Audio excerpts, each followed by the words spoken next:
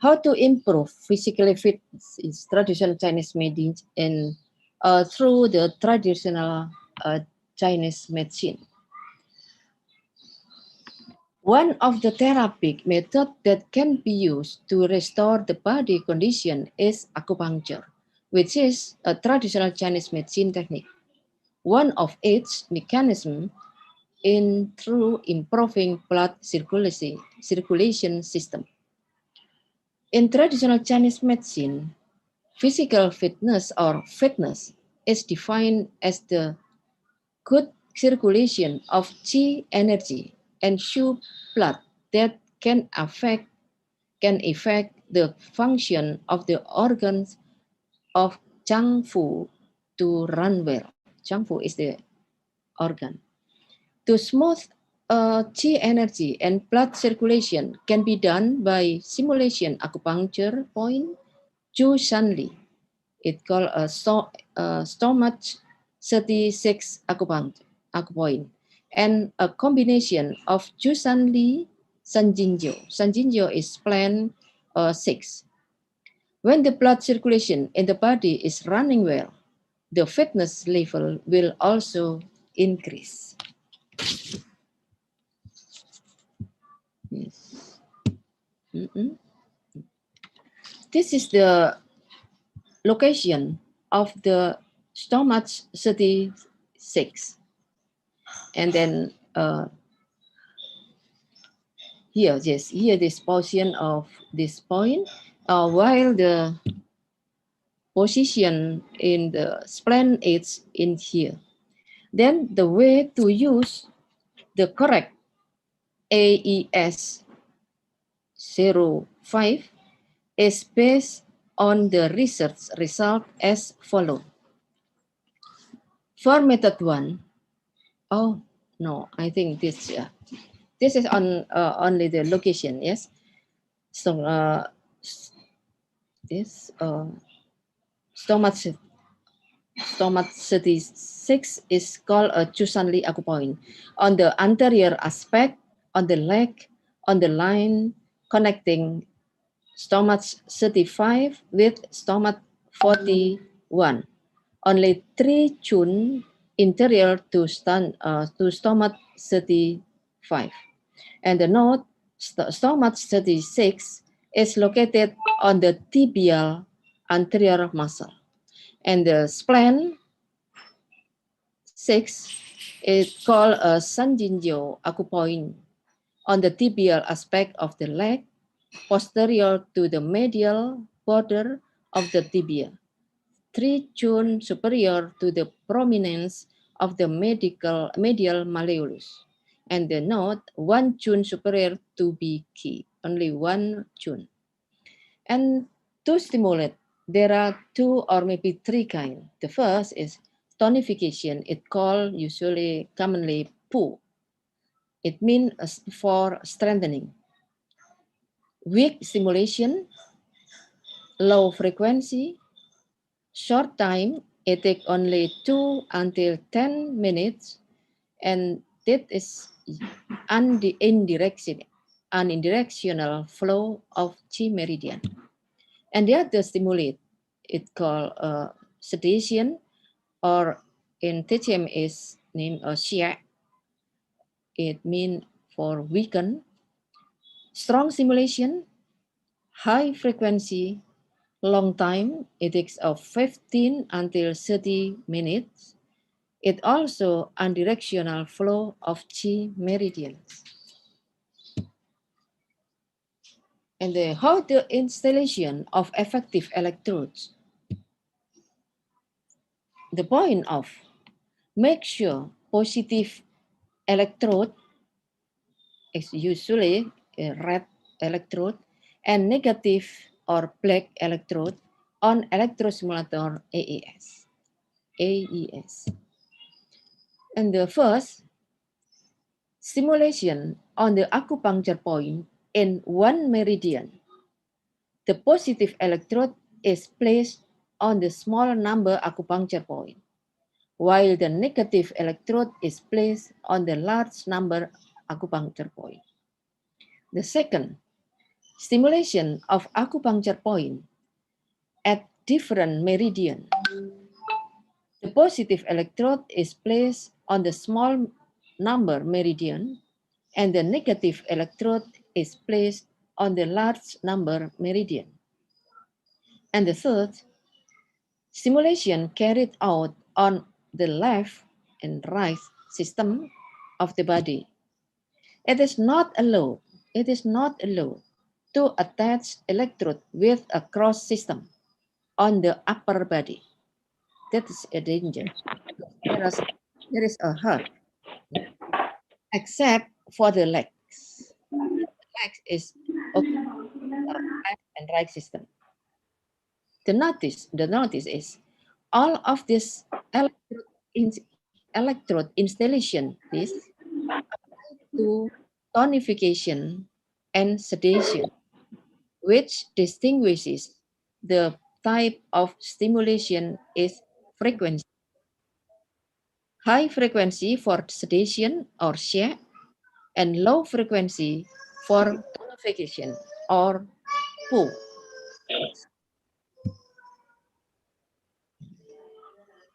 How methods of electrode installation, stomach 36 and stomach 36 and spleen 6. Here the location of the point stomach, while the point of spleen 6 located here. Then the way to use the correct acupuncture electrosimulator is based on the research result as follows. For method 1, put the positive electrode or red electrode on the left leg and the negative electrode or black electrode on the right. Yes, because point stomach 36 is located on meridian 3 and point spleen 6 located on the meridian. That's why the point of 6 is the point of the stomach is on the left leg and the negative in the black leg. And like this, yes, this is right, and then the negative in the right. And the second method, place of positive electrode at the point of stomach 36 and the negative electrodes in the stomach and the spleen, as well as for the other leg. Because in the same cases, because point stomach 36 is located on meridian 3 and point spleen 6 is located in meridian 4. And this is electro AES equipment that is produced by my laboratory. And this is the magnetic electrode, so non-invasive electrode.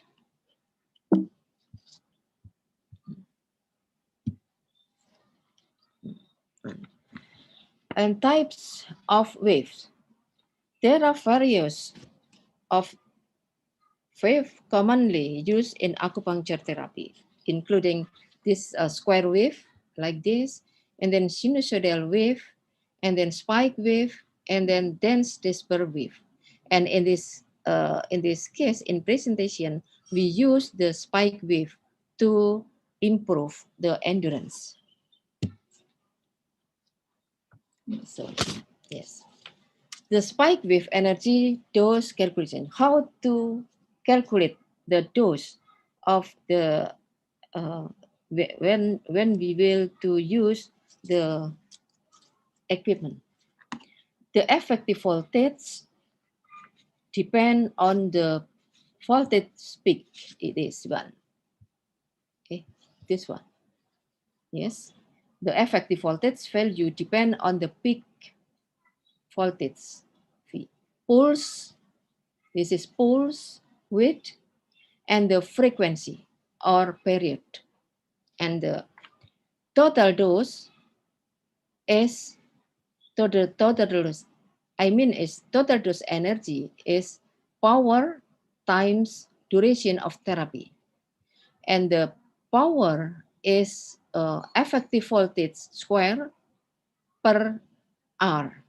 That is the body's electric resistance. And based on the reference of the research result, it was found the resistance value of the human body R is about 10 kilo ohm. Yes.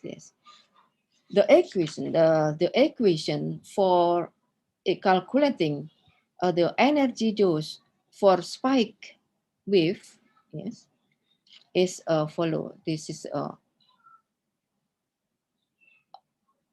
effective voltage square is a half of peak voltage square times pulse width per pulse period. Yes, that's why finally the energy dose during t in second is this is this is total energy, same with half of peak voltage square times S per T divided by R, the body electrical resistance, times all this time T. This is the equation for calculating the dose.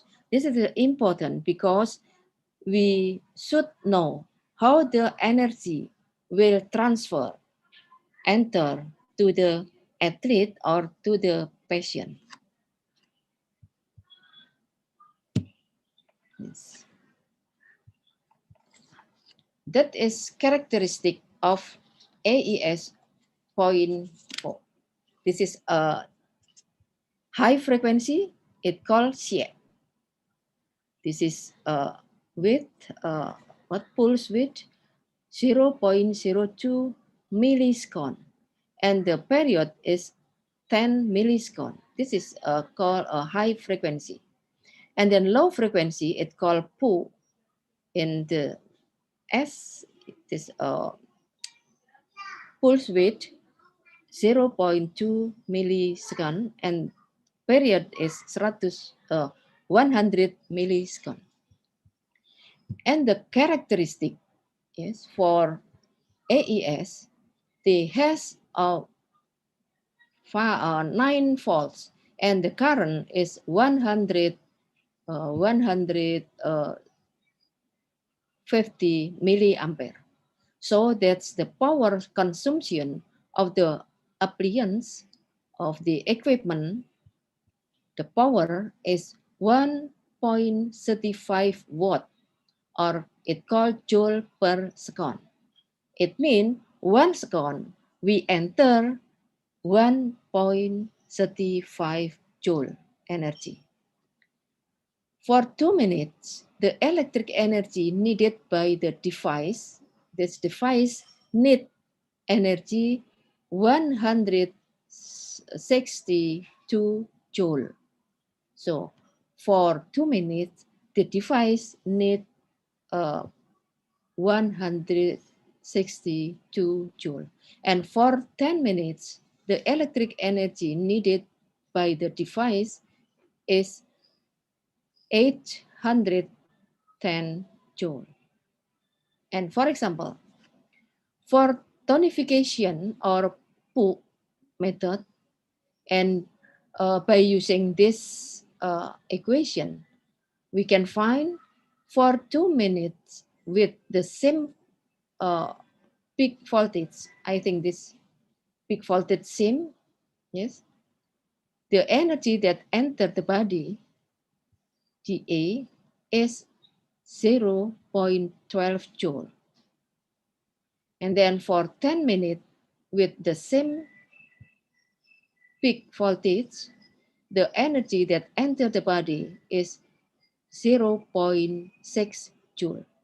So that is important for us, for all of treatment will to improve the endurance or fitness. You should calculate how many energy was transferred enter in the body.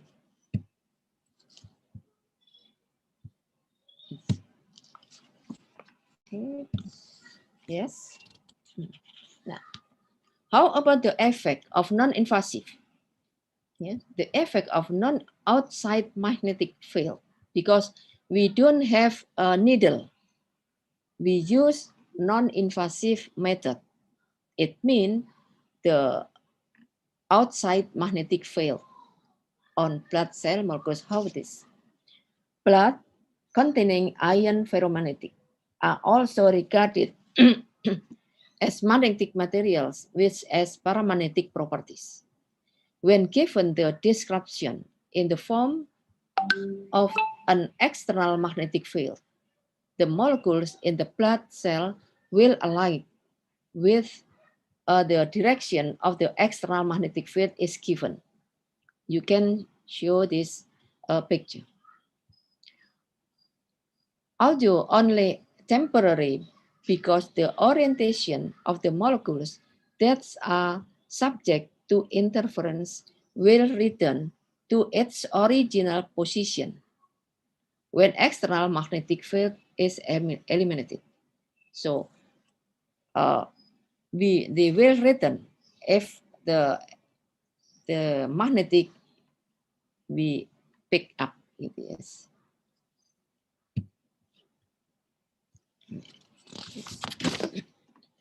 How the effect of magnetic field on the hemoglobin protein change? We can say. Yes.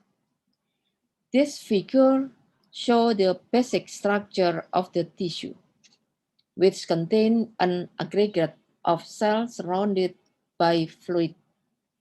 Each cell is surrounded by a membrane that contain, oh no, that's one.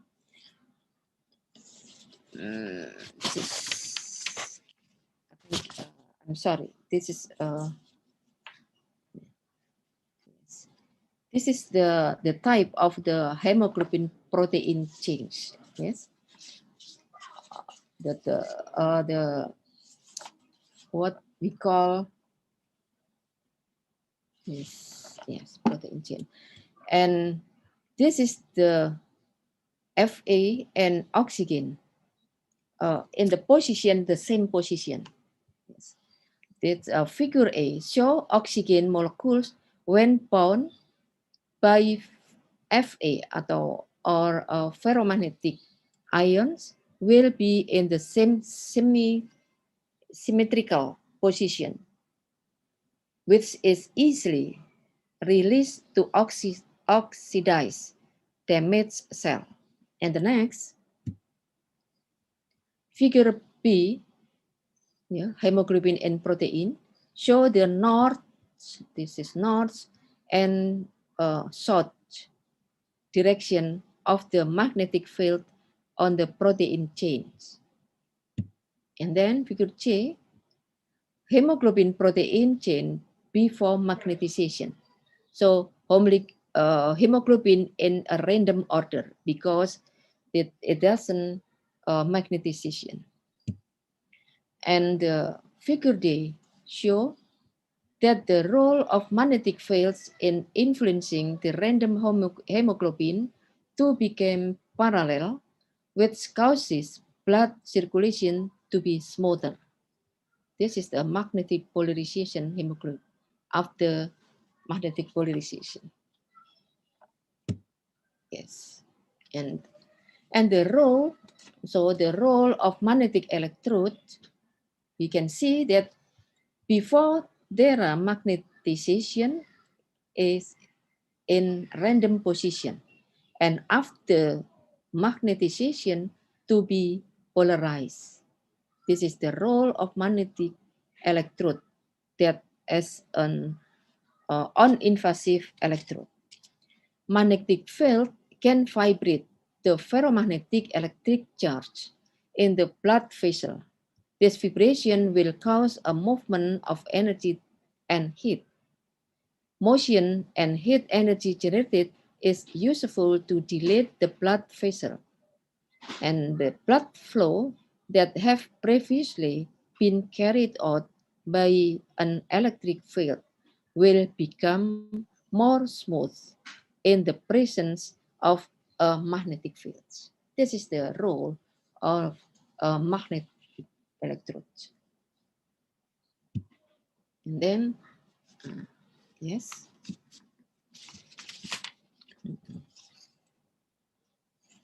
Yes. This is a simulation of this issue. We can say this one is a shared simulation, and this one is shared simulation, and this one is a tonification or Pu simulation. We know that the human body is made of protein molecules that contain elements of carbon, hydrogen, and so on, and that's the image below. Yes. Mm-hmm. Yes. This is a simulation electrodes. Yes. So you can see that is if you press this point, you will feel sick. Yeah, you feel sick, and then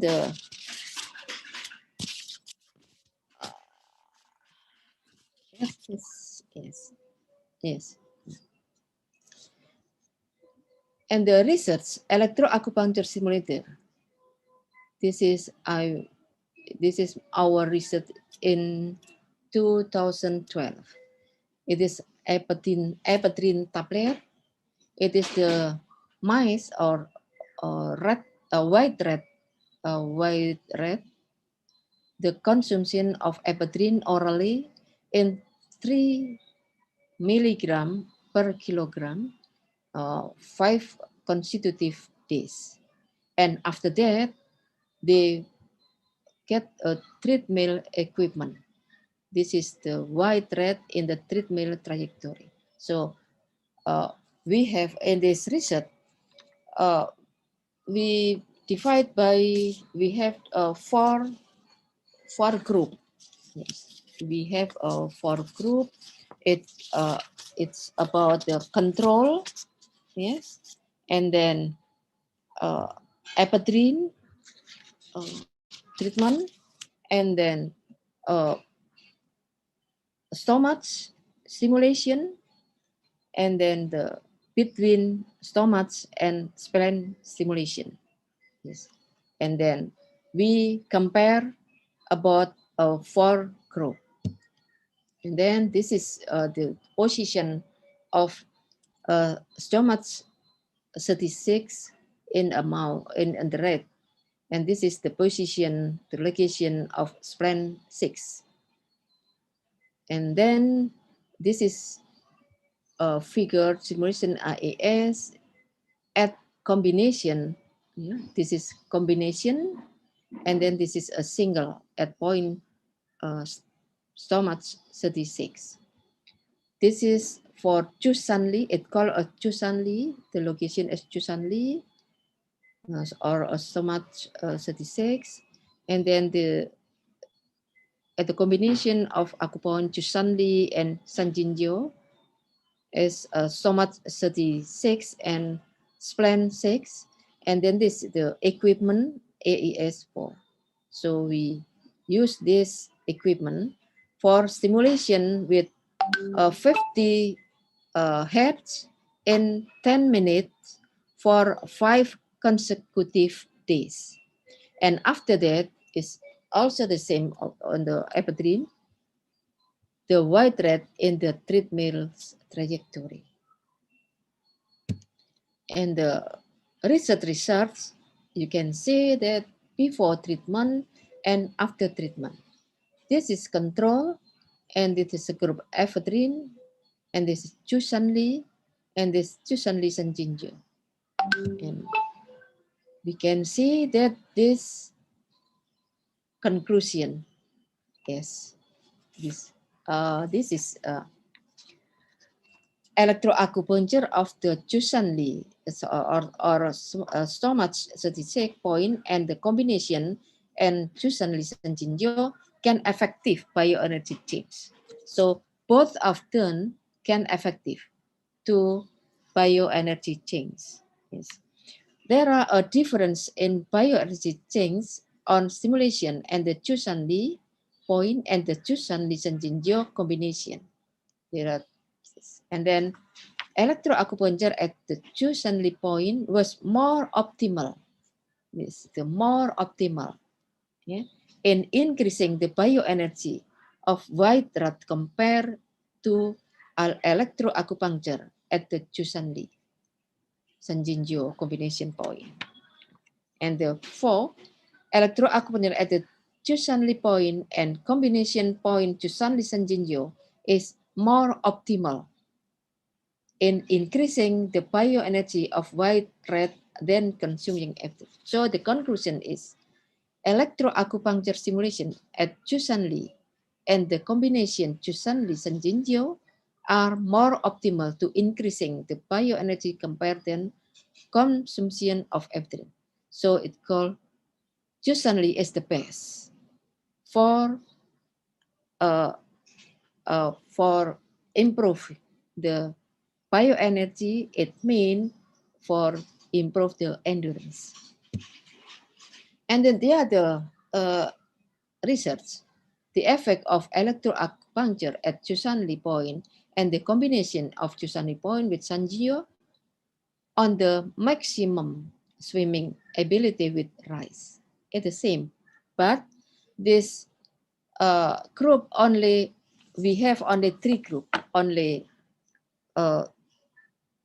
control, kemudian electroacupuncture at Chusanli acupoint, and electroacupuncture at the combination Chusanli Sanjinjo without ephedrine. So we have only 3 group. Simulation with same 15 hertz in 10 minutes for 5 consecutive days. And after that, most swimming activity by swimming, maximum swimming. Yes. And the figure, the results, you can see this figure. Bar diagram of the result of the analysis of the maximum swimming ability of rat in the control group, Chusanli, and the combination Chusanli Sanjinjo. This is control, this is only Chusanli, and then this is combination Chusanli Sanjinjo.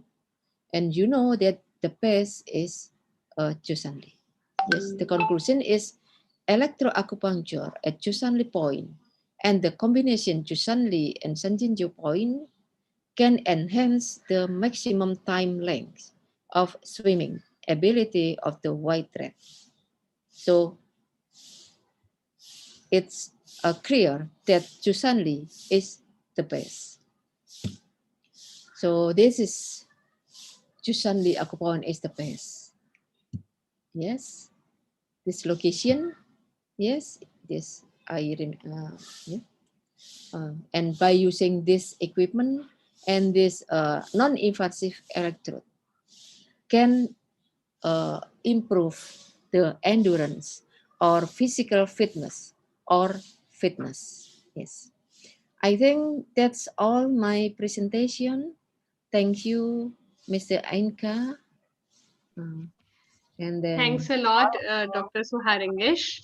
It Yes. was indeed a very new research and a good thing for learn for us as well. There are many questions in our chat box for you, ma'am.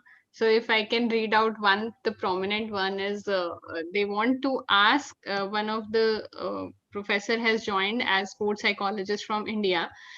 She want to ask that uh, m- since you have mentioned it for muscular endurance, can you explain this at AES 05 stimulation on 5,000 meter and 10,000 meter steep,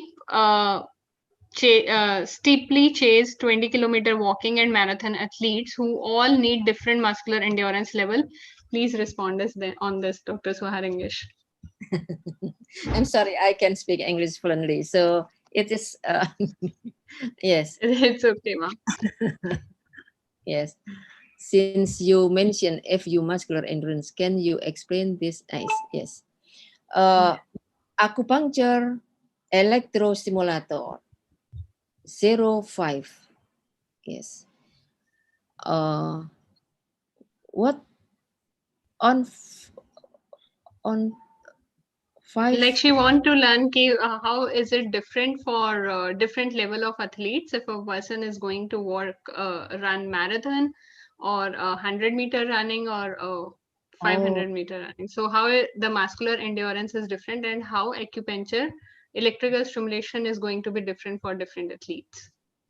I think this you can what do by yourself, not only use the non-invasive electrostimulator, not it mean uh, you can do by yourself. Please press in this location, and if you are athletes, you can do maybe 3 times or every times you want to do.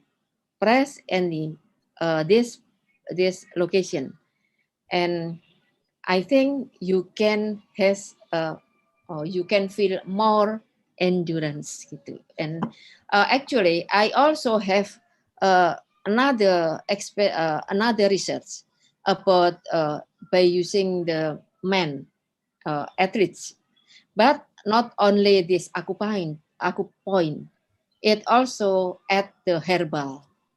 So that's I not believe this is it's apa? It's about the meaning of is about herbal or about the acupuncture. It can improve. So this in this so that's why in this present I only uh, present I only show about two uh, research. Yes. Thank you, Dr. Swaharangesh, for answering this. And my fellow participants, they want the PPTs or the material. If you can share some literature on this medical acupuncture, so that we can also practice this in the future researches. Yes, I think is please send me the question, and I will try to answer by mail or and so on. Thank you. Sure, we Yes. will do that, ma'am. Thank you, Dr. Suharengesh, for your time.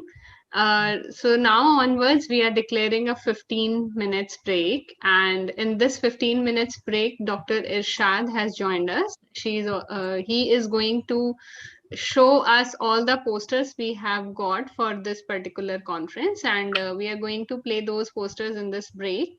So we will start our next session sharp at 1:15, so people can go and take a water break and then come back and join us.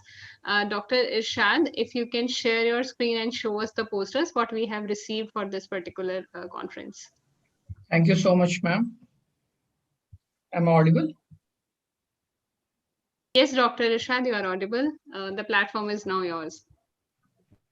Thank you so much, ma'am. I'm sharing the video.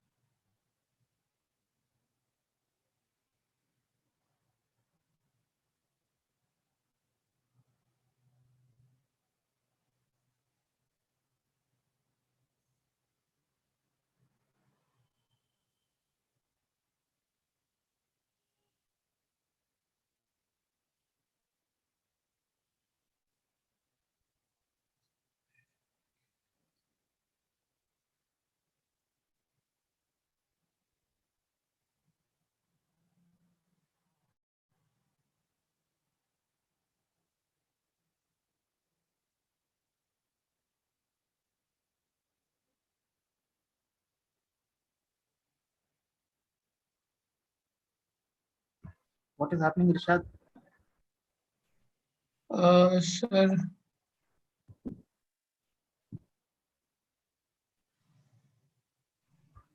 क्या हो रहा है? I'm not able to share Why? the screen.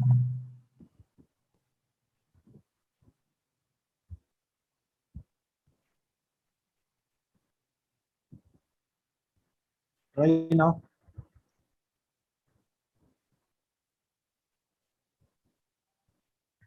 Dr. Sir, I'm Shobit, not you are able to audible. share. Huh? Sir, I'm not able Dr. to share the file, the window, the whole screen of my window. The whole screen won't be shared. Only the window in which you have your presentation, that will be shared. It's a video. It's a video. Dr. Rishad, if you can share the video with me so that I can play it on my screen.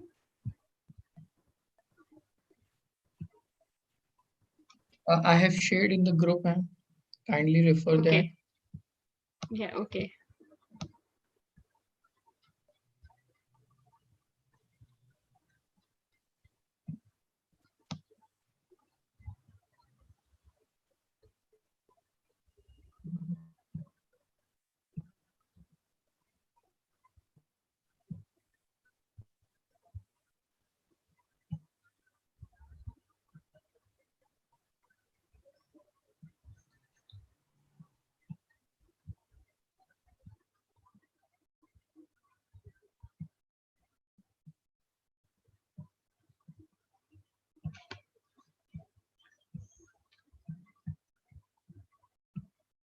Dr. Rishad, please confirm if my screen is visible. Yes, yes, go ahead.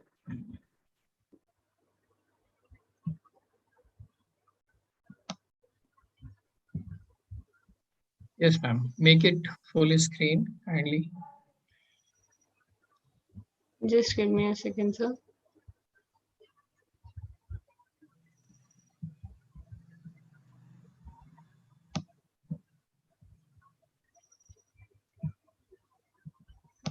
No, it can be played like this only, sir, on my screen. Just give me a second, sir. I will download the video and then I'm sharing it again.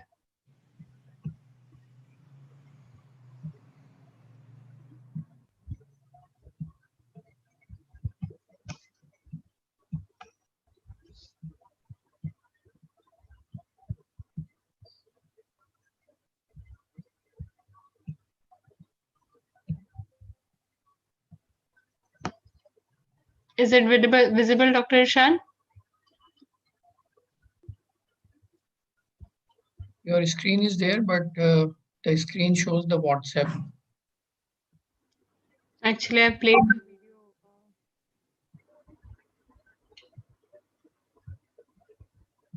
video. Just give me a second.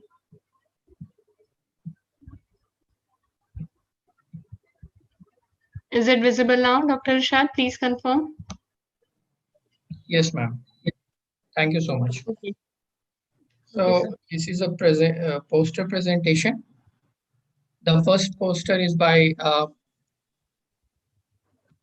Sneha Tiwari, and the title is Recovery Poem, a novel presentation strategy for DOMS on athletes with hamstring strain, a case report.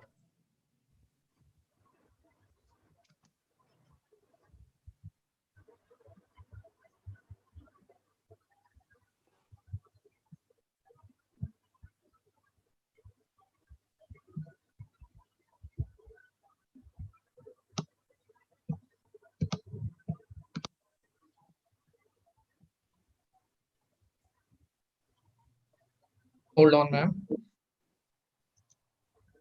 The second poster presentation is by Vinita Singh, and her title is Development of Rich Bark for Reducing the Prevalence of Iron Deficiency Anemia Among Adolescent Girls.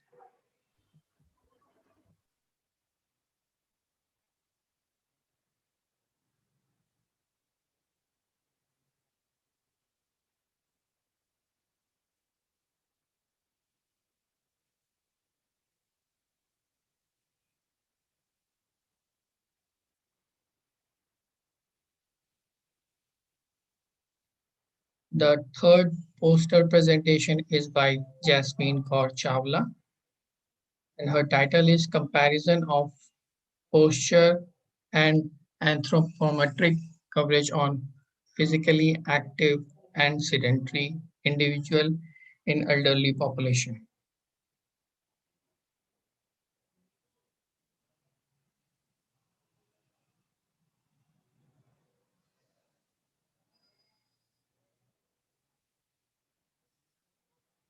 The fourth presentation is by Ekta Chaudhary, and the title is Awareness and Prevalence of Text Neck Syndrome in Work from Home Population, a survey.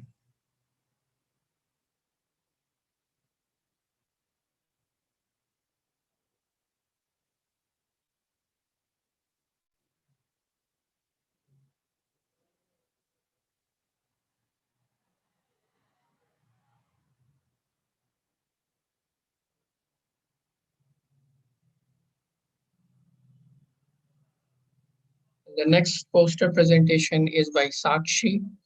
The title is Prevalence of Complaints of Arm, Neck, and Shoulder in Students Taking Online Classes.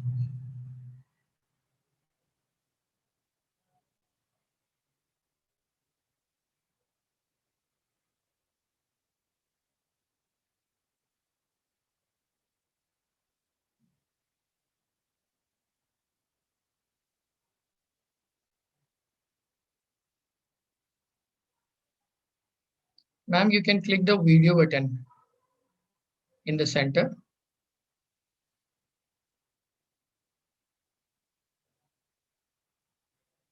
So the video is in plain mode. It was not paused.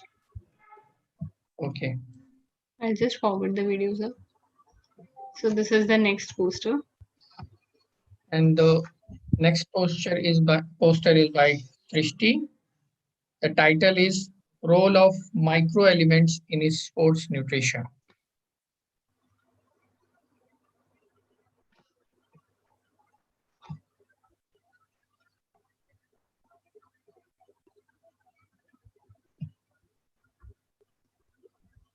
You can once again start the poster from the initial.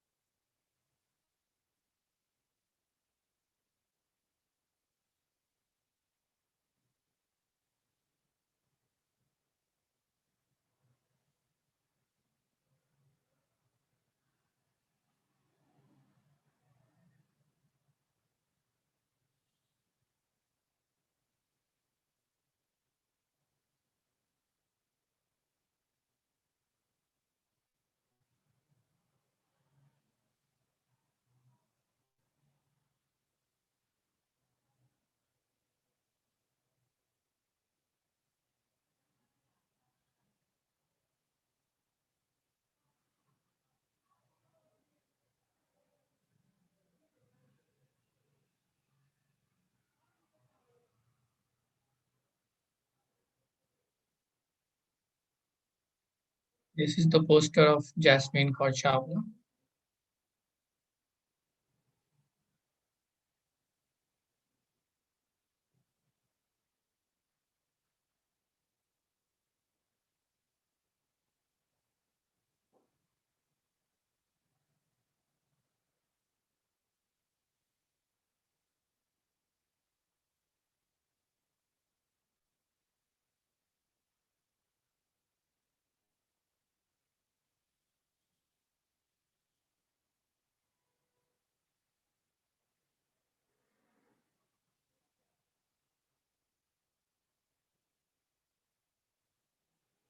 This is a poster of Ekta Chaudhary.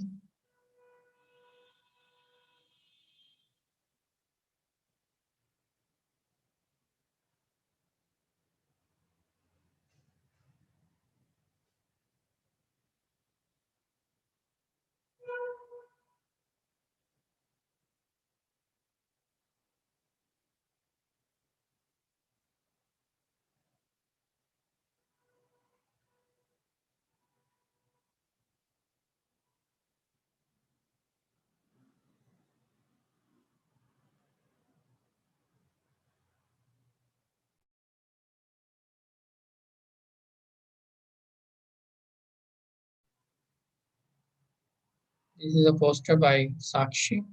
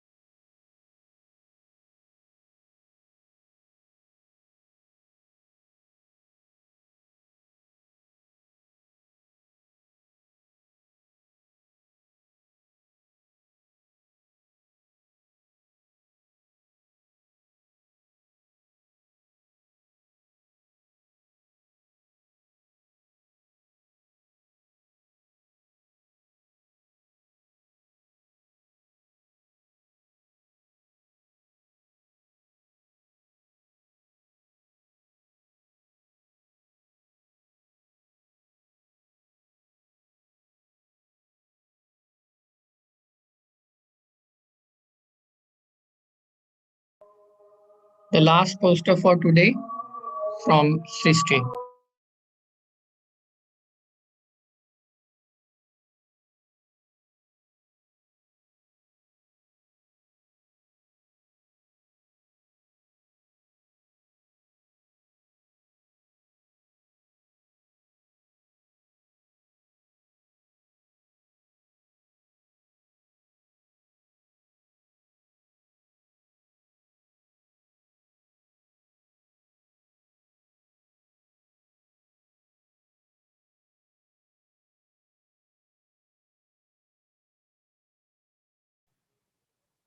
Thank you, Dr. Ankita. This is for all from the poster display.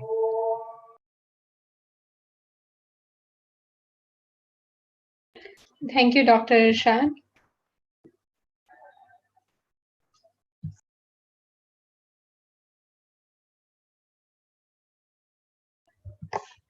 Dr. Olesiki, can we start with the session now, sir? Okay, Dr. Olesiki has joined. Welcome back after a small water break. The next session we are going to start with is Dr. Nikaranov Olesiki. He is a professor in National University of Physical Education and Sports, Ukraine. His sphere of interest are physical therapy, injuries of athletes and musculoskeletal system. He conducts researches in the field of recovery of motor function of athletes with damages of the knee joint in team sports. He has authored over 60 scientific articles on physical therapy. He has conducted practical work in the field of sports rehabilitation clinic. Today, he'll be sharing his ideas on the features of physical therapy process conduction in sports. I welcome you, Dr. Olesiki, on the behalf of Manav Rishna team. Can you hear me, sir?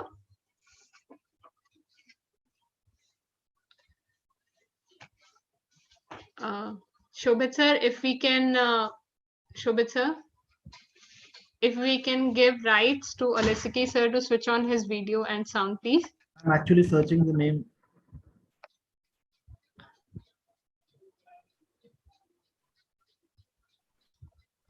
Yeah. Dr. Olesiki, from our side, the permission for switching on your camera and audio has given, sir, if you can confirm. Could you share me to open my video, please? Yes, sir.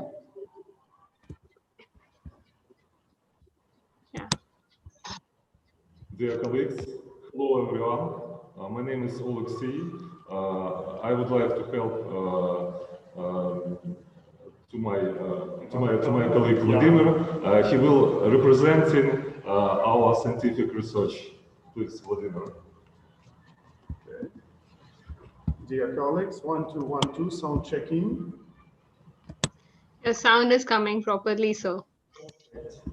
We can start. The platform is all yours, Dr. Olesky. Yes, we can share your screen as well.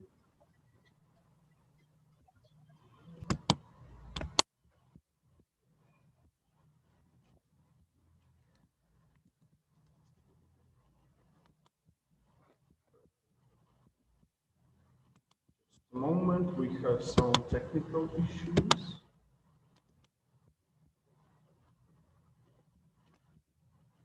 Can you see our presentation?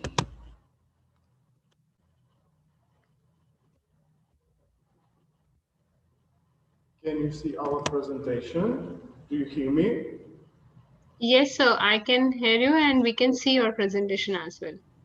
So let me introduce me and my colleague.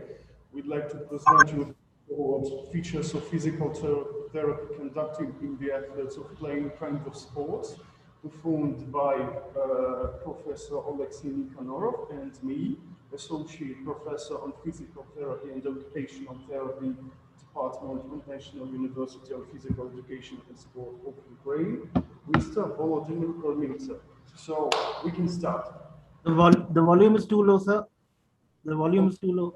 Development of professional and Olympic sports with their high competition, super intense loads, accompanied by increased injuries. Dr. Olesky, sorry to interrupt in between, but your volume is very low. We can't hear you properly, sir. Sorry? Sir, your volume is very low. We can't hear you properly.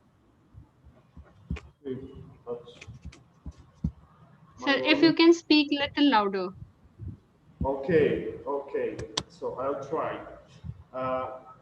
Over the past 15, 12 years, physical activity in most sport has increased by 4 times only in volume. Increased loads are accompanied by high psycho-emotional stress and bring to maximum mobilization of body's physiological reserves. It directly proportionally increasing the number of severe deviations in the peak condition of an athlete, the main criterion of which is sport performance.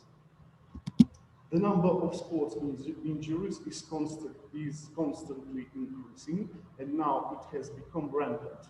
In various countries of the world, sports injuries account from 10 to 17% of all injuries.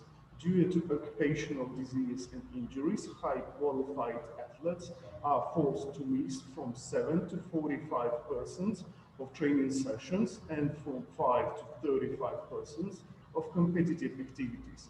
Most of the injuries are minor, bringing 71, 20% are medium, and as you can see on this picture, 90% are severe.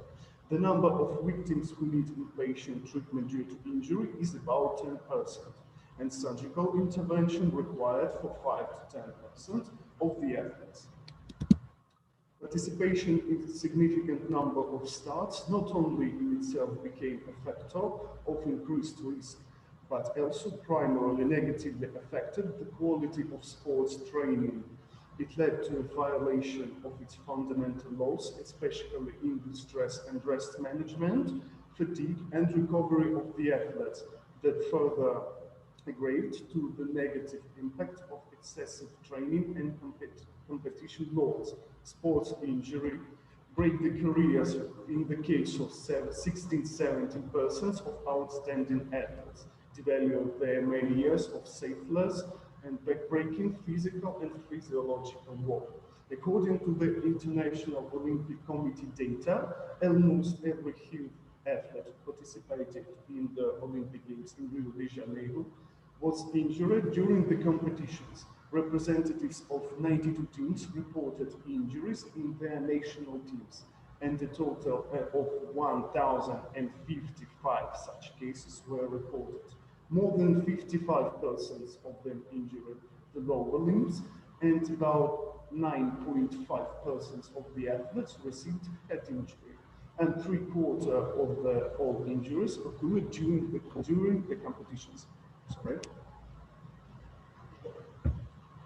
The causes of injury in the athletes is very diverse. According to the statistics, about a third injuries are due to organizational and methodological reasons, and 2/3 are due to individual characteristics of the athlete. Our analysis of the literature data shows that the following are attributed to the organizational reasons for occurrence of the injuries. In addition, experts in the sport medicine are constantly focused on the issue of improving the rules competition as a tool of preventing injuries in the athletes. For reasons of methodological nature, experts include the following: violation of the general principles of the training, mistakes in the sports selection, lack of medical supervising, lack of competence of the trainer during the use of He needs to be closer to the mic. other kind of sports exercises. The category of causes of injury caused by individual characteristic of the athletes, the insufficient level of technical preparedness of Dr. Olesky, yeah, our participants can't hear you, sir. violation of the sports Sir, rules. like your voice is. Please be closer to the mic. Sorry, is it better? Yeah, Yeah. sir, it's better now. Oh, perfect. So let's continue. Yes, The sir, study that's good. of resolution of sports injuries revealed many various diseases and injuries inherent in multiple sports. The top 3 leaders among them are injuries of the musculoskeletal system, it's about 45%, the dental diseases, 30.5%, and diseases of the upper respiratory tract, 8.5%. It's quite natural.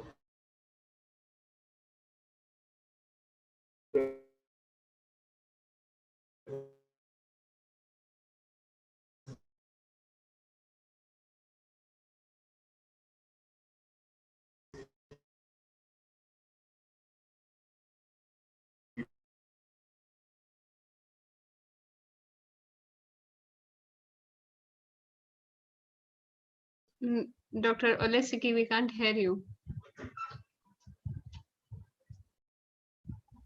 Video is paused. Video is paused. Yeah, video is also paused. Even the screen sharing is also paused, sir. There must be some technical issue.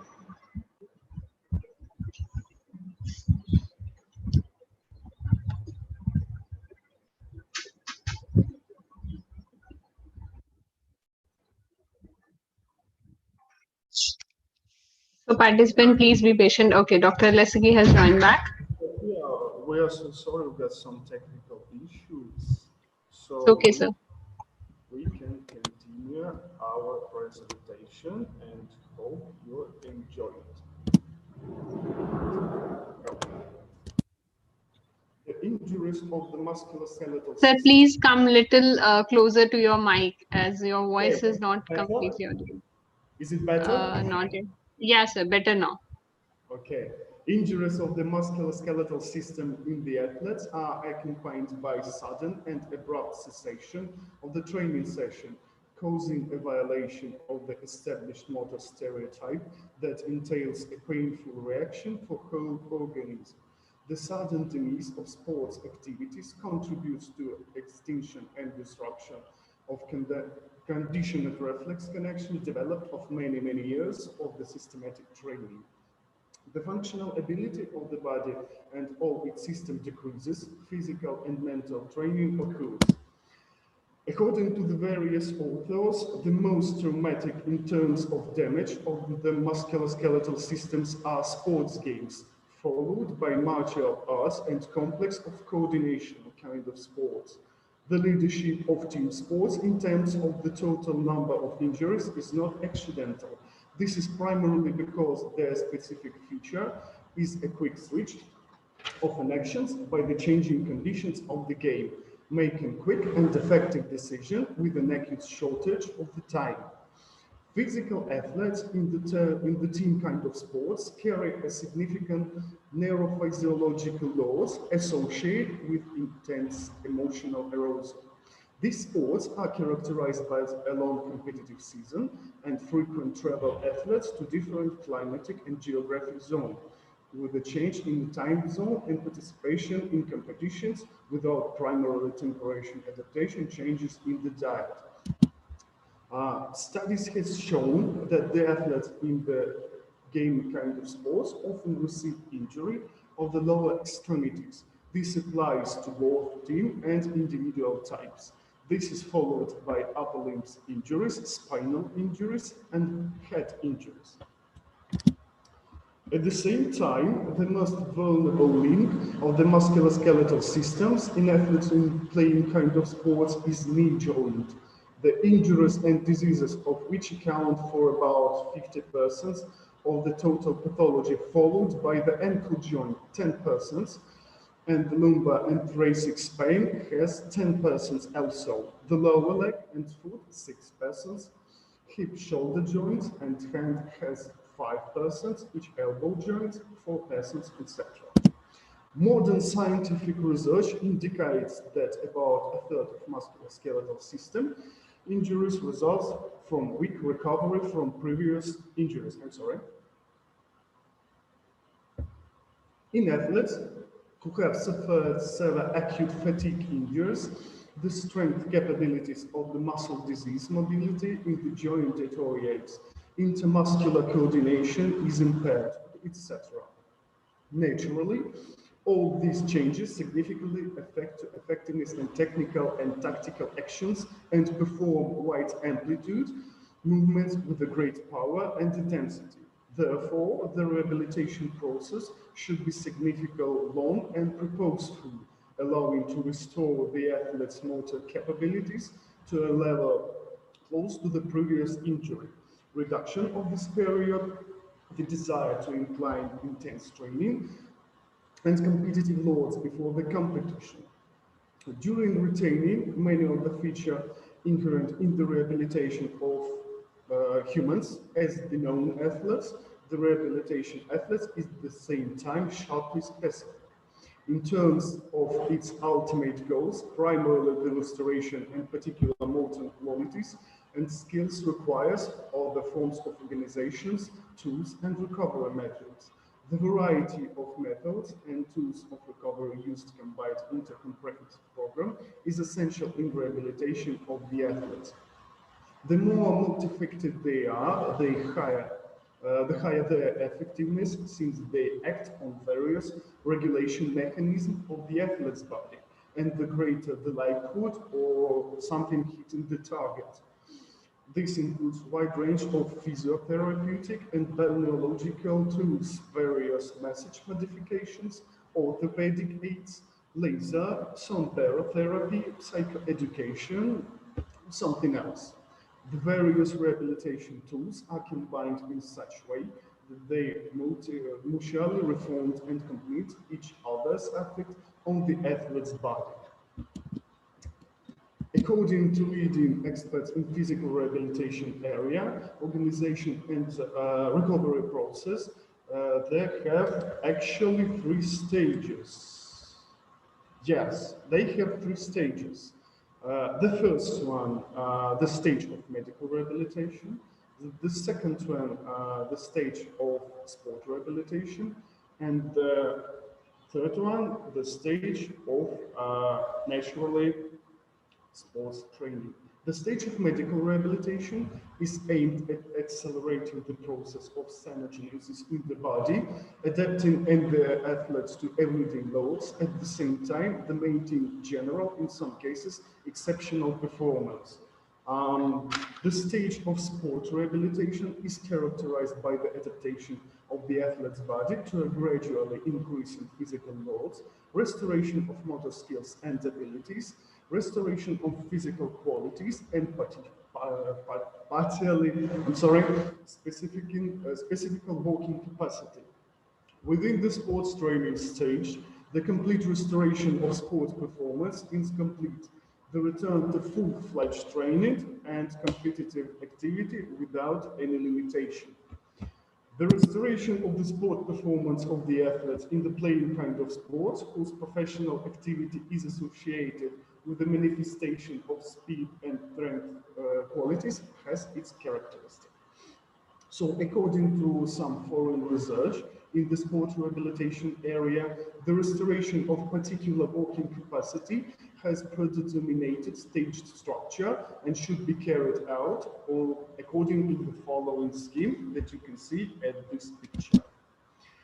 So the restoration of the motor function of the athletes after injury of the ligamentous apparatus of the knee joint is impossible without normalization of proprioception. It determines balance and coordination, awareness of posture, direction of movement, and balance changes. The longer the athlete is deprived of the opportunity to train to more pronounce the specific or proprioception, and more difficult it is to recover. There is a lack of specific training of proprioception in the rehabilitation programs of the athletes aimed at the restoration at anatomical integrity of the injury zone becomes a source of increased risk of injuries. As you can see at this video, such training allows to improving sensitivity and reflex muscle activity, which serves for coordination, control of the body. After surgical treatment and bone sparing regime, this complex receptor system does not work well. Right, not Requires with the help of specific... Dr. Olesiki, your video is not playing. So we can't see the video if you are playing one. Okay. Is that better? No, sir, it's not playing. Is it better? No, sir, it's not playing. Your Okay. screen is Okay. blank with bars. Just a moment. We'll show you the video in another way. Sir. So.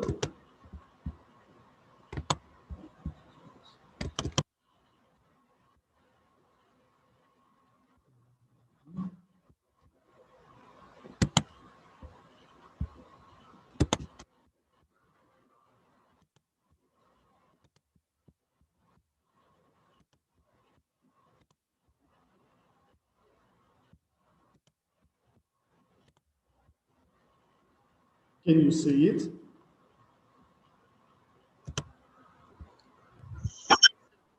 can see this now. Is it better? Yes, sir, it's better now. Oh, thank you. So we'll continue. Proprioception stimulation of the injured joint is based on creating a situation of progressive instability under the guidance of the rehabilitation therapist or physical therapist. It aims to restore and stimulate neurophysiological mechanisms of coordination of the body control. Thus, this type of restoration of motor function allows to optimize of the recovery process and significantly accelerate function of the motor activities. During this video recording, the patient gives our agreement to record his rehabilitation process. All the rehabilitation intervention is supervised and corrected according to Helsinki Manifest.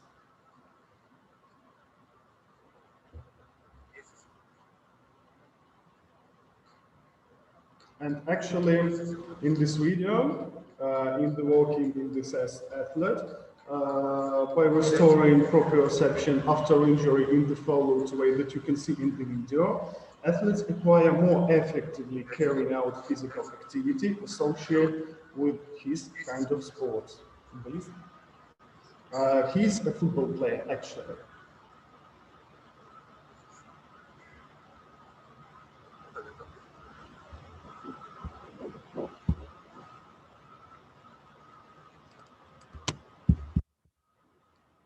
Good. job. So I can check our next picture. The high physical activity of the athlete is characterized by modern sport game. The specific of the game proceeding the variable intensity in a dynamic mode of muscle contraction with a prolonged limb and almost continuous response to a changing environment, makes high demands on players' level of speed and power capabilities.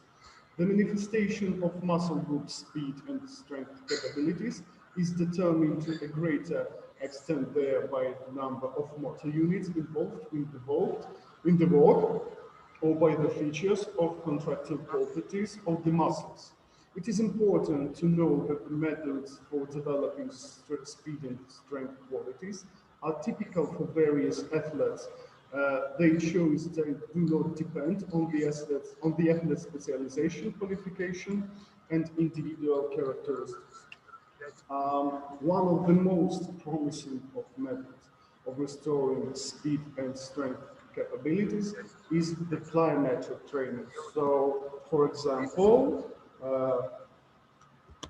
we can show you another video that has the athlete performing an exercise of the some plyometric training. Just a moment, please. I'd like to switch on my video. Do you see it? Yes, sir, we can see this. Oh, perfect. So as the most movements in the sport occurs due to the isotonic type of muscle contraction, in which muscles under the influence of external loads either shorten or lengthen contraction actually. Exercise during which muscle provides the execution of any movement, sequentially being in eccentric and concentric type of contraction, are called plyometrics. Plyometrics training in the form of jumping exercise, as you can see on the video, the athlete should be included in structured and rehabilitation measures at the stage of initial sports training action.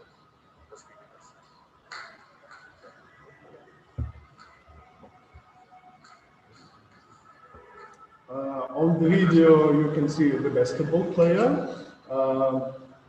In our research, as I told earlier, he gave us an agreement for recording him for a rehabilitation person in the video and use it in our research and our presentation.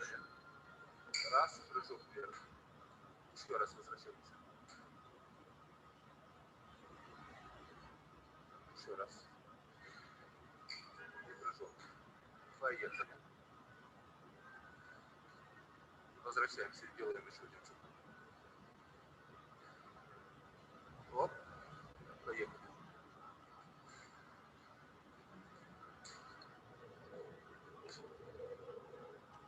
That's it. Стоим, держим.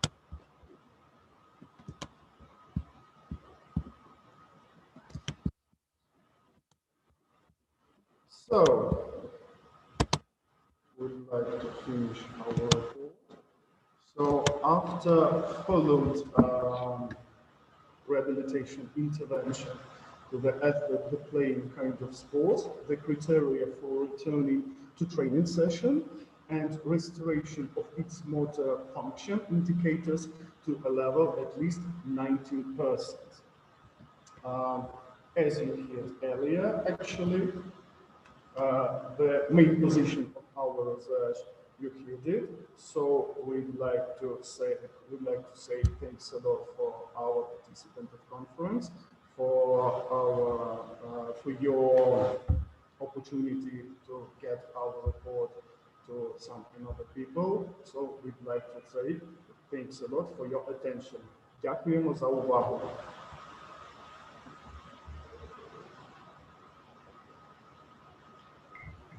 Thank you, Dr. Olesky, and thank you, Dr. Olesky's colleague I really can't, read Russian, and I can't even speak your name before I can see that in English.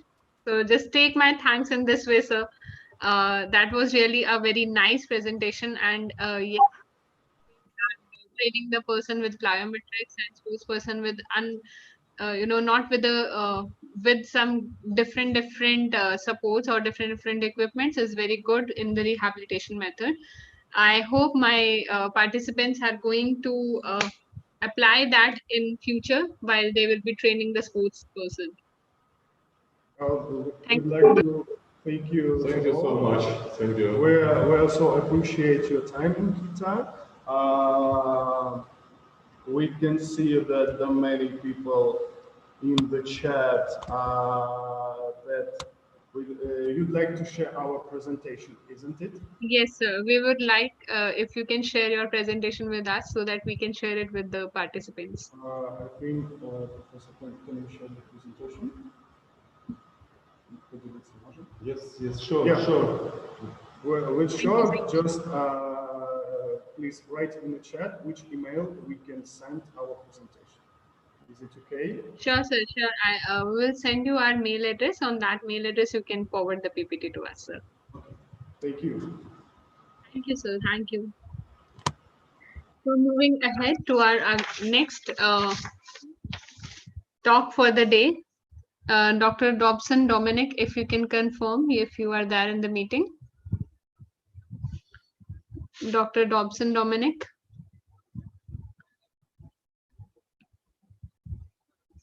Sir, if I can hear from you. Shobit sir, if we can give the rights to Dr. Dobson. Done. Hello, can you hear me? Yeah, Dr. Dobson, we can hear you. Thank you, sir. So our next talk is from Dr. Dobson Dominic.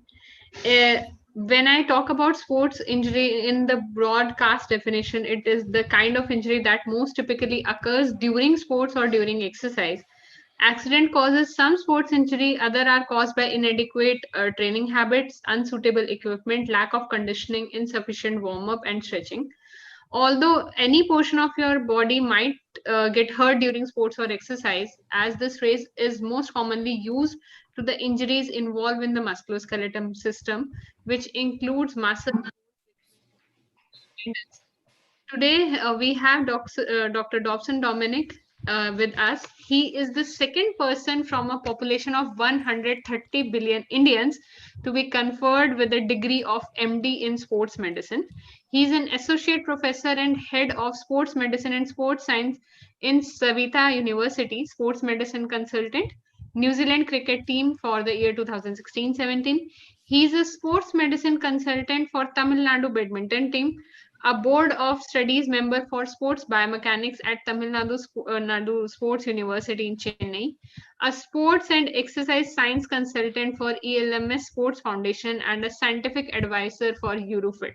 He has delivered for more than 100 webinars, making him a webinar expert.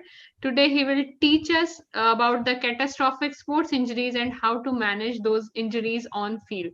Dr. Dobson, thank you for sparing your time for us. The platform is now yours, sir. Thank you, Dr. Ankita. Hope my audio is clear. I'll try sharing the screen now. Yeah. Your audio is clear, sir. Yeah. Just confirm whether you can see the screen, please. Sure, sir. Yes, I can see your screen and your PPT as well, sir. Okay. Is it on slideshow, please? Yes. Okay. Yeah. Okay. Yeah. So good afternoon to all. At the outset, I'd like to thank Manu Rachna International Institute and especially Professor G.L. Khanna, Honorable Vice Chancellor, who actually invited me. It is his birthday, I believe, and I would like to wish him a very happy birthday for Professor G.L. Khanna, sir. Yeah. Thank you, Dr. Dobson, for wishing him the birthday. I guess I will be listening to he will also. Yeah, kindly convey it to him. Thank you. Yeah. So And thank you, Dr. Ankita, for this wonderful introduction. So I'm just going to talk to you today on the critical part of on-field management of catastrophic sports injuries. So since this conference is predominantly based on recent advances and challenges in sports rehabilitation, especially during this COVID times, and once the international sports is happening, but still not every sport, especially in India, is happening. IPL got postponed, and not much of sporting events is happening in the country.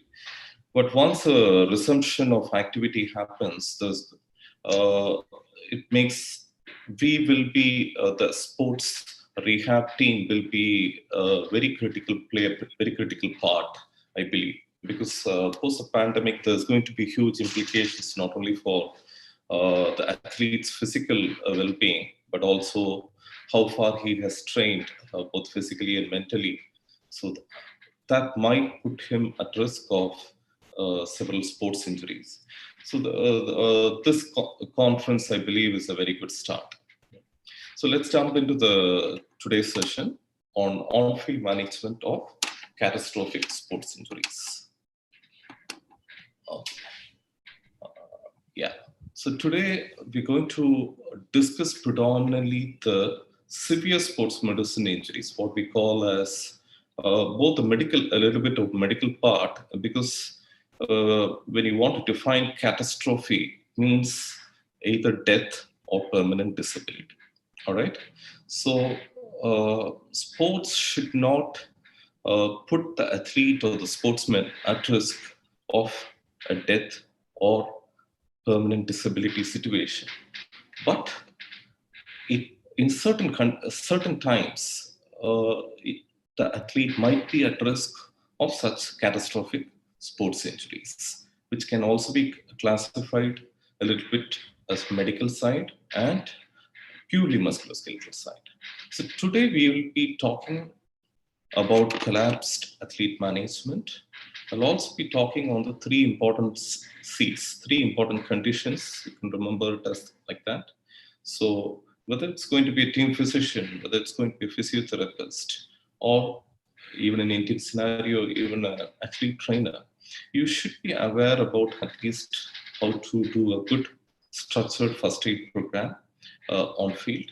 Okay, so as I told, the catastrophic sports injuries, I would like to concentrate predominantly on the cardiac collapse, cardiac condition, which might put the athlete at risk of sudden cardiac death. I'll also be discussing a little bit on concussion or traumatic brain injury. Okay, so this is a very important condition which the sports rehab team should be able to manage on field. Okay, so we are discussing on-field management. So I'll restrict my presentation only to the on-field management. Okay, so you should understand the sports rehab happens in two settings: one on-field and two off-field. Okay, so the on-field will be maybe at the site of play and also on the sidelines. And off-field is when the athlete has to be transported to the hospital or the clinic setting. So we'll be just emphasizing back on the important catastrophic conditions: cardiac, concussion, and cervical spine injuries. So I'd like to restrict my talk predominantly to these three important conditions. But you need to remember there are a lot of other emergency medical conditions and also MSK conditions. Emergency medical conditions, you should be prepared to handle even anaphylaxis, acute asthma can happen, epileptic seizures can happen. Very common to find, look, Tokyo Olympics is happening, even though the whole of Japan doesn't want Olympics to happen, but it's the politics is such that even during a pandemic, I'm an athlete, so I would love to see Olympics, but there's going to be a lot of risk factors. And one risk factor, especially Olympics is happening in August, is the peak of summer in Japan is going to be the risk of heat illness. Okay, so this is pretty common, especially in temperate climates like India and other South Asian countries. So you should be able to manage exertional heat exhaustion, heat syncope, heat stroke, and rarely metabolic conditions also. Okay, the athlete can also have some hypoglycemia or something like that. Okay, so we will be focusing predominantly on the 3 C's: cardiac, concussion, and C-spine. Okay, so I'd like to start once the athlete has collapsed. Okay, so the sports rehab, the physio is running into the on field. Okay, so you should be well tuned to the sport, and you should also be following the sport exhaustively, because if you don't see the mode of injury, you can miss out on what exactly has happened. If you are not paying attention to the on-field happenings, you might just miss out on an important clue to the diagnosis. Now, what are the basics for a collapsed athlete management? So you just go into the field, you find an unresponsive collapsed athlete. Okay, say for example, the athlete is collapsed and he is unresponsive. So you should know what to do. Okay, so what, as a sports rehab team, what are the fundamentals you should follow? The first fundamental I would like to emphasize is a proper certification. Please don't take up any sporting event coverage without proper certification. At least a basic life support, every rehab team should have finished it. Preferably an advanced cardiac life support, or also an advanced trauma life support if you are able to have it. So these are important certifications which will help you in handle the critical things. Look, soft tissue injuries can be handled. It may not be grave enough that even if you go wrong a little bit here and there, you might not put the athlete at a big risk. But catastrophic conditions, if you mismanage, then you are putting the athlete at risk of permanent disability or even death. So the first thing is certification, very important. Second thing is sideline preparedness. So whether it is soccer, whether it's athletics, whatever, whether it's cricket, whatever is the sport you're covering, please do a homework of the sport and the probable requirements you might need to have. And you should be well prepared with the sideline, because you will be having a medical station, and then you might be having a physio station to handle the athlete. So you should be well prepared with those prior to the start of the game. And another important part is the preparation of a kit, a medical kit or a physio kit. Okay, so you can find the resource in FIFA, Football International Federation. FIFA would have given a structured what are the requirements, what are the things you need to have in a medical kit. Okay, so and finally, you can take down this FIFA 11 steps. Again, this is very important for you to prevent any sudden cardiac death. As I said, if you find an unresponsive athlete who has collapsed, you definitely have to assume that he has got sudden cardiac arrest. And the first step to do is follow the protocol as defined by ACLS, and you can also follow the FIFA 11 steps. Now, you find the athlete unresponsive in a catastrophic condition. So you have to quickly do a primary survival. Okay, so I'm not going to go in depth. So these are all clinical, practical things which you need to have. You need to get trained yourself with a certification. No amount of theory is going to make you prepare for handling these catastrophic conditions. So my point is just to highlight on the important aspects in this ACLS management of collapsed athlete. So first step is a primary survey. So primary survey, what do you do? So you ensure circulation, airway, and breathing is not compromised. Okay, so circulation, airway, and breathing. I'm not going into the details of it because you can find all this during your certification program, and time might not be enough for us to go in details to it. Just focus on a few important maneuvers you should know on head tilt, chin tilt, especially for an unconscious, unresponsive pace athlete, especially to open the airway.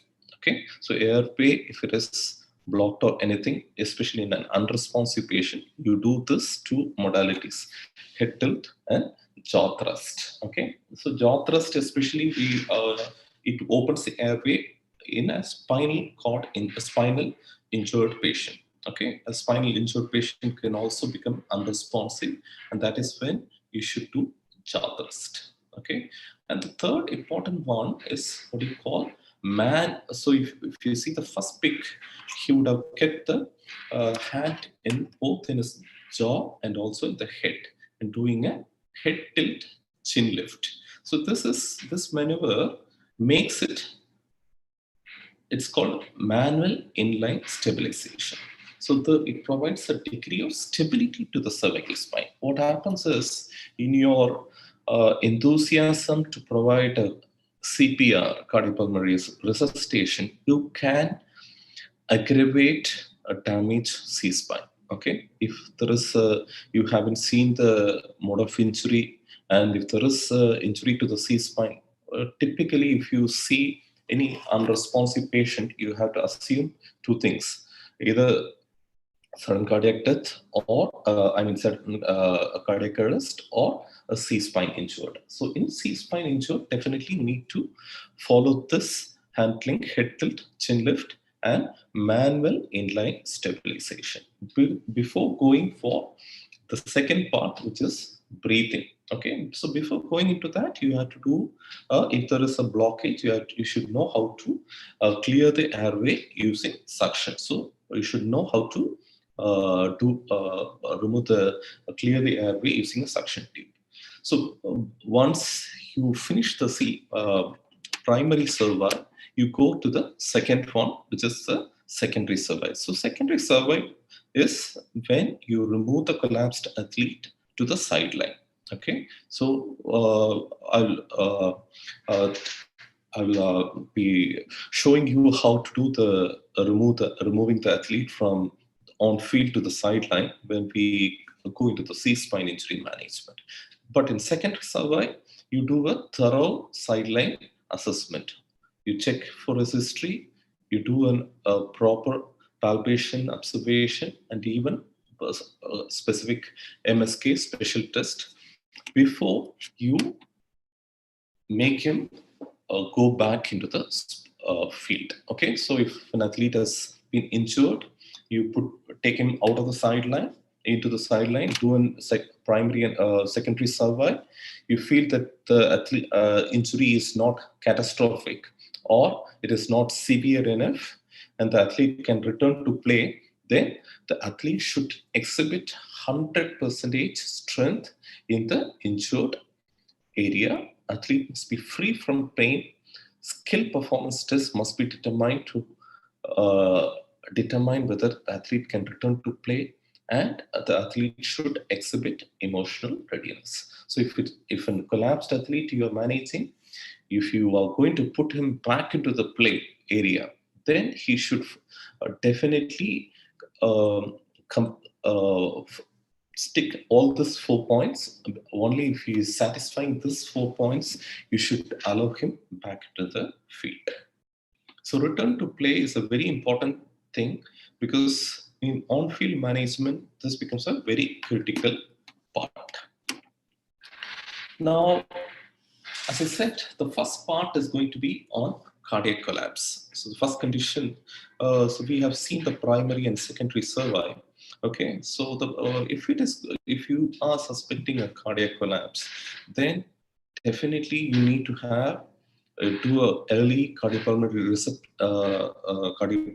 resuscitation, and if there is going to be an AED, it is not if there is going to be AED is mandatory right now. Now all the important sporting body or Olympic body ensures that only with AED is automated external defibrillator, which will be available in the medical kit, which you'll be taking inside the on-field. And you start with early defibrillation or early AED and immediately push the athlete to the medical care. So this is very important. So cardiac collapse, the consensus is you follow the FIFA 11 steps. So the FIFA even emphasizes on if there is no EAD, there is no match or no training.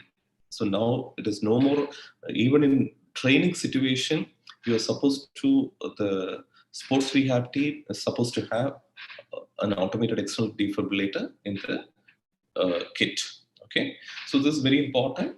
Please go through the FIFA medical emergency bag and FIFA medical protocols. Okay, so once, so this is going to be the first one. And second condition I would like to stress is, as I already told, the Olympics is going to happen in Tokyo.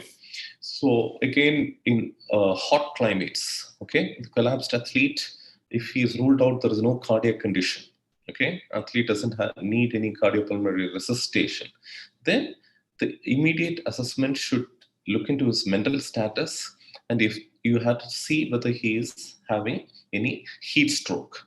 If you are suspecting the athlete to have a heat stroke, especially during marathon and long distance events, this can happen. You please do a rectal temperature assessment. Okay, rectal temperature assessment has to be done. And if it is more than 40.5 degrees Celsius, you suspect exertional heat stroke and immediately provide a cold medical ice bath. Okay, so follow the heat stroke management protocol. Once the athletes improve his mental status, then you can just transfer him to the clinic.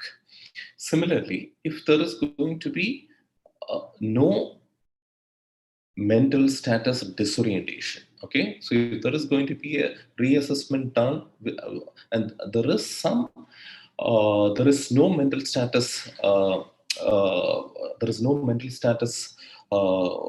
issue, then you suspect either heat syncope or heat exhaustion. Okay, so three things you need to consider is exertional heat stroke, heat syncope, and heat exhaustion.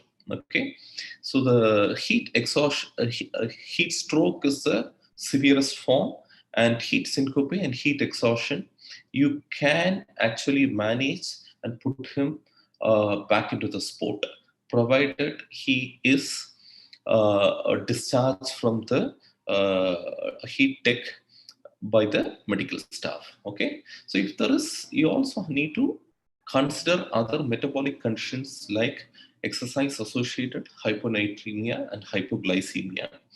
These all falls under the medical conditions. Just keep in mind, if the athlete has collapsed, it is not only a cardiac condition, it can also be a simple, not a simple, it can also be due to the environmental issue like heat illness. Now, coming to the MSK part. So so we finished the first C, which is the cardiac. We also saw the more common heat illness. Next comes C-spine injuries. Okay, so if you find there is, if you see the actual mechanism of injury happening, typically what happens for the C-spine injury is an axial loading will happen in cervical flexion. Axial loading, cervical flexion, usually more than 30 degrees. And this excessive force can cause buckling, which might result in the cervical vertebra, either it's fracture or dislocation. And this is a catastrophic injury. So if you can see, these are all the mechanism of injury of C-spine, whether axial load, flexion, hyperextension, rotation and flexion, rotation and hyperextension, and lateral flexion. So all the 6 mode of injuries, if you see the athlete and he is unresponsive, immediately ensure that he is having, immediately decide that he is having a C-spine, cervical spine injury, and follow the cervical spine protocol. So cervical spine injury management protocol is very important. Okay, the first one we have already told about so it is a designed protocol. Always treat an unconscious athlete as a C-spine injured athlete. Okay, so if you go into the field, if you find the athlete unconscious, it is taken for granted that whether you make the diagnosis or not, the protocol has to be followed for a C-spine injury. The first step, as I already told, is the manual inline stabilization. It stabilizes the C-spine, okay? And then once you do a manual inline stabilization, you apply the cervical collar. Okay, so if you can see the third picture, so before applying the cervical collar, it is very important that you remove, if there is some helmet or if the athlete is having some guards or anything in his head and neck, you have to remove that safely before applying a cervical collar. Okay, so that is the second part. And the third step is the transportation. So transportation from on-field to sideline and to the ambulance is a very important step, and this has to be according to a set protocol. Okay, so it is always a design protocol. Usually it will require a spine board. The step 1 is sideline should have a spine board. 6 people has to be the support staff, which not only doctor, physiotherapist, but you might also need to have some support staff who is trained to shift the patient to the spine board properly. Okay. And the second method is from the field to the spine board, you should know how to do a log rolling method. Okay, it is called log roll method. And once you put the athlete back the spine board, then the 6 people have to safely transport him to the ambulance. Okay, so that is a set protocol for C-spine injury management. This is for all the catastrophic sports injuries. So other than the fracture, dislocation, or you can also have certain sports like motor sports. Okay, say for example F1, or you are in Chennai. We used to cover the Irangat Kotai racing. Okay, so racing is slowly picking up in our country also. Okay, so this is very common. C-spine, cervical sprain injuries, which is commonly colloquially called as whiplash injury. Okay, so the mechanism of injury is hyperflexion, hyperextension, and hyperflexion. So the mechanism is called Coop and counter Coop mechanism. So this, what happens is, it compromises the anterior longitudinal, posterior longitudinal ligament, and all the interspinous and supraspinous ligament. So classical tenderness, you go and examine, the athlete will have a classical tenderness in his transverse and spinous process. Keep in mind, pain might not be usually there if you don't do the proper palpation. Okay, you might see the mechanism would have happened already, and if you say that you can go back immediately to again another set of racing, then you might land in trouble. If the athlete says, doc, we had a violent jerk in the neck and I fear something, then please be on the safer side and always rule a whiplash injury, okay? Because this can turn into a very serious cervical spine catastrophe, okay? So no RTP on the same day. As for a whiplash injury, if you suspect a whiplash injury, please don't make the athlete drive again immediately. He has to be ruled out with more thorough investigations. Next is a brachial plexus injury or a neuropraxia. Okay, it is commonly called as stinger or burner.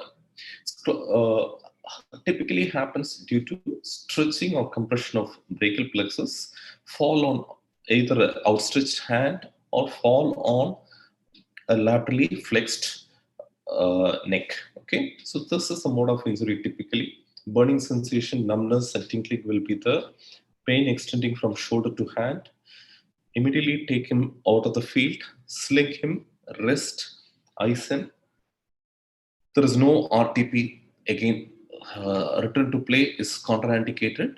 This catastrophic injury. Okay, so he has to get back to his sport only after full range of motion, normal strength, and there is no pain or other symptoms. Now, for all the cervical spine severe injuries, before, if you are thinking, no, this is just an acute sprain and not a catastrophic injury, please do a thorough clinical in the sideline. Take the athlete outside the sideline, and in sideline, do a quick motor, sensory, and reflexes. Motor, do both active and passive movements. Reflexes, check for biceps with brachioradialis and triceps. And sensory, please check C5, C6, C7, C8, T1. And if there is no neurological deficit, only you can rule him. Again, you can take part in the sport. So RTP, if you're so confident that this is not a catastrophic injury, you have seen the mechanism of injury is not so severe, then please do a quick, thorough C-spine examination before putting him back into the field. So this is some important criteria whether you need to be aware about. It is called Nexus criteria or National Emergency X-ray criteria. Okay, so what is it? If you do the palpation and if there is any midline tenderness, altered consciousness, intoxication, the athlete is not stable, if he is distracted through the injury or any neurological deficit, then please do a imaging. Don't put him back into the field. If there is a midline tenderness, please don't put him back into the field. So a thorough clinical palpation, especially, and the neurological examination is very, very important. Okay. So remember this thing, Nexus criteria. This is for red flags. You suspect that the athlete is having some critical condition, then please don't put him back into the field. Now coming to the third part of the presentation, it is on traumatic brain injury or sports concussion. Okay, I don't know how many of you have come across this condition. Again, in India, it is not so common. It is common. It is more what we call it as underdiagnosed rather than saying it is less common. Okay, so sports concussion is you cannot term it as a mild injury. It is a traumatic brain injury. Okay, so TCS, we cannot say that it is mild. How do you define sports concussion? The current definition is traumatic brain injury induced by biomechanical forces. So what happens? There is initial impact, either the athlete falls in his back, or he has a violent jerk, he's hit by some hard object. The force from the impact causes the brain to strike the inner surface of the skull and rebound against the opposite side. In severe concussion, the brain itself rebounds and twists. Okay, so there might be even a chance of catastrophic disability or death happening. Okay, so if you find if you suspect it is going to be a severe concussion, then if you suspect concussion itself, you might have to take the athlete out of the field for proper management. So this is an infographic which a consensus statement on concussion. A thorough medical assessment has to be done. Rest for at least 24 to 48 hours. and limited activity, limited light exposure. Then you have to do sport-specific exercise, non-contact training, then again do a medical clearance before taking part in any contact practice. So typically this is more common in sports like rugby, American Football League, where there is violent skull injury. Okay, so the return to sport is a pretty complicated procedure in concussion. So in concussion, how do you do the assessment? So the current assessment tool, everybody should have this also in your kit, medical kit. It is called Sports Concussion Assessment Tool. It's commonly termed as SCAT card, which is approved by IOC, International Olympic Committee, and FIFA also. So it has a comprehensive, it shows what needs to be done in sideline assessment, a scoring system, instructions will be there, and patient information. So remember, the SCAT card is not same for adults. Above less than 13 years, you have the child SCAT card. Okay, so sideline assessment is done. Then GCS is scored for 15. And then you have the MADAX score, where you need to ask the athlete to check for his orientation, how oriented he is, and scored for 5. And then check his perception, how is he feeling, okay? And then do a cognitive assessment. All this will be available in the SCAT card. Then the fifth part is the neck examination, check for any range of motion deficit, any tenderness. Then check for his balance, coordination, and delayed recall. Okay. Finally, you have to score it, and so return to play in concussion is ruled out. Okay. So if you find the athlete has got sports concussion, please don't put him back into the field on the same day. Okay. There are some important conditions like second impact syndrome, which can turn a simple concussion into a catastrophe. Okay, so the brain can go for cerebral vascular congestion, swelling, and even death. So remember, this concussion is not only there in the adult population, it is also very commonly seen in the pediatric population, and that is where it is very easy to go wrong, because in Indian scenario, we don't have any medical coverage for pediatric athletes, and if there is some severe falls, that kid just ignores it and continues playing, it might be catastrophic. Remember, this is very severe, very significant, and it is grossly underdiagnosed in places like US and other countries where NFL, American football and rugby is pretty common. They say that an athlete is retired if he has more than 3 concussions in an individual season. There are athletes who just retire from their career. So that is the significance of sports concussion. Now, just a few important slides on prevention of sports injuries. So now newer techniques since the conferences on recent advances also. So a few slides on sports genomics. Remember, we are talking about concussion. So a simple throat swab and gene sequence sports genomics can identify athletes, kids and adults at risk of concussion. If you find the gene called ApoE4, okay, and you can also predict some important cardiac conditions like hypertrophic obstructive cardiomyopathy. So remember, sports genomics plays important part in sports injury prevention, or especially in catastrophic sports injury prevention. So we looked into the so to conclude, sports medicine assessment of the athlete is very important, especially to prevent catastrophic sports injuries, and especially for return to play after COVID times. Especially important for prevention of sudden cardiac death, Okay, so you have to identify people who might have even recovered from COVID-19, may have some underlying cardiac issue. So please do a proper, if you suspect some athlete is having some fitness issue and he's not performing to his potential, please do a proper sports medicine assessment before putting the athlete back into the field. So these are some of the sports science courses we run in Savita Institute of Sports Medicine: BSc in Sports Science, MSc in Exercise Physiology and Sports Nutrition, and also MSc in Sports Biomechanics. Thank you.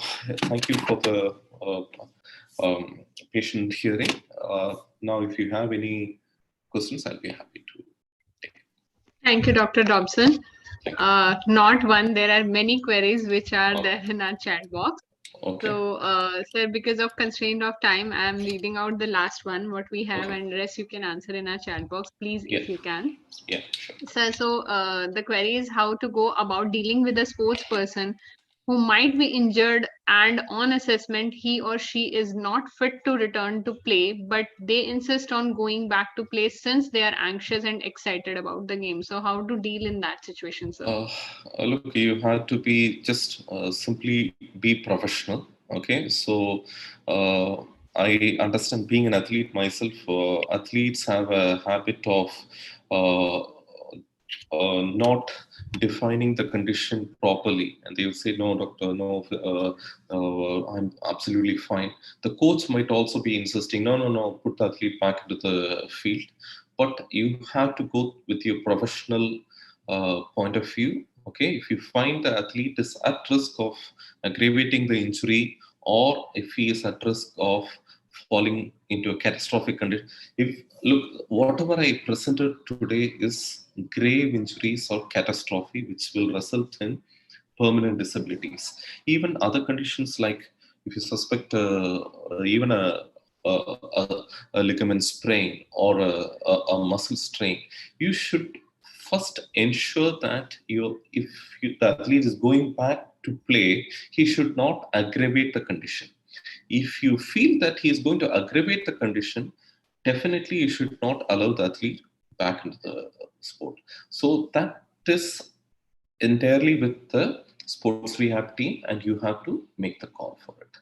So just go professionally. That is my opinion. Thank you, sir, for answering the question.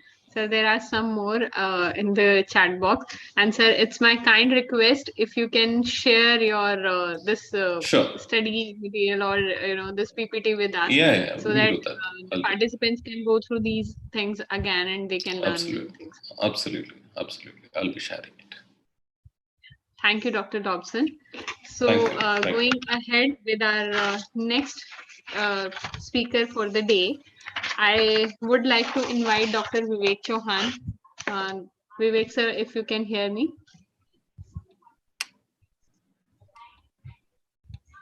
Dr. Vivek, if you can hear me, if you can confirm.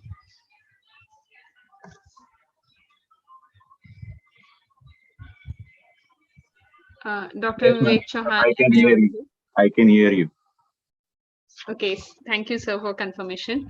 So, how wonderful it be able to study from your own teacher once more after so many years. So, our next speaker is Dr. Vivek Chauhan. He is Indian physiotherapist from North India, doesn't require his introduction. But still, to give a little background on him, he's a specialist on treating on-field injuries. He has more than 16 years of teaching experience. He is an associate professor at Dolphin Institute of Physiotherapy, Dehradun. He is well versed in musculoskeletal injuries and their treatment. Worked as a chief physiotherapist for Uttaranchal Tennis Association and at All India Junior Badminton Championship. He has many research papers on his name. He has conducted more than 50 physiotherapy and health awareness camps at Dehradun. Today, he will impart his vast knowledge on groin pain, which has an anatomical approach to diagnosis. Then he'll be taking us to the management of groin pain in Kabaddi players. Thank you so much, sir, for joining us, and the platform is now yours. Thank you. Thank you, Dr. Ankita. Thank you so much. It's my pleasure. And before starting the session, I would ask kindly share the screen, the slides, and ask Mr. Shobit, Dr. Shobit.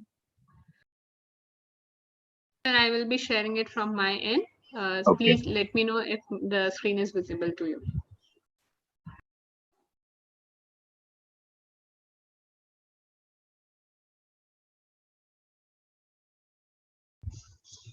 Sir, can you see my screen now? Yeah. Kindly play it from the starting, beginning. Yeah. Thank you. Thank you. And before starting, I would like to pay my regards to Vice Chancellor, Professor Dr. Sanjay Srivastava, Pro Vice Chancellor Dr. G.L. Khanna, Dean FHS Dr. Mathur Raza Rizvi, and the organizing secretary, Dr. Priyanka Sethi, and a team. Thank you for giving me the privilege and sharing some of my knowledge with the crowd. So guys, without wasting any time, and since I know a lot of UG and PG students and budding physios are there coming up and listening in this platform, and since the topic for this virtual conference is recent advances and challenges in sports rehabilitation, so taking up this concept, today's topic is purely for the groin strain and in the kabaddi players. Okay, so in India now this sports is coming up in limelight at a greater extent, and not only a lot of males, we are seeing that a lot of females participants as well. So coming up, see this lot of, since we are taking up this game seriously at international level, also national level, it was very much there since eras in India. So we ignored certain injuries, certain aspect there. So if I talk about groin strain,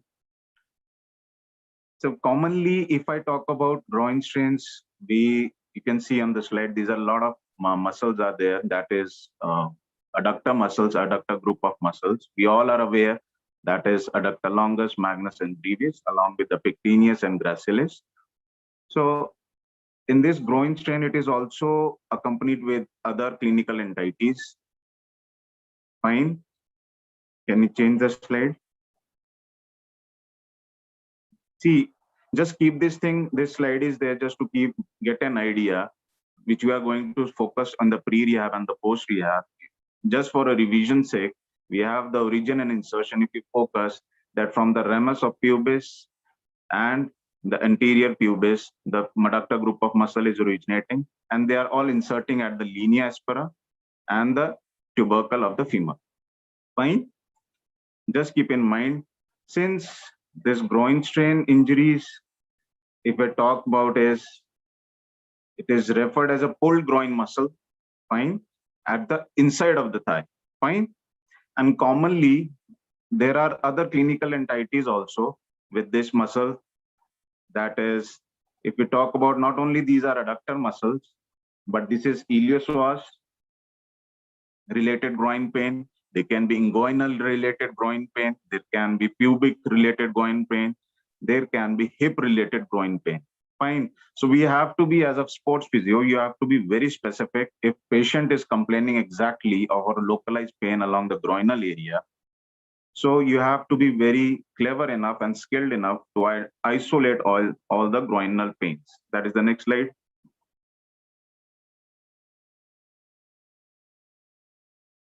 Fine. There you can see adductor related is there.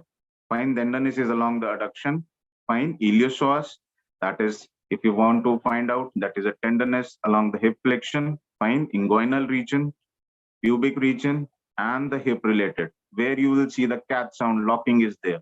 All these mimic the groin pain, but commonly, if I talk about is groin strain, but if I commonly talk, that is the adductor group of muscle which is involved here. And commonly it is adductor longus. Fine. So why this groin pain is there, and especially in this kabaddi players, as we all are aware of the sports, it is a high impact sport. Fine. Definitely, the first common reason is the overuse injury, the inadequate warm-up, fine, and dynamic movements. That is immediately a sprint is there or change in direction is there forcefully, fine. And surging up or eeping up to catch up a ball, fine, or surging up a hill or hitting around after a jump. That is all common. These are all common in the Kabaddi game. And the most prominent aspect is the mechanics.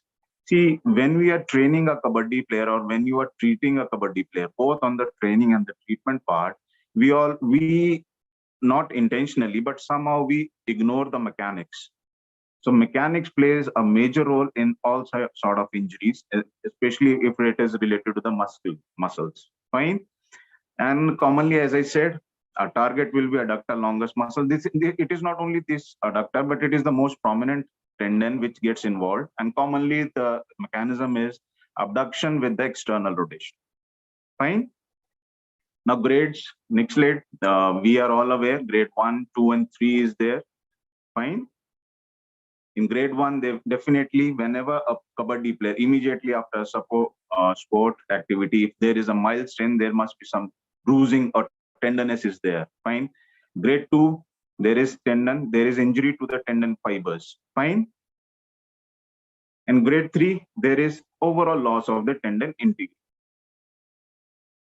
So, and commonly what we see during a game impact, that is adductor muscles, that is grade 1 and 2. That is where the role of a sports physio on ground and off ground comes to play. Fine.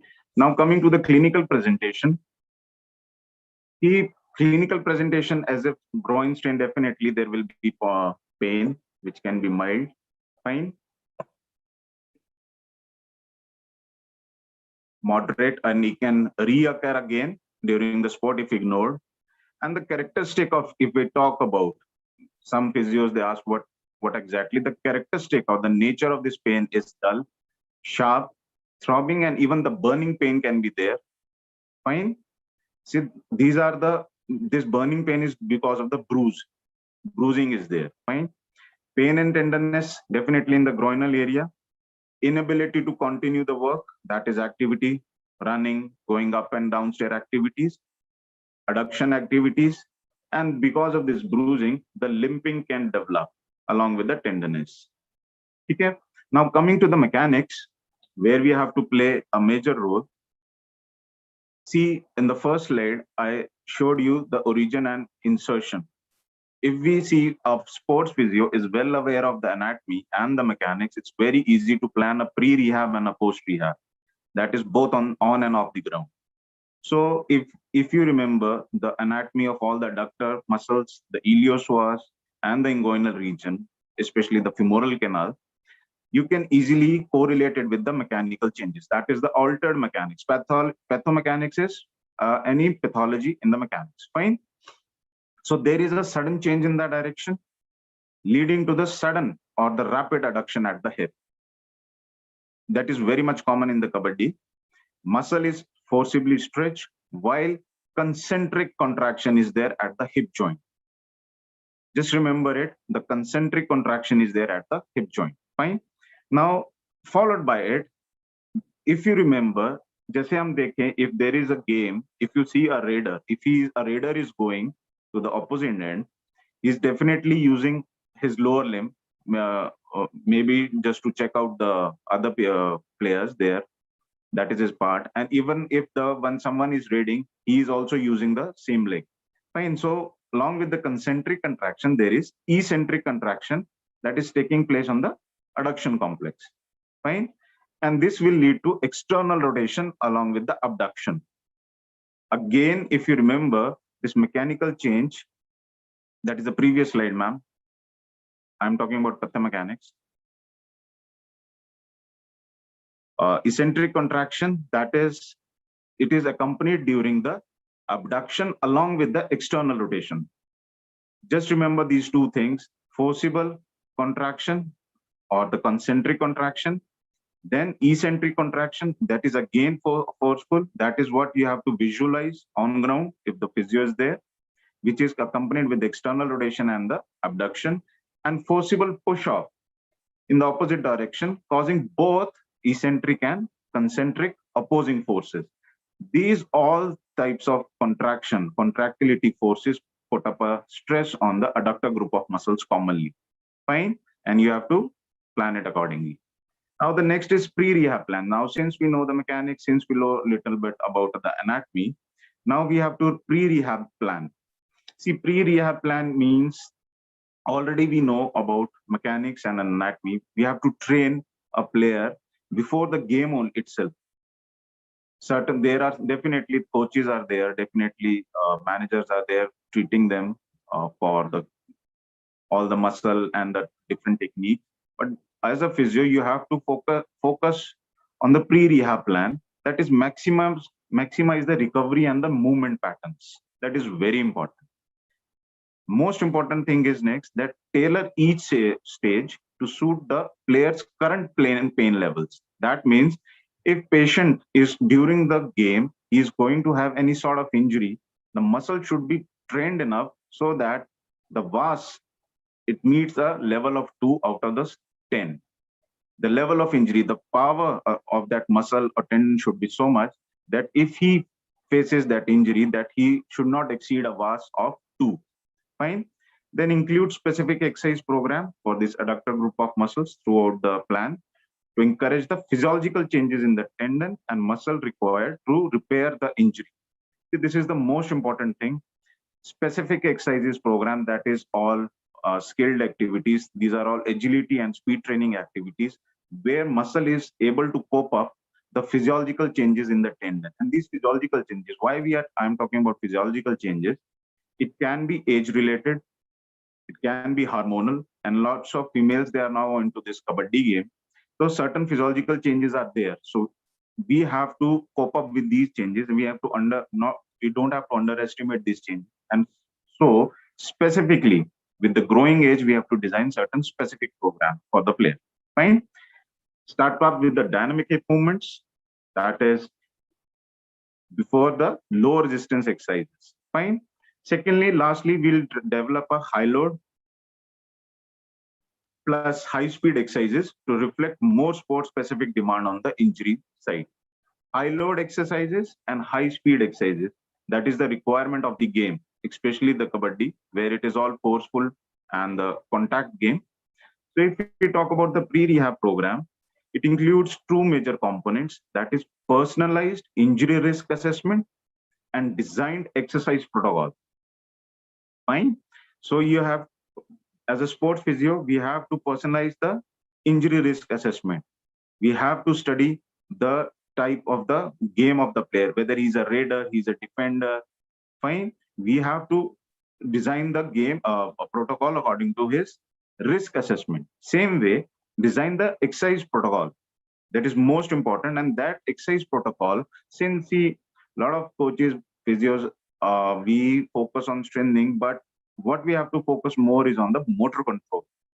And along with the motor control, we have to plan a program so that there is more, not only this adductor group of muscles. If I talk about the groinal strain, specifically along with this, we have to train the other hip muscles individually. Okay, the hamstring, ankle mobility and its stability, and control in the stabilizing muscles. This is very important. That is the core muscle group. Fine. Now coming up to pre-rehab program, that is, you can see, that is the hip adductor stretch. This is a very common stretch. Fine.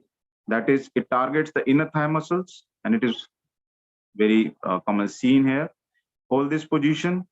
Okay, allow the knees to drop up in the crook line position, drop up on the side, and then let the knee touch the floor. Most important thing is it should be there for 30 seconds. The whole time should be for the 30 seconds, and the repeat time should be 3 times. Fine. Secondly, the hamstring stretch on the wall.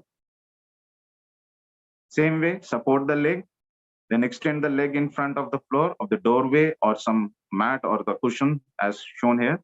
Again, hold this thing, all this stretch for 30 seconds and repeat for the 3 times. Not only, this is all for the pre-rehab plan for the groinal area. We are so that the load sharing is there by the other muscles. So we need to train the other group of muscles also. Fine. Then straight leg raise is there. Again, in the straight leg raise, bend the knee in that is in the supine lying position. Take it up, or we call it a 90-90 position, and engage the thigh muscles on your one side and raise the leg 8 inches from the floor. Fine. Do this set for the 2 sets of 15 repetitions. Fine. Resisted hip flexion, definitely with the TheraBands in the standing position. And this, mind it, in this exercise, when you are doing in the standing position, you have to follow the trunk area. The trunk should be aligned. It should not be flexed or extended. Next is sideline groin stretch. Fine, support the, fine, slowly. This is in the sideline position. Lift your leg in the air, that is in the adduction. And even if you can lift your, you may also support your knee with the right hand. If it is the problem is there, you can support with the right hand also. Hold this position for the 3 seconds and do the 2 sets for 10 repetitions. See, these are all basically why I'm mentioning the sets and the repetitions. These are basically the protocols, which is responsible for the recruitment of this fiber. Fine. Same way, lying internal adduction. Commonly, we can ask our athlete. Fine. That is, if we are targeting in this picture, if you can see, a sideline position is there.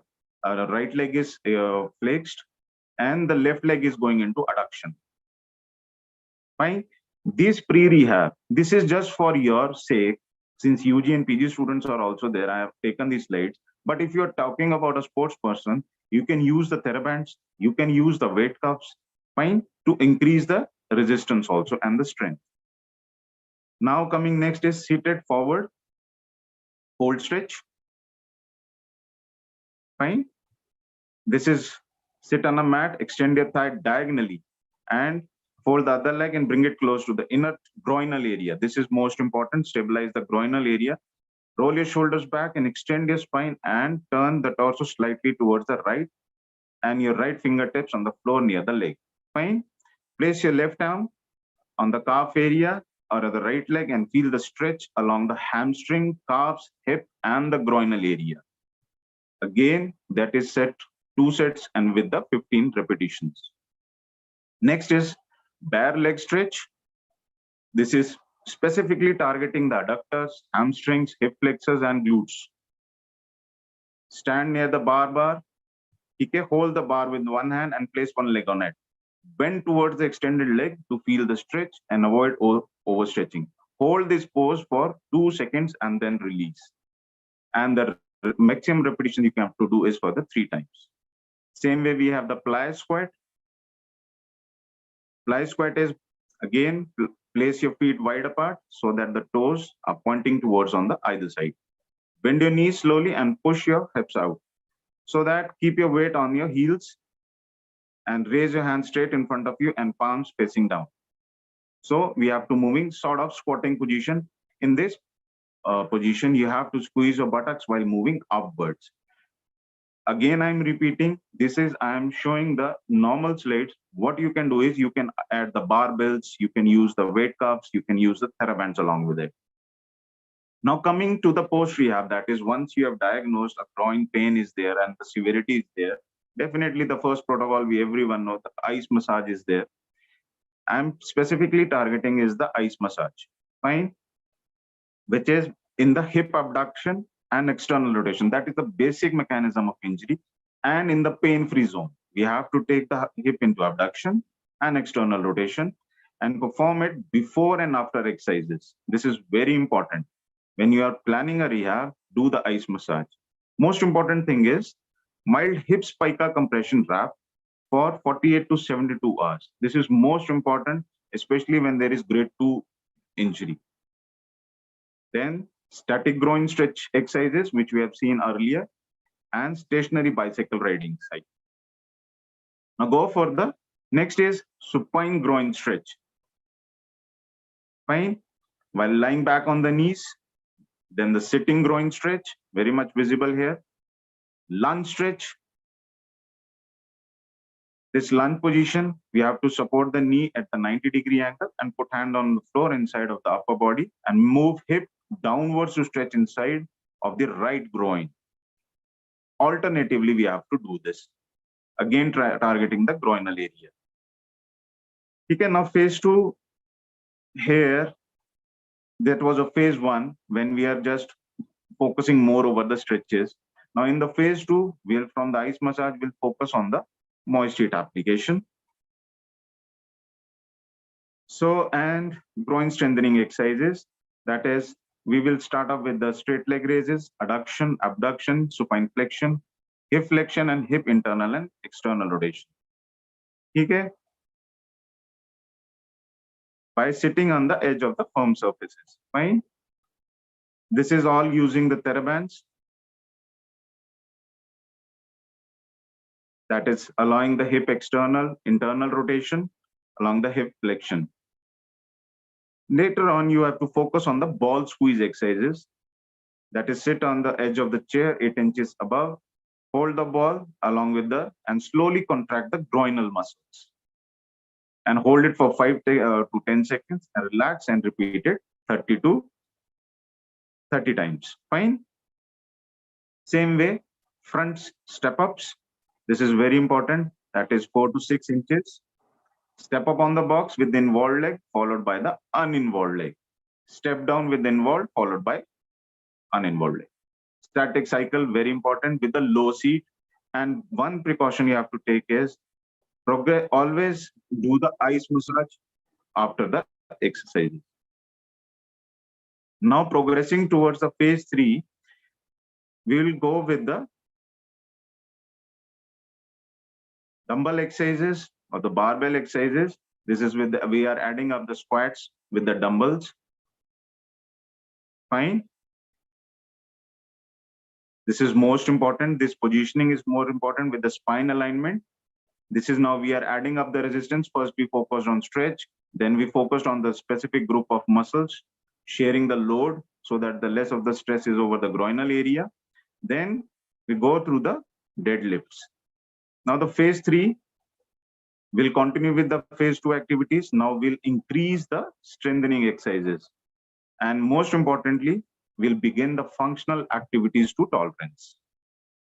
In phase 3, since we have strengthened and our muscle is flexible, we'll go with the high knee jumping exercises. This not only stimulates the hip flexors, it is recruiting the core muscles and training the groinal muscles. Same way, backward running, most important. The bounding drills. This is most important thing. That is, you can see the starting position. You have to raise up the arm and landing. See, most common injury for the groinal region is landing only. Because landing, there is abduction and external rotations. We need to train our athlete with these bounding drills. Then vertical leaps, progressing to horizontal jumping. This is most important. Again, we are preparing a patient for all the stretch and the stretch drills. Now coming to the functional phase, most important thing, that is, now we have to maintain the flexibility. Now we have to increase more of the flexibility.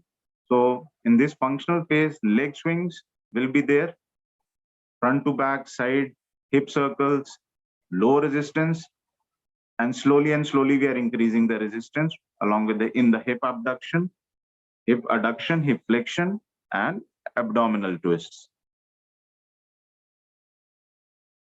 Slowly we'll progress with the resistance exercises and high load and high speed. As I mentioned previously, when we are going very fast in the slide, return back. That is in the functional phase. Yes, leave it, Copenhagen. See, this is known as Copenhagen adduction exercises. In this, this is exercise. In this picture, you can see we are basically training the right lower limb, which is down. Therapist will hold up the left limb, and the patient, this is a plank position, and the patient will lift the entire lower limb along with the torso, the spine, it will be clear on the ground. This is the most effective exercises. This is the phase 3, the functional phase, before returning to the game. These Copenhagen exercises are practiced worldwide. Deadlifts, next slide. Deadlifts again, according will measure the RM. and the patient has to lift up the bed up till the hip region. The maximum intensity, the RM will calculate and will ask up the patient to lift up the weights.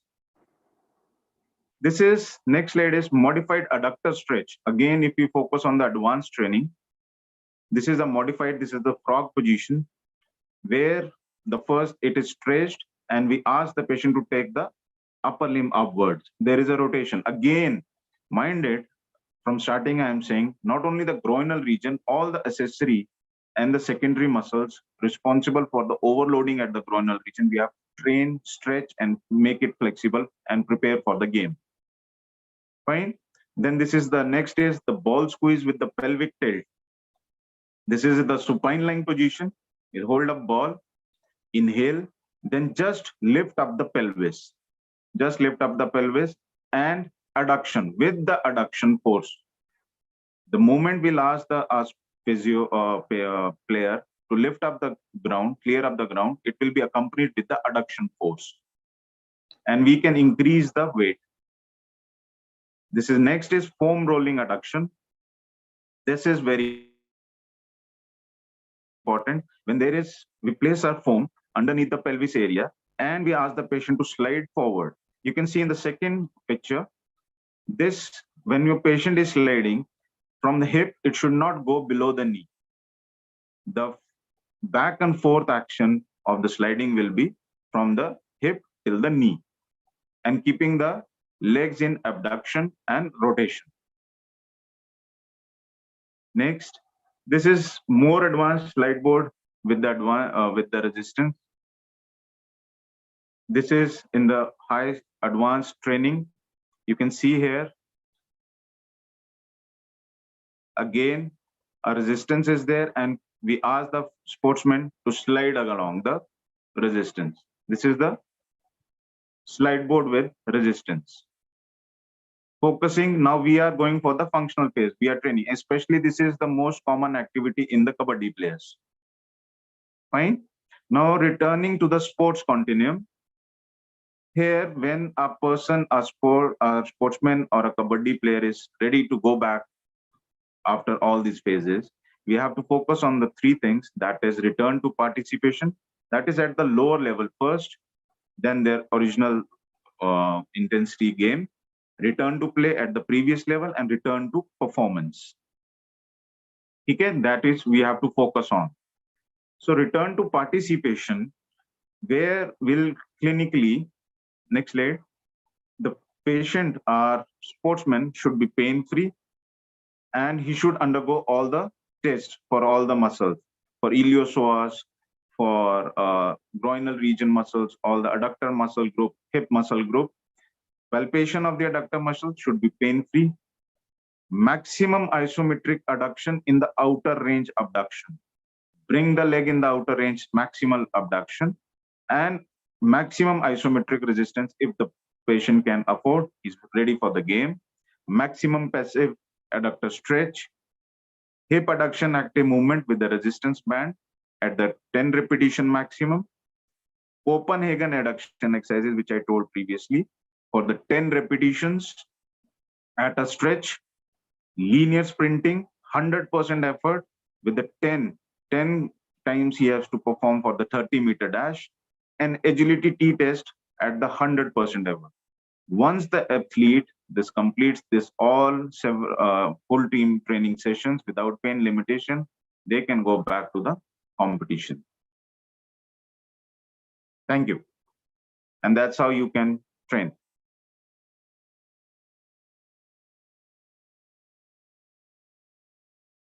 Thank you, Dr. Vivek, for sharing such good knowledge with us.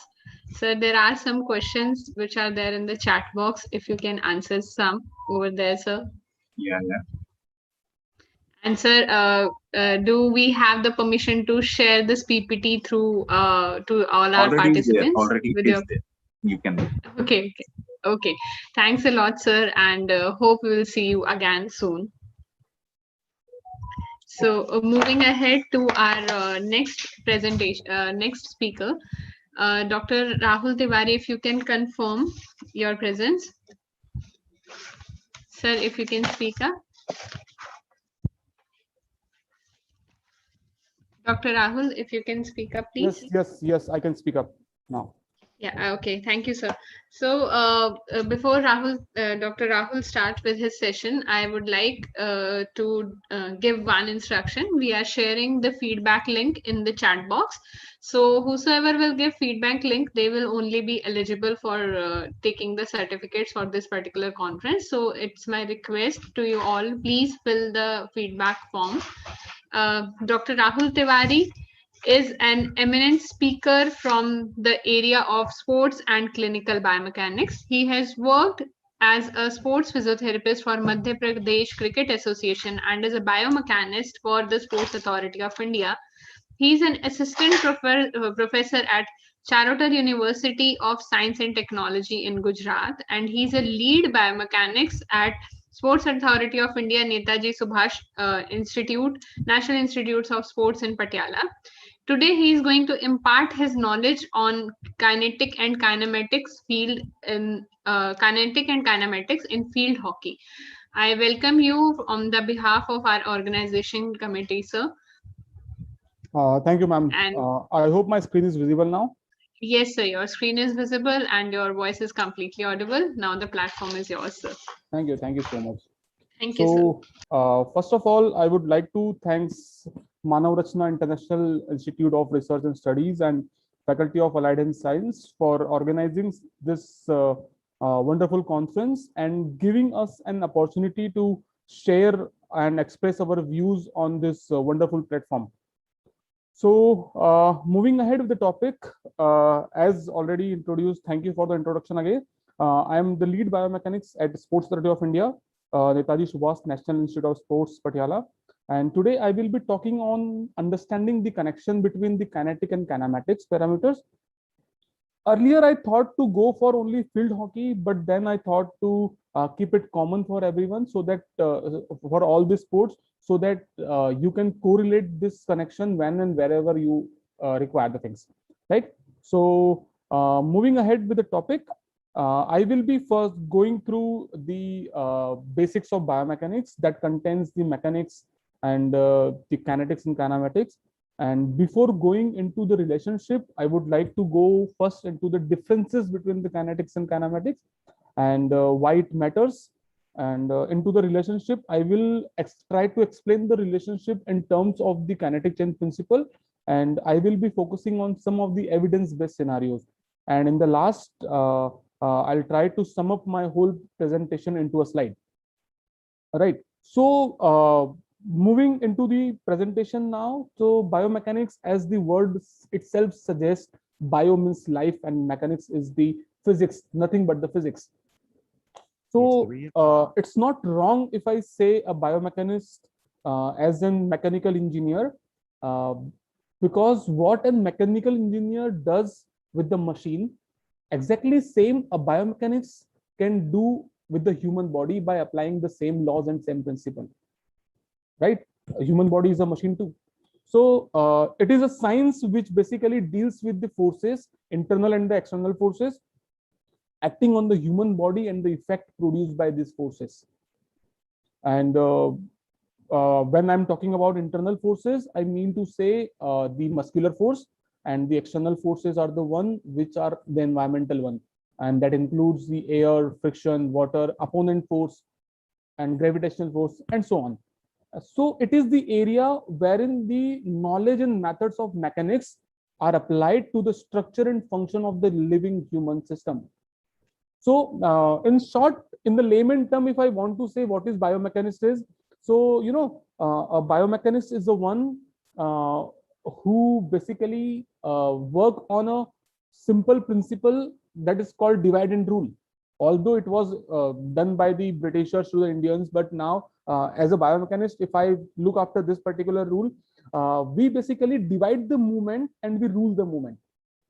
How we divide the movement? Let's take an example of a javelin throw. So a javelin throw is a thrower basically run first towards the end line, and then he come to the spot, he bend a bit, he twist a bit, and then he throw and then follow through. So for a sports, it is a single movement. It is a javelin throw.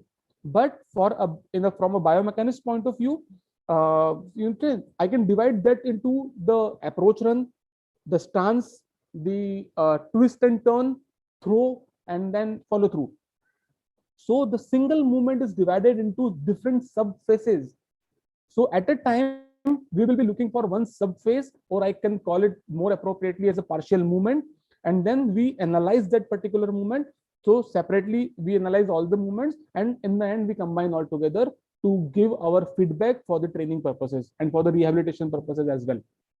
So that's the role of a biomechanist in the sports scenario, right? And apart from that, yes, we work for the injury prevention as well, using different softwares, tools, and some methods, right? So it is the movement science. Ultimately, it is a movement science, movement of any kind of sports, any skills, and we are studying that. It is a movement science. So the mechanics is one umbrella term under which we are having, which is divided into the statics and the dynamics. And dynamics is again divided into the kinetics and the kinematics. So I hope you have got an idea that kinetics and kinematics are not synonymous. Yes, we are getting confused with this terminology. Especially I got confused when I was in the initial year of my bachelor studies. And so now let's dig a little deeper and see in brief what are these highlighted terms means, because it's worth it, right? So mechanics is a branch of physics that concerned with the study of an object under the influence of an external quantity. And if I'm with the external quantity, I mean to say the force, torque is the rotational force, or is the momentum, it can be anything, right? And the statics is one of the division of mechanics which deals with the body when the body is in equilibrium.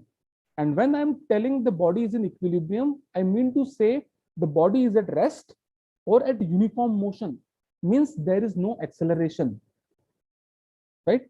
And the dynamics means when the body is, when basically dynamics deals with the object under accelerated motion due to an effect of the force.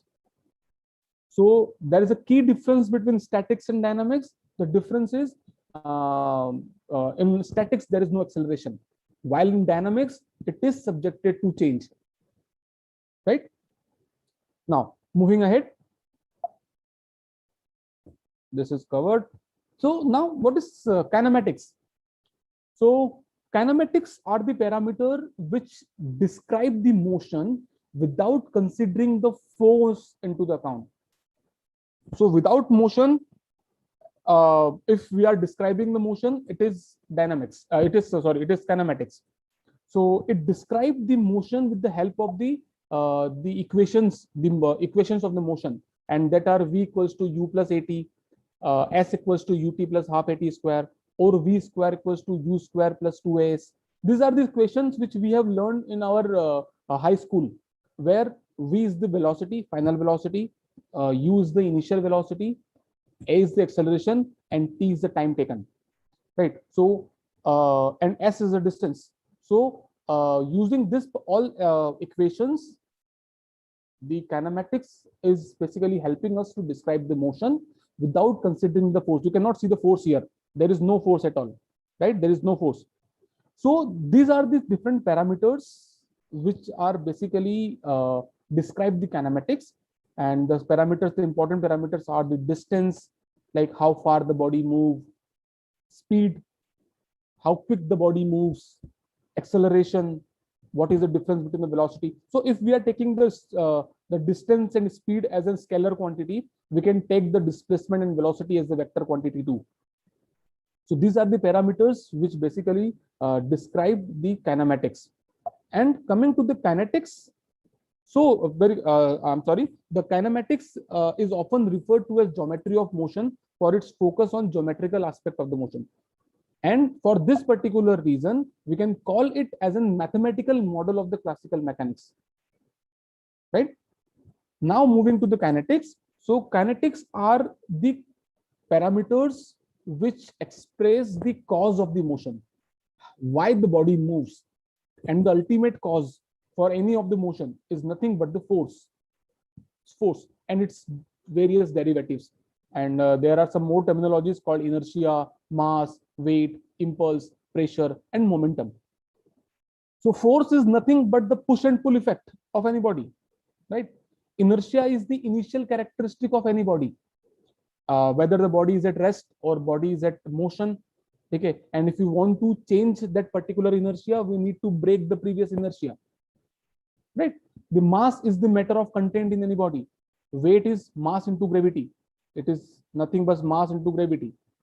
Impulse is an important parameter here. It is force into time. Impulse is nothing but force into time, or I can say it is the force applied in given time. So all of you must be aware with me by saying this. In sports, we are having everything, but we don't have much time. So within the least amount of the force of the time, we need to apply a lot of force to generate the maximum power or maximum force. Okay, so by reducing the time, even because we don't have the time, we can always increase up the impulse by looking after the force or by increasing the force. So the greater amount of force can be applied in the lesser time in order to increase the impulse and ultimately gain the benefits. Pressure is nothing but the force upon area. And the last one is momentum. Momentum, I would like to put some focus because it is an important parameter to understand the connection between the kinetics and kinematics. What is momentum? Momentum is basically mass into velocity, mv. Mass into velocity. So I would like to explain this with an example. Let's say we are having two players, right?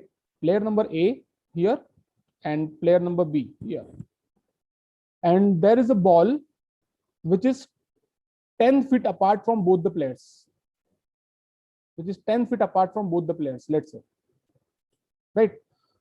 And the mass of both the players are 70 kg. Both the players are having 70 kg of mass. And both are opponent also, right? So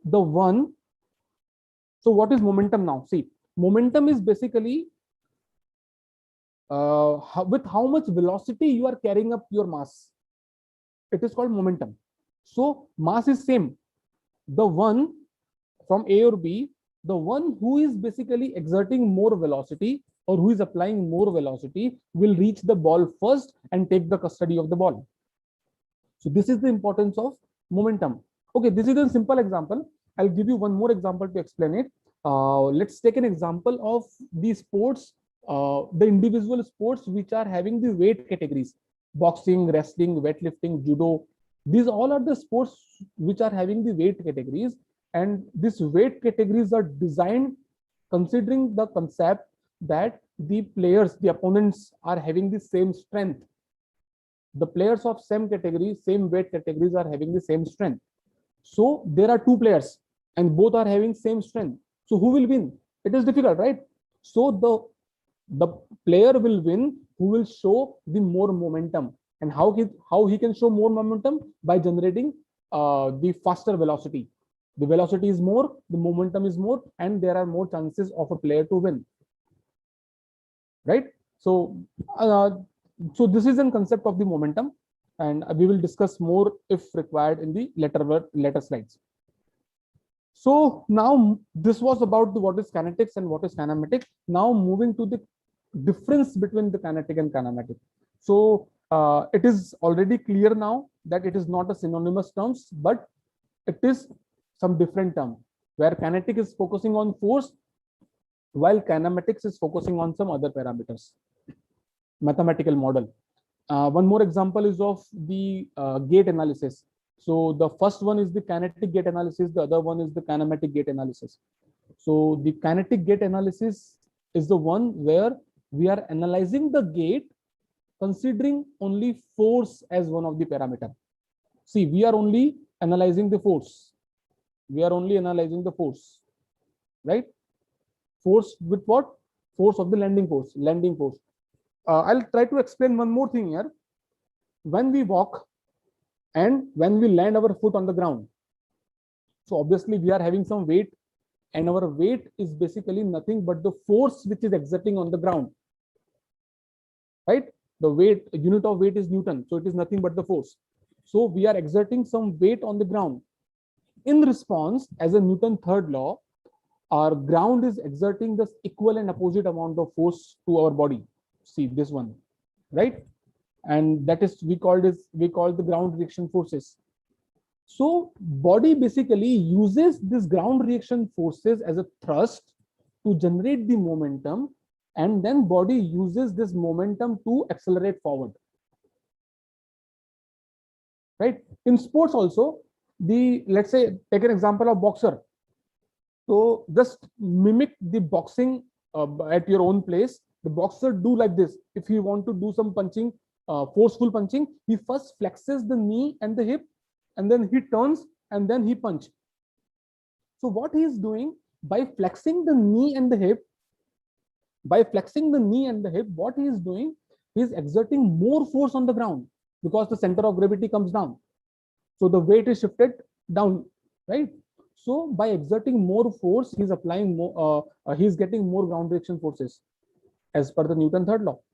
And he's using that ground reaction forces as a momentum, as a thrust to generate momentum. And he uses this momentum along with the strength. Obviously, strength also plays a role, right? So along with the strength to punch an opponent. And when we talk about the kinematics, so we are only discussing about the angles or the pace of walking and the other parameters. One more example is of projectile motion, where the path is basically a parabola path. So again here, the distance that is covered comes under the kinematics, while the angle is also comes under the kinematics, while the force with which the ball is kicked comes under the kinetics. Why it matters? Why kinetics and kinematic matters in the movement?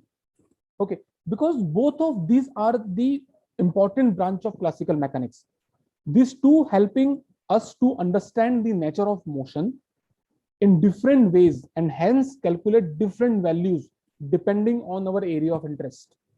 Therefore, we may also say that these two fields are complementing each other. Complementing in the sense that kinematics might answer more of the what questions, and kinetic may answer most of the why question. So what questions that specifically describe the motion of an object, that its velocity, its acceleration, its position, time, and so on. And why question means why the movement occur, why the movement stop, why the movement didn't go forever. So the kinetic express the what question and the kinematic express the why question. Right? So this is the basic difference, and this is why it all matters. Right?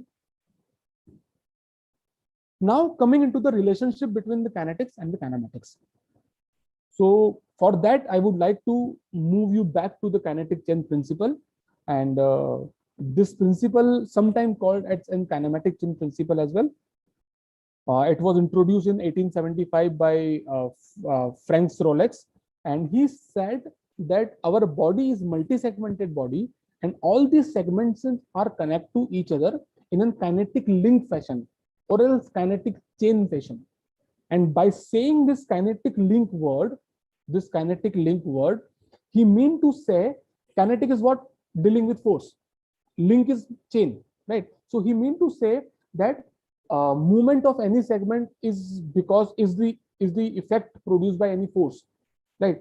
And the movement of one segment may lead to affect the position of the other segment as well. If I move somewhere in my forearm, my wrist or my hand may get the effect too. So that's why it is the kinetic link segment.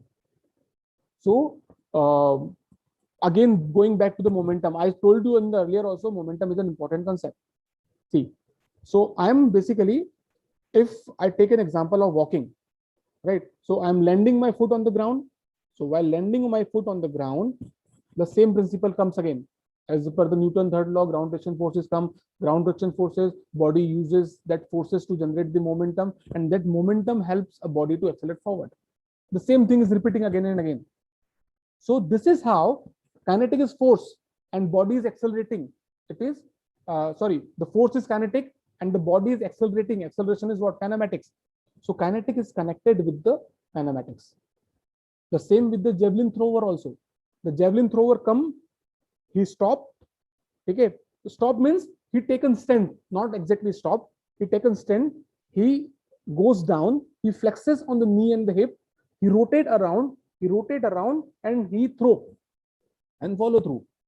So by flexing on his knee and the hip, he's exerting more force, and the same principle follows. So this is how the kinetics is connected with the kinematics, or else we can say the relationship between kinetics and the kinematics, right? So I would like to express one of my experience which I had with the national boxing team. So once I was working with the national boxing team here at Patiala only, and I told the coach to come for an counter movement jump test on the force platform. So the coach asked me the question instantly that in boxing we don't require much of the jumping. So why we go for the jumping test? So anyhow, I convinced him and I said, just come for the test and I will explain you, I will give you the answer with the result of the test. So the players came and I make all the players to jump on the force platform. So force platform is an instrument which basically gives you the reaction forces back. It is a ground mounted plate, right? So I make them to jump counter movement jump on the force platform. Counter movement jump is the one where the person goes down and then go up, okay, and then land on the platform, back on the platform. So, and the same player, I make them to do a punching on a punching bag, which was equipped with accelerometer, and that gives us the punching impact. So with that force platform, I got the takeoff force, and with the punching bag, I got the punching impact. And the result was shocking to that boxing coach, that the player who were good at the jumping, counter movement jump, was very good at the punching impact. Then I explained him the whole mechanism which I just told you earlier, the momentum one, right? So, and my topic of interest was a field hockey.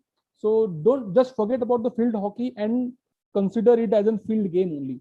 You can take it to football, you can take it as in rugby, you can take it as in cricket or hockey or anything. So what is the need of this particular sports is that the player has to do a short sprint, and that too accelerated. Means there are a lot of instances where the player has to run for 5 meter or 10 meter with a lot of acceleration. Sudden acceleration is there to have the custody of the ball or to avoid the opponent, right? And the agility, the players are like, they have to quickly shift up their direction of the movement, and explosiveness they have to show to give up the quick acceleration, and many more are there. So these are the basic abilities which a field game player must possess. Why I'm saying this? Because the evidence base which I want to share you something now, that is basically related to this, and that is how you can correlate the kinetics and kinematics. So there are some articles which I wanted to present in front of you. These are not my article, but some of the very, very eminent researchers which express the connection between the kinetics and the kinematics. So this is one of the article which was published in 2013. And in the conclusion of this article, they says that when constructing training program for sprinters, the aim should be to improve the counter movement jump peak force and counter movement jump height, because of the prediction of maximum velocity at 10 meter and 60 meter. So what they have done, they have taken the study on the athletes where they have taken the boxers, jumpers, sprinters, and runners. They have trained them and they have included the jumping in their training protocol, jumping counter movement jumps. Okay, and they found that with the help of the jumping, their ability to generate the velocity has increases a lot. Initial velocity increases a lot. Okay, why it happens? It happens because the training regime increases their explosiveness of the lower body and the strength of the lower body. And with higher explosiveness or explosive strength, they are able to clear up the ground with more force and quicker time. So time is less, force is more, ultimately your impulse is getting increased. The factors that differentiate accelerated ability in field sports athletes. Field sports, okay? So field sports is an important point here. And what are the factors? Factor is nothing but the jumping abilities and the explosiveness. The influence of sprint acceleration stance kinetic on velocity and step kinematics in field sports again. Here, they have noticed that the player have improved in the terms they are having the longer steps with the shorter contact time. So in the less contact time, they are having the longer steps and they are having the more explosiveness. And again, there are some articles which shows the same thing, right? And there are a lot of articles. I'll just share the screen with you. So this all articles basically, they are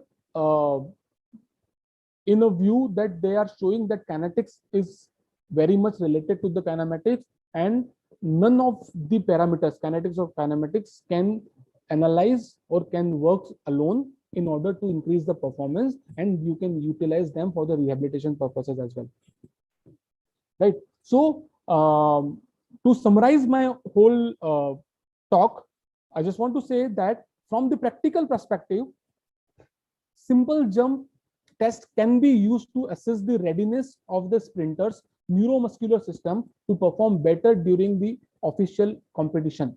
And when I'm saying sprinters, I mean to say the short sprint as well, that was involved in the field sports. And assessing the performance using this test is an common practice in track and field event, but still the coaches are unaware about its use in the field sports as well, right? So therefore, it's been suggested that the measuring the lower limb explosiveness by any means, that can be any of the vertical jump, the squat jump or the counter movement jump, may be useful in training and testing routine because of their safetiness and ability to strongly express the performance at the top level athletes. Furthermore, the longitudinal studies are needed to fully elucidate the validity of jump test and predict the change in the performance. So this is from my side. I hope I made a good effort to make you understand the connection. These are my contact details. If anyone of you want to connect me, you are more than welcome. And the doubts and suggestions are welcome. Thank you. Over to the organizer, please.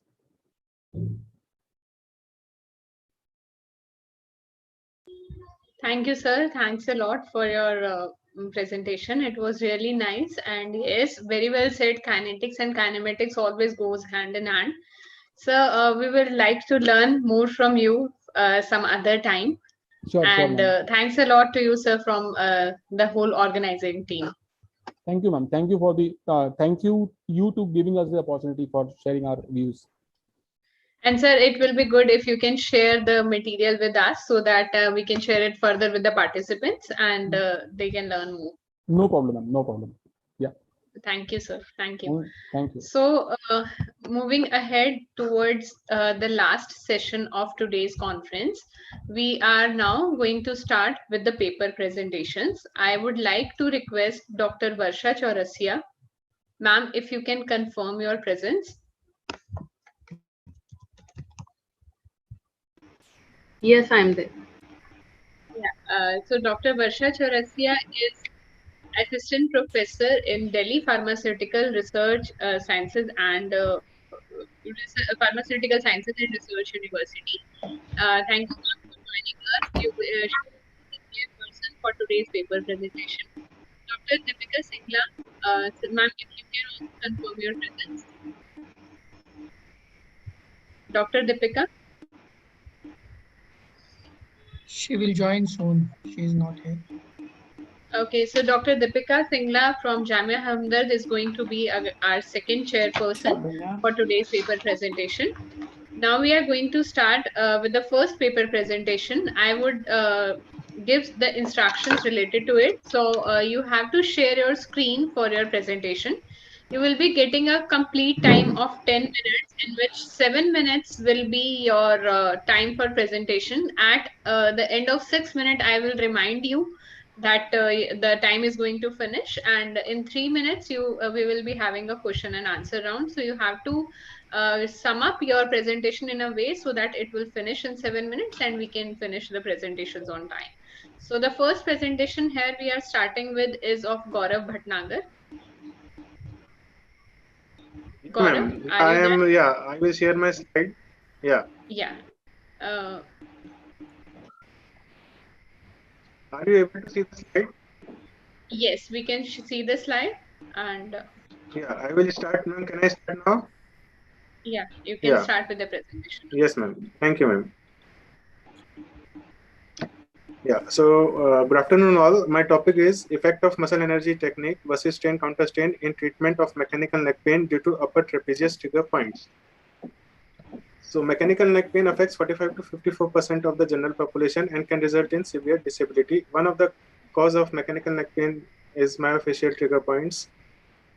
It can give rise to typical motor and sensory components. Motor aspects include disturbed motor function, muscle weakness, and restricted range of motion. Sensory aspects include local tenderness, referral pain, and peripheral and central sensitization. Manual and non-manual interventions exist for inactivation of myofascial trigger points. Non-manual interventions include botulinum toxin injections, dry needling, acupuncture, space stretch techniques, physical modalities. Manual interventions include MET techniques, that is muscle energy, strain counter strain, manual pressure release. Some integrated approaches are also there, and ischemic compression techniques are also available. So many studies have proved that MET and strain counter strain in combination has reduced mechanical neck pain and improved cervical function due to myofascial trigger points of upper trapezius. So in a quest to find out which of the technique is better, the study aimed to compare the effectiveness of these two manual therapy techniques in treatment of mechanical neck pain due to upper trapezius myofascial trigger points. So we have chosen a comparative study. Sampling method was purposive. 48 subjects were selected according to the inclusion criteria. Age group were 18 to 40 years. Male and female both were included, having unilateral trigger point in upper trapezius. Patients with non-articular and non-systematic neck pain less than 3 months. Exclusion criteria: having neck symptoms, subjects having, hello? Yes, you can continue. Hello? You are audible. Yes, you Sir, can you are continue. audible. You please continue. Hello? You are audible to us. You can please continue.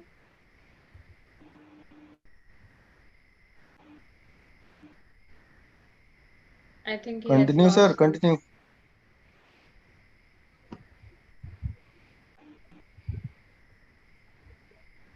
Dr. Gaurav, please continue. You are audible to us.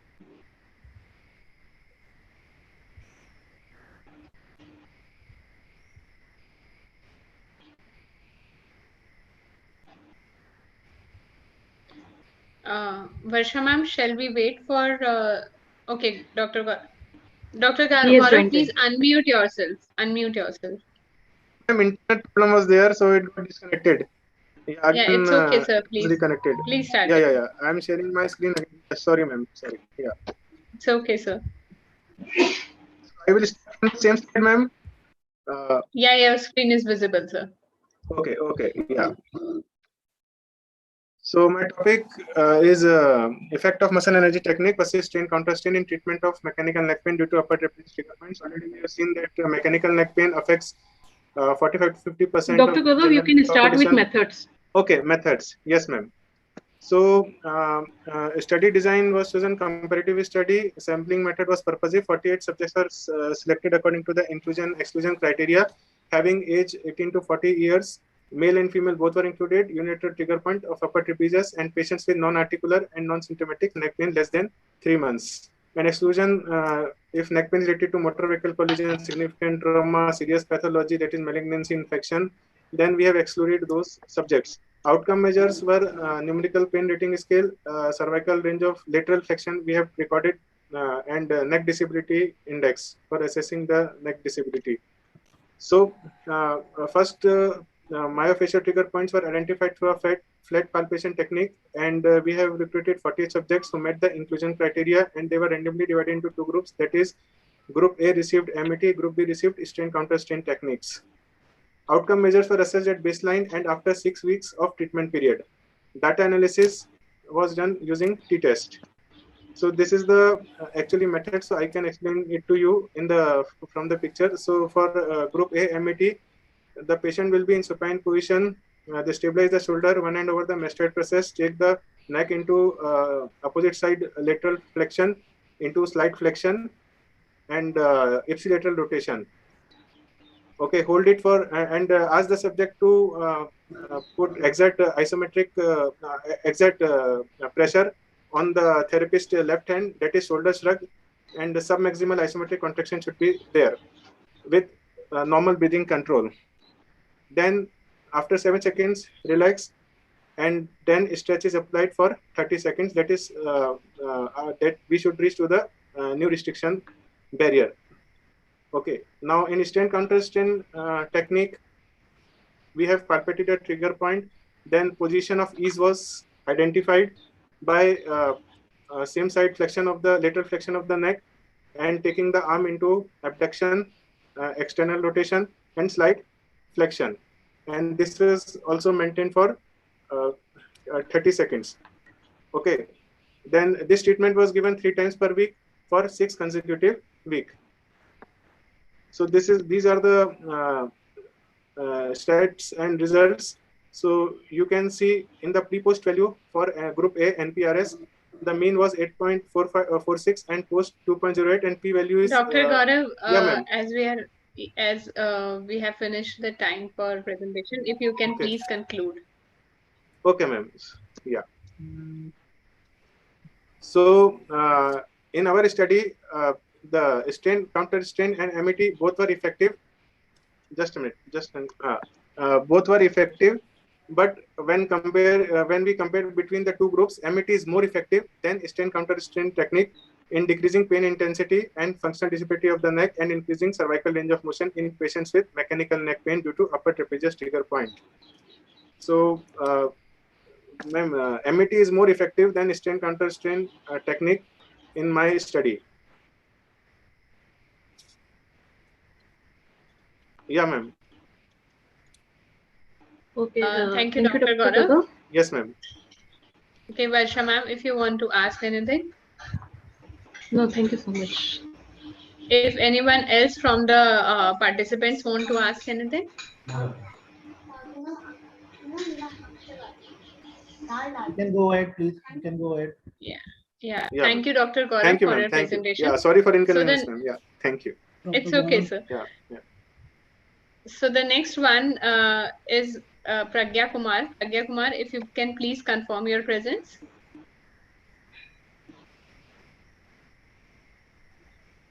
Yes, ma'am, I'm present. I'm present, ma'am. Okay.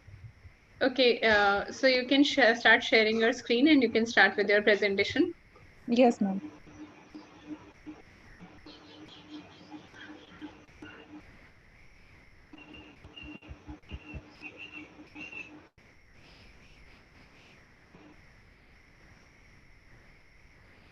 My screen is visible, ma'am? Yes. Yes. Okay. Ma'am, shall I start? Yes, please. So good afternoon, everyone. So today in this paper presentation, so I am going to present comparison of novel biofeedback clavicular brace with physiotherapy intervention in computer users with non-specific neck pain. So neck pain nowadays is a common problem affecting vast number of people due to extensive use of computer, laptops, desktops, and phone at work and home. So the longer duration of working hour in front of laptop and computer will lead to alteration in postures. So prevalence of neck pain is not same all over the world. In Western countries, it was reported 34 to 54%. A recent research in Delhi was conducted to check the percentage or prevalence of neck pain, and it was found that almost half of the participants showed symptoms of inflammation. And interestingly, the prevalence of work-related neck pain was double in females. Community-based studies worldwide reported the annual prevalence of neck pain ranging from 15 to 44%. So need of the study is like, if we are using the computer for long, so it will, in the faulty postures, it will lead to increased muscle tension, resulting in adaptive muscle shortening and further leading to neck pain. So this is a vicious cycle. So as a physiotherapist, we need to break this vicious cycle. So there are a number of physiotherapy treatment modalities like hot pack, TENS, exercises, which have shown their efficacy in improving pain. But yet it is not clear whether these approaches will help in correcting the habitual increase in muscle tension during work and thus improving the pain and posture. So numerous studies have shown that biofeedback can help to reduce muscle tension and then can prevent the work-related musculoskeletal disorders. So although the researches have been conducted to determine the effects of biofeedback in comparison to conventional physiotherapy, but the present study was an attempt to see the efficacy of novel biofeedback given to computer users at their workplace, enabling them to assume correct posture as soon as they slouch, and thus help in improving posture and pain during working. So this was the aim, to evaluate and compare the effect of novel biofeedback machine along with clavicle brace and conventional physiotherapy among computer professionals with non-specific neck pain. And the objective was to design the biofeedback machine which will help to maintain the posture, to study the effect of this novel biofeedback machine along with the clavicular brace and neck exercises, and to compare the effect of novel biofeedback along with clavicle brace and exercises with other interventions. Study design was experimental. Sampling method is convenient sampling. Study location was the office workers in the Bangato office, Logistics Park, Noida, and accounts and quality assessment department of Amity University, Noida. And study duration is 3 weeks and sample size was 30 computer users. These was the inclusion and exclusion criteria. The participants of age between 20 to 45 years were included, and they are who are using the computers for more than 3 hours. Both males and females participants were there, and they have a history of mechanical neck pain. And this is the exclusion criteria, that is no neurological disorder, any degenerative orthopedic disorder, no recent surgery in the neck and the shoulder, and any presence of any congenital deformity. So this was an instrument used. So we can see that there is a camera which is required, adhesive markers, there is a AutoCAD software 2016, novel biofeedback and clavicle brace. So this was the novel biofeedback which was being manufactured with the help of the bioengineering people, and this was a feedback being given to the computer professionals through this instrument, and this is a clavicular brace which was being applied. Now, these are the dependent outcome variables. So the dependent variables are NPRS, neck disability index, and the cranio-horizontal angle, cranio-vertebral angle, and sagittal shoulder angle. So here you could see that these are the cranio-horizontal angles starting from the tragus and the canthus, and then this is your cranio-vertebral angle, C7 spinous process and the tragus, and this is your sagittal shoulder angle from the C7 to the center of the greater tuberosity, and the horizontal line through the C7 transverse process. The independent variables were the effect of the clavicular brace, the effect of the novel biofeedback.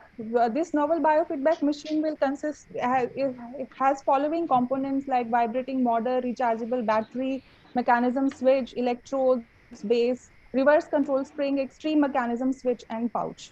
And these were the neck exercises which were being administered to all the 3 interventional groups, which includes active movements of the neck, active stretching for the shoulder muscles, and the resisted exercises for the strengthening of the scapular muscles.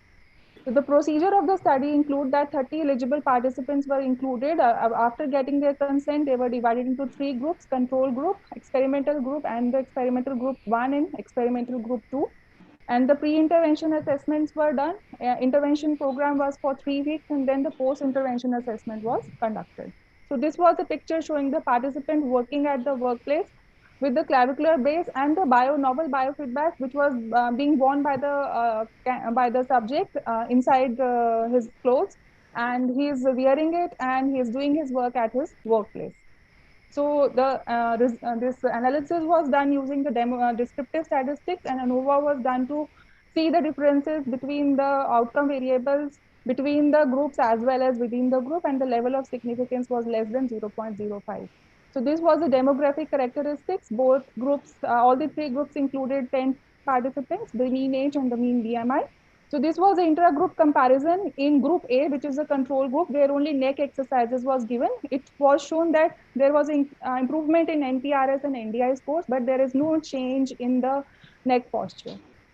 Now, this is an inter-group comparison of experimental group 1, where the clavicular brace along with exercises are given. And here again, the NPRS and NDI showed significant change, but whereas the neck posture did not show any improvement.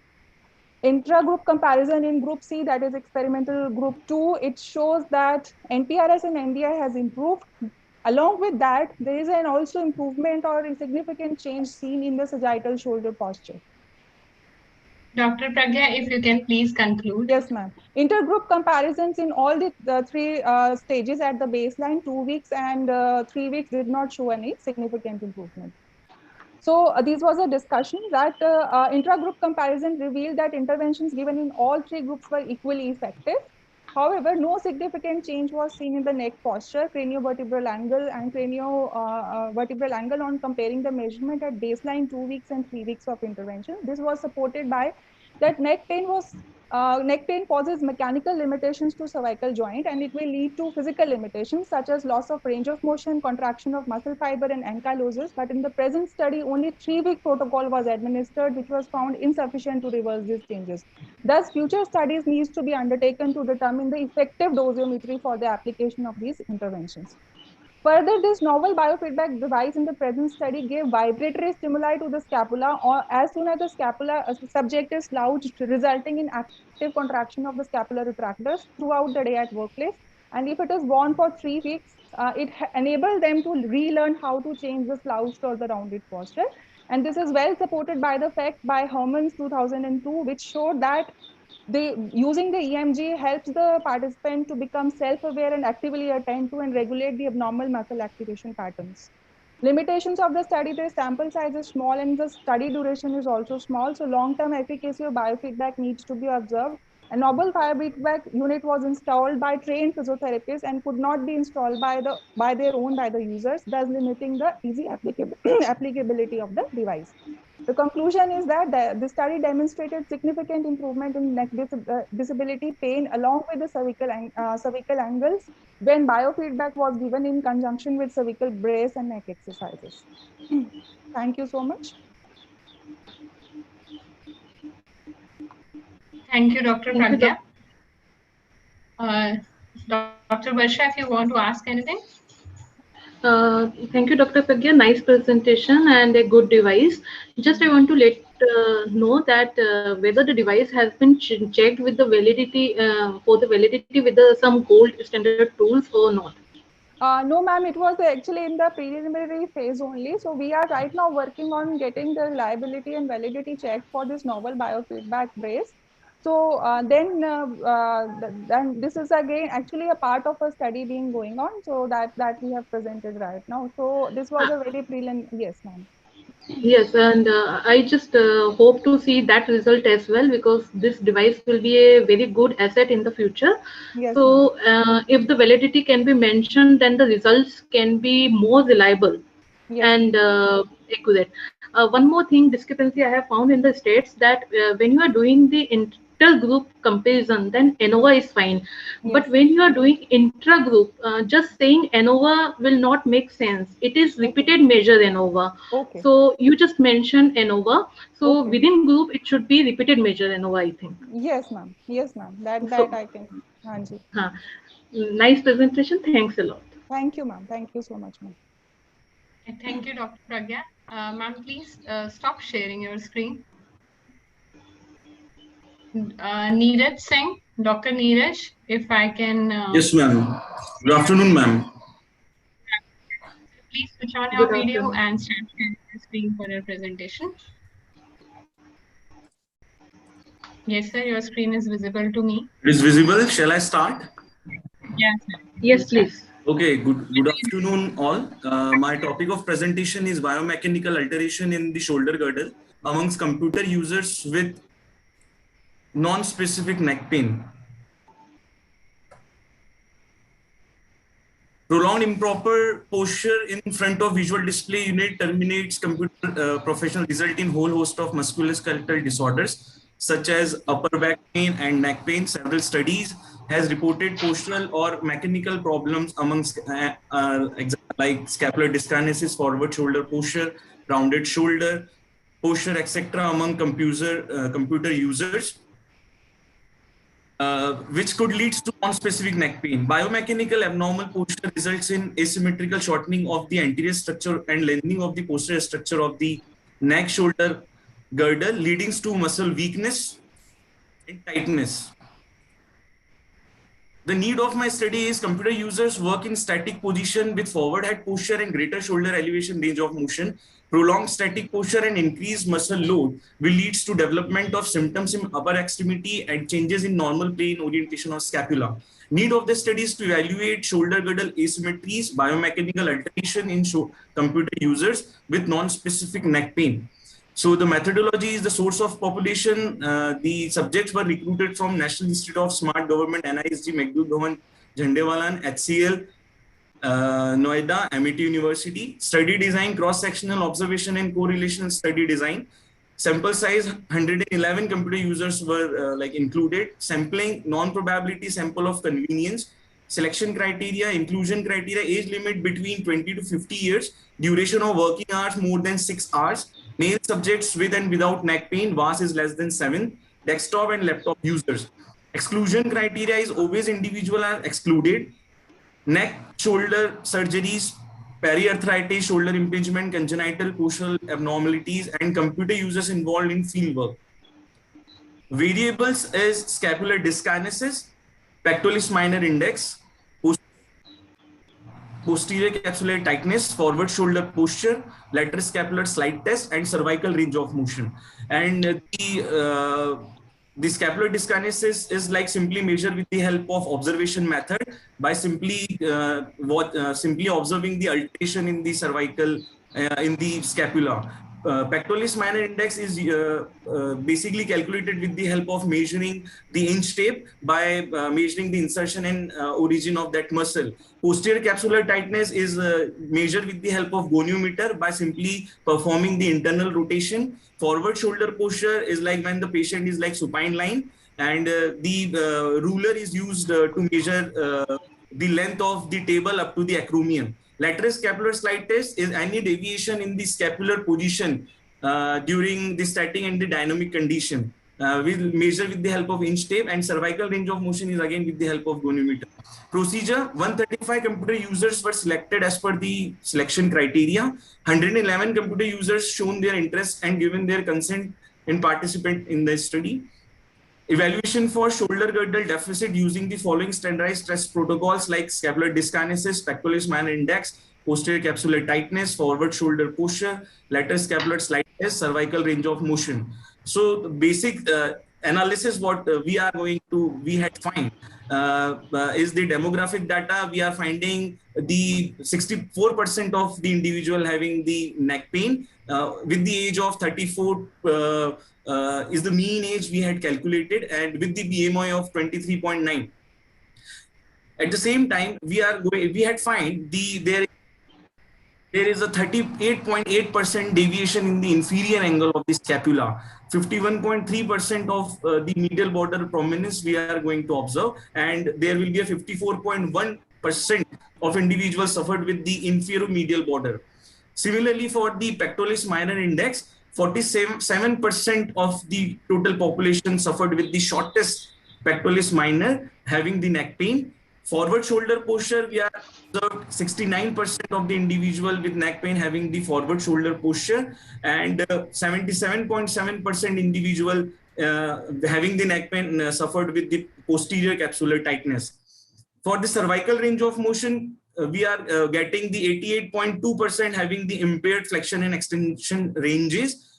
96% individuals have the right and left side shoulder deficit, and 79.2% having the left and right shoulder rotation of the neck deficit.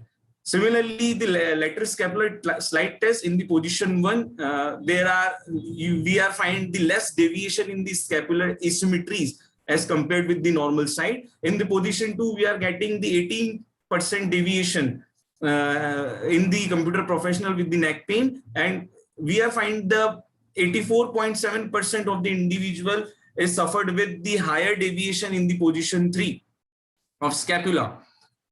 So out of 111 computer users, 64.8% were found to have a non-specific neck pain, while remaining 35.1% has no pain. 66% of computer users works on computer for more than 6 hours a day without any kind of indulgence in physical activity. Restrictions of cervical flexion extension is like 88%, has the higher incidence, followed by the cervical lateral flexion 96.3% and the cervical rotation 79.2% among computer users with neck pain. Evaluation of shoulder girdle physical factor shows that 77.7% computer users with neck pain have posterior capsular tightness, 47.2% has shortened pectoralis minor length, and 69.4% have forward shoulder posture. 55.5% computer users with neck pain have symmetrical scapula, whereas 44.5% has the asymmetrical scapular habits. Furthermore, scapular asymmetry was seen in inferomedial border is like 54.1%, followed by medial 51.3%, and scapular border 38.8%.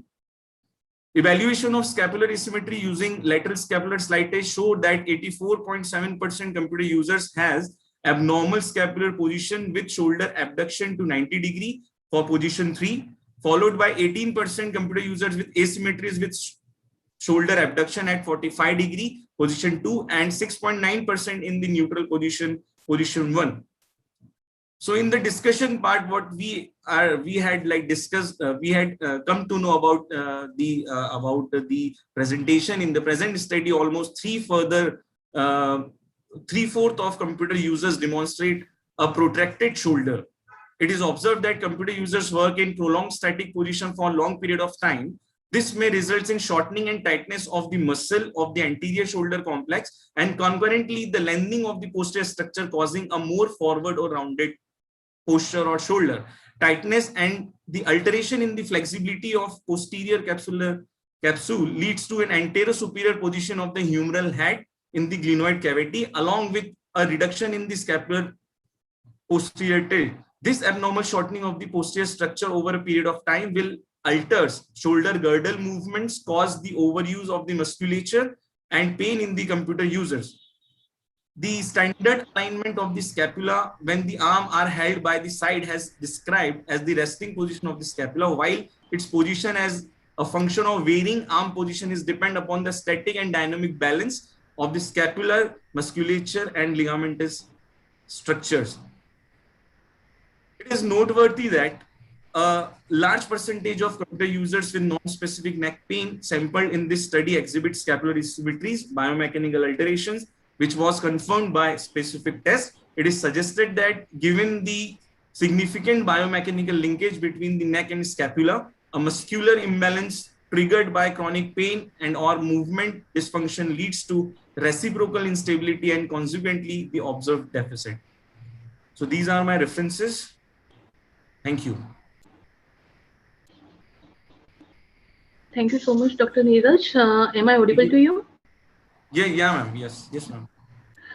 Dr. Neeraj, is the study completed or it is in the interim stage? Ma'am, this is the part of my PhD study. This is one of my part of my PhD study where I had going to find the alteration. I am going to find. I targeted the particular population for finding any deviation in the scapular or shoulder or neck posture in the computer. So that is fine. That is fine, but you are just showing up the observations through the percentage. Yes, but there is no statistical evidence that you are highlighting in the discussion. So either some of the statistics test has to be done, like risk ratio, risk analysis, or some chi-square test, or regression analysis has to be done to at least show some predictivity or some association between the variables. Just with the percentage, you cannot let it be 90%, but you cannot ma'am. show that is just because of the syn kinesis, right? Yes, For ma'am. that, you have to put some statistical evidence into it. Yes, ma'am. I had So, collected further collected the computer users, right? And my sample size is like approximately 400 computer professionals. So when I'm Great. going from that type of data collection, then I'll definitely use what you had said, the regression analysis and the prediction. yes, sure. So Definitely. then the data will be more reliable, and definitely it will make sense in discussion as well. Surely, ma'am. Surely. Thank you so much. Thank you, Dev. I question Dr. Deepika Singla from Jamia Hamdan. I have one question. Yeah, ma'am. Please go ahead. Yes, ma'am. Mr. Neeraj Singh, can you please tell that what has already been done in the past related to your topic? Ma'am, What actually, new you are doing? Ma'am, actually, I'm working on the prevalence of scapular dyskinesis, which is one of the important factor which is like predisposing in the computer professionals, and which is not defined in the computer professionals, but it is well defined in the overhead athletes. So in my research, I had like going to find the prevalence of the scapular dyskinesis in computer professionals, basically. So for that, to identify, I am working on the intrinsic and extrinsic factors. What all are the intrinsic and extrinsic factors which are like affected the computer users for any type of symptoms. So previously, there are so many studies which reveals the direct incidence of scapular dyskinesis in overhead athlete, not in computer professionals. But in my study, I'm going to find the factors along with the scapular dyskinesis prevalence. And previously, there are so many studies having performed individually or tell us individually about the physical examination factors. And in this study, I'm going to aggregate all these intrinsic or extrinsic factors. These are the extrinsic factors. Some more factors like intrinsic factors like ROSA, RULA, or rate of perceived exertion, I am going to conclude. So that together I am able to find the exact emphasis or exact effect of both these factors on the computer professionals. Okay, thank you. Thank you so much. Thank you so much. Thank you, Dr. Deepika. I didn't realize that you have joined in. Welcome to the conference, Dr. Deepika. Thank you, Dr. Neeraj. Thank you, for ma'am. your time. Thank you, ma'am. The next one is going to be Dr. G. Ashok Kumar. Dr. G. Ashok Kumar, if you can confirm your presence, sir. Yes, ma'am, I present, ma'am.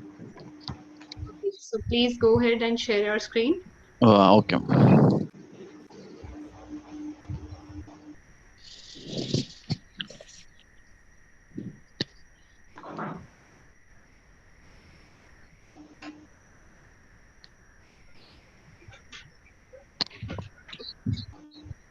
Dr. Ashok, your screen is not visible to us.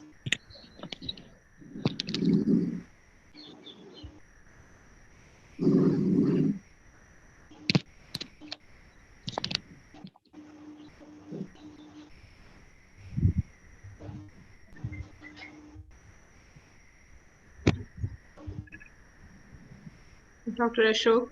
Yes, ma'am. Sorry for the inconvenience. Okay, sir.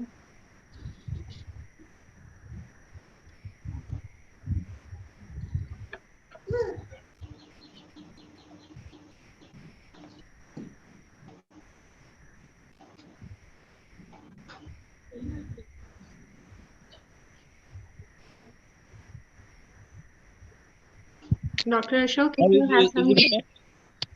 Is it visible, No, ma'am? sir. My screen? It's not visible. Not visible.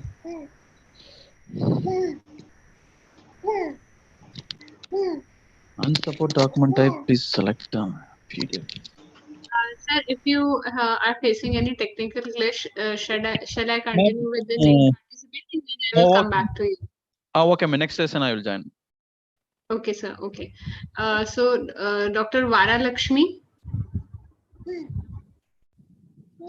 Dr. Vara Lakshmi.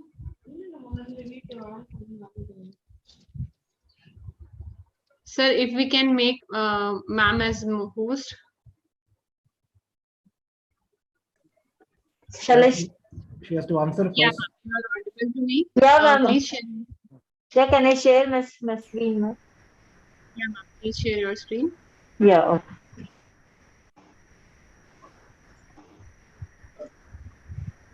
Yes, ma'am. Your screen is visible to us.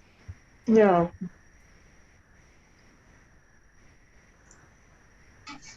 So good evening. Good evening to everyone. So myself is Varalakshmi. I'm working in Apollo College of Physiotherapy, Hyderabad. So today I'm going to present a case scenario of an 100 meters athlete who is suffered from osteitis pubis.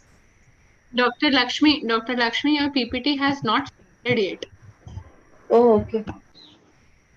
But it is showing sharing. Ma'am. 1 minute. Yes, ma'am. Your screen is sharing, but your PPT hasn't started yet, ma'am. Now, ma'am. Ma'am, like for me, I can just see USB drive and Manav Krishna PPT in that, but that PPT has not started, ma'am.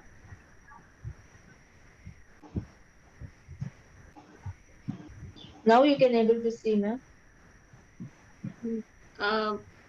What is it? Your end, Varsha, ma'am? No, not able No, to ma'am. see. Lakshmi, ma'am, you have to share the screen. Unshare it first, then share the screen with PPT, with the presentation present in the box. Sir, first she has to open the PPT in background. After that only she will be able to share the screen. Dr. Lakshmi, please stop sharing your screen once and then share it again. Yeah, ma'am. Okay.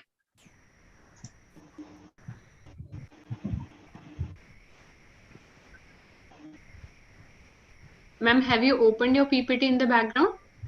Yeah, ma'am, I opened. Okay, so your screen now, ma'am. Yeah, I'm sharing.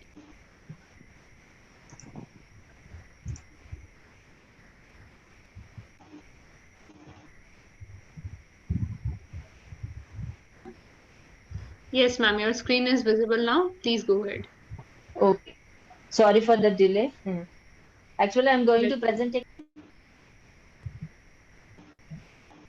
he is suffering from osteitis pubis. And for this, we have customized our own protocol so that we can have an sport-related improvement. So osteitis pubis is a painful and chronic syndrome that is common in athletes, affecting the pubic symphysis and parasymphyseal bone, and it occurs after athletic activity. It is actually an overuse condition caused by the abnormal muscle forces acting on the pubic symphysis.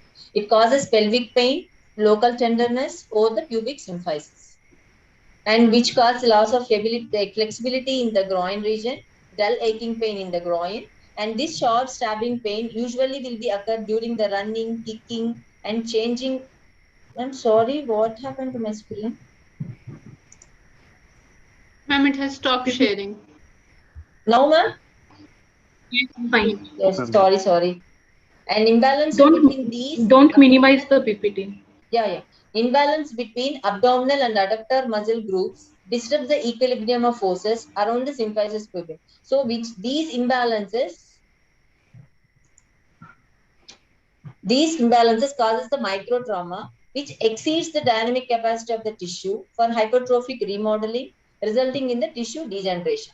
So these causes the shear stress at the symphysis pubis, which also causes the sacroiliac dysfunction in osteitis pubis. And coming to the mechanism of injury, actually the center of gravity of the body is located within the pelvis. That's why greatly stressed in all the athletic activities of an athlete during kicking, acceleration, and deceleration, which increases the incidence of osteitis pubis. And these forces cause chronic overloading of the pubic symphysis and parasymphyseal bone, leading to the bony stress reaction. And coming to my patient, he is an 20 years old male, and coming to the category of C4 participation is 19th Senior National Para Athletic Championship, and he's injured like that is arthritis pubis is in the left leg. So coming to the history, the patient started complaining of pain at the pubis before 1 week of competition. After reaching the place of competition, but he has no pain, and he did proper warm up and whatever the warm up exercises before the competition, he did well without any pain. But next day, suddenly after crossing 60 meters, he started complaining of pain in the groin region. And on palpation, we found the tenderness is 4, which is present over the symphyseal region. And several tests are performed, such as pubic symphysis gap test with isometric adductor contraction and lateral compression test also. And we did some provocation test to help to rule out whether it is osteitis pubis, that is single adductor squeeze, and bilateral adductor test, which helps for the assessment of the chronic groin pain. And to rule out the SI joint dysfunction, we did Faber's test and adductor squeeze test, which results in positive in the left. And his hip range of motion flexion is 40 degrees, which is painful above this range. And abduction, adduction is 30 degrees and 10 degrees. And internal rotation, external rotation is very painful. And coming to the VAS, and the score is about 9 out of 10.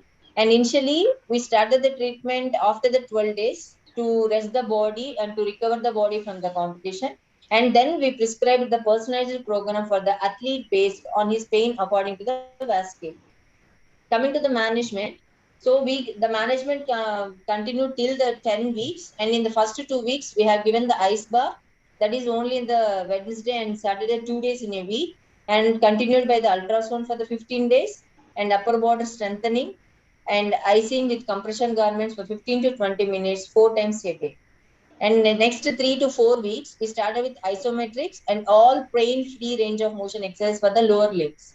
And the clamshell exercise has given adductor and abductor range of motion exercises, flexion extension hip range of motion exercises, and high knee, and especially mini squats around 20 repetitions each exercise has given.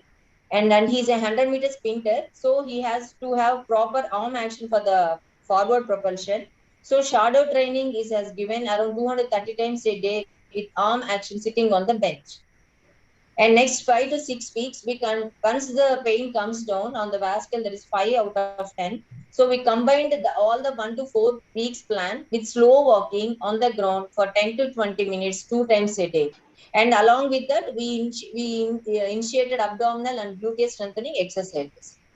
And the second 6 to 8 weeks, we started slowly strengthening of the abductors and adductors with ankle weights and resistance loop.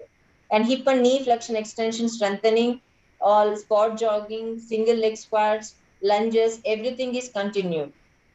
And last 8 to 10 weeks, pain intensity has decreased still more. So we started foot drills like butter kicks, splits, bounding, small jumps, and step workouts, squat jumps, and full strengthening of the hip, knee, and ankle, even including with the upper body. And we especially trained him with back running. 12 weeks, we started return to the sport slowly by starting slow and continuous walk jog for 10 to 15 minutes, and straight climbing is initiated along with that for 10 to 15 minutes. Finally, we have did the core strengthening, arm action and cycling combined while balancing on the gluteus for 2 to 3 minutes and for 10 repetitions. And these are all the exercises we made the athlete to perform.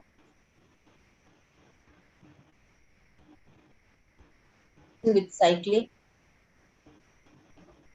And these are the lunges.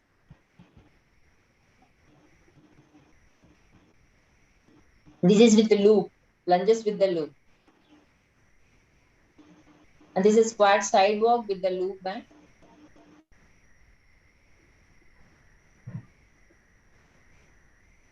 This is squat and zigzag walk with the loop band.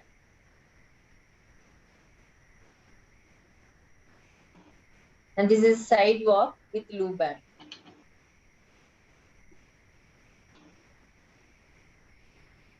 And this is a backward walk, slow back jog.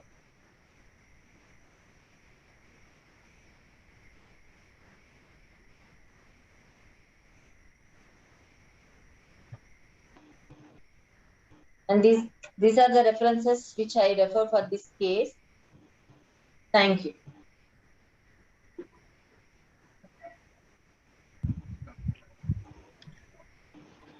Thank you, Dr. And I Vajralakshmi. thank Manavaratna Education Institutions for giving me this opportunity to present my case in this international conference. Thank you one and all for patience listening. Dr. Vaishnav, No, thank you so much.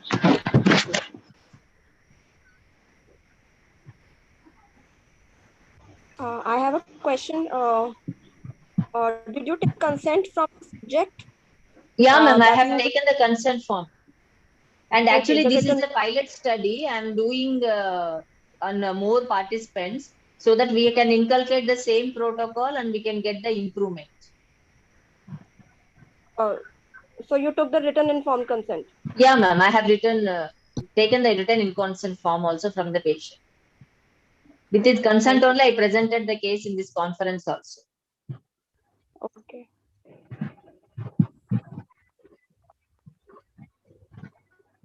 Thank you, Dr. Lakshmi. Dr. Thank you, ma'am. Ashok, if you can. Yeah, Dr. yes, ma'am. Ashok, Yes, ma'am, I am ready. please. Shall I share my screen? Yes, sir.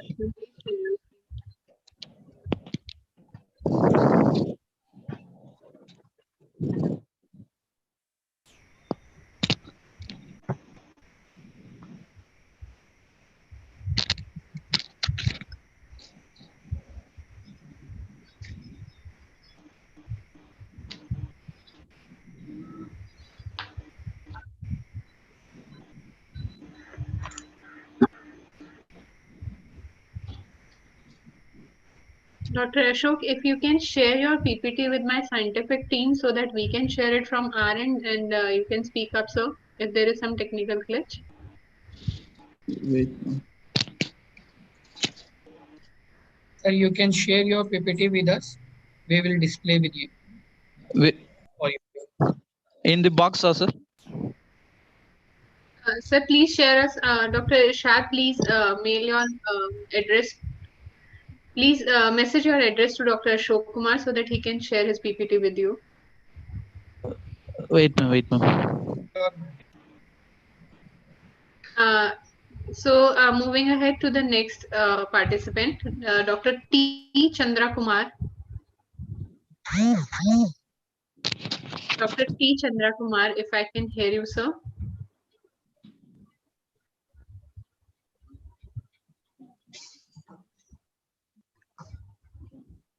Dr. Kumar, are you there?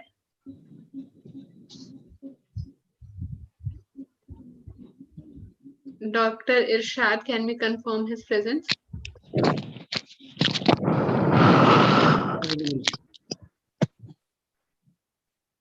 Hello. Yeah, Dr. Irshad, To can next, be joined ma'am. in? Let's move it. He's Okay, not so responding. Dr. Manohar. I'm here.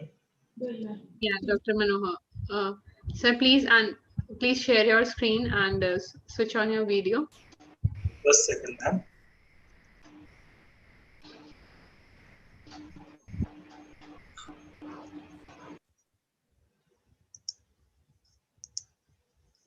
Okay, I'm visible and audible, ma'am? You are audible, visible, and please share your screen. Yes. Sir, your screen is visible as well. Thank you.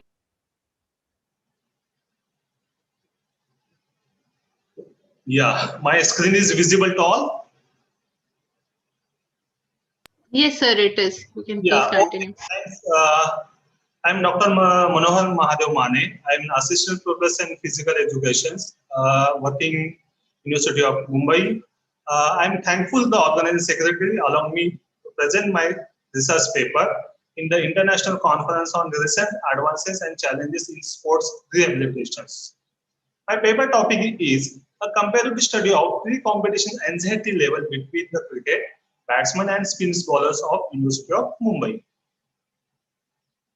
Anxiety before or during the cricket match can hinder the cricket player's performance as an athlete.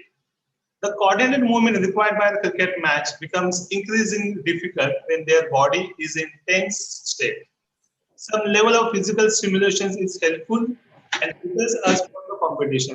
When the physical symptoms of the anxiety are too great, they may seriously interfere with the player's ability to compete.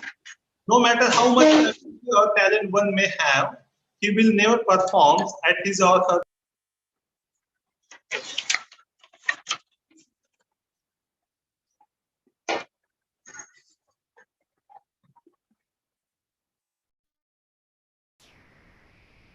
Dr. Manohar, please unmute yourself.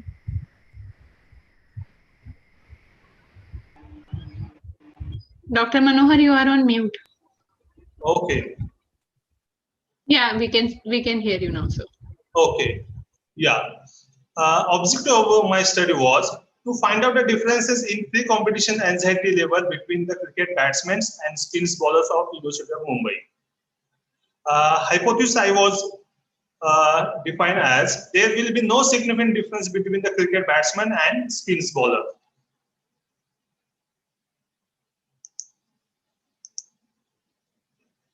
Methodology. This was a descriptive research. The survey method was applied. In this study, 150 intercollegiate level male cricket players were randomly selected from various colleges affiliated with the University of Mumbai as the subject for the study. A group of 80 cricket batsmen and 17 spin bowlers aged group range from 18 to 20 years were selected as a sample, and all the subjects were male. The data was collected from the 150 cricket batsmen and spin bowlers, means cricket players, using a sports competitive anxiety test (SCAT) developed by the Martin in 1990. Consists of 15 items before the start of the match. The statistical technique used for the analysis of data to compare the data of selected psychological variables between the cricket batsman and spin bowlers with the Z test. Finding of the study, the table shows that the two groups of cricketers, with batsman N80 and spin bowler N17, consisting of the total samples 150. On the score of spin bowlers shows highest mean value 17.54, followed by the batsman 17.43. The standard deviation value of spin bowlers is 3.654 and the batsman is 3.240. The Z value is the minus 0.194, which is not significant at 0.05 level of confidence. Also, the value of P score 0.8463 is greater than the value of level of significance 0.05. The findings of the above table shows that there is no important yet significant difference between the mean scores of anxiety between cricket batsman and spin bowler. Same I have presented in the graphical format also. In conclusion, it is a conclude that the null hypothesis is not rejected. Therefore, there is not enough evidence to claim that the population's means cricket batsmen and the different than the spin bowler at the 0.5 level significance. The pre-competition anxiety level did not show any significant difference between the two groups of cricketers, batsmen and spin bowlers. These are my references I used in my study. And thank you very much for your listening. Thank you so much, sir. Varsha ma'am, if you want to ask something. Deepika ma'am. Can you please explain the rationale of your study? Sorry? Can you please explain the rationale of your study, the significance of the study? Yeah, it will help to the players, it will help coaches, and it will help to the parents. That's the level of significance. Suppose there are anxiety level, it will just shows on the performance of the players.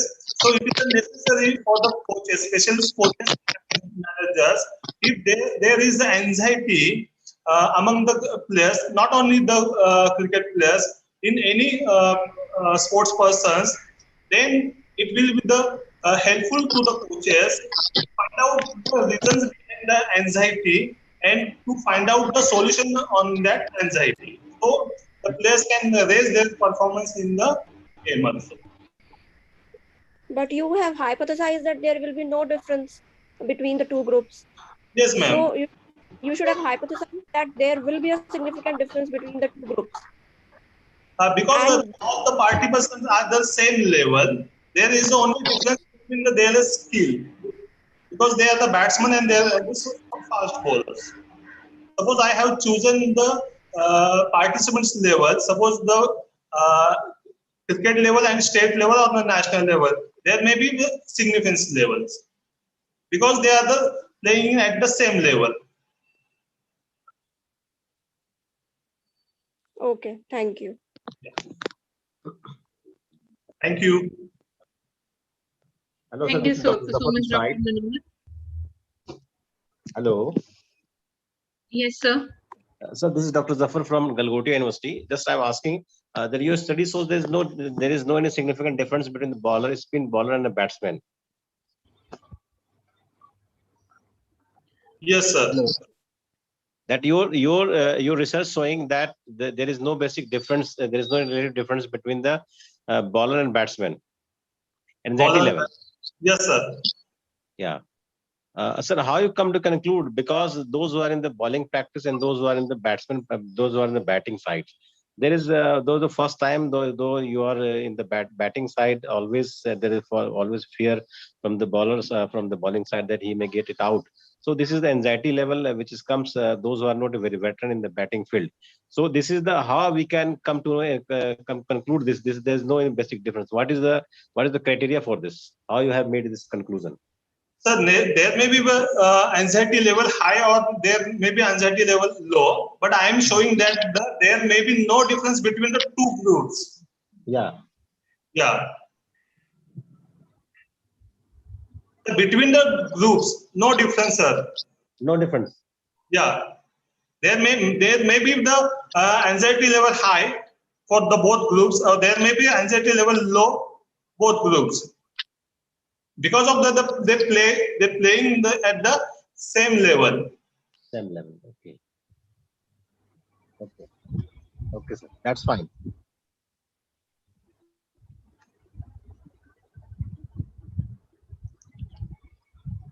Thank you, Dr. Manohar. Dr. Ashok, if you can unmute yourself. Dr. Rishad, please share your screen for Dr. Ashok's PPT.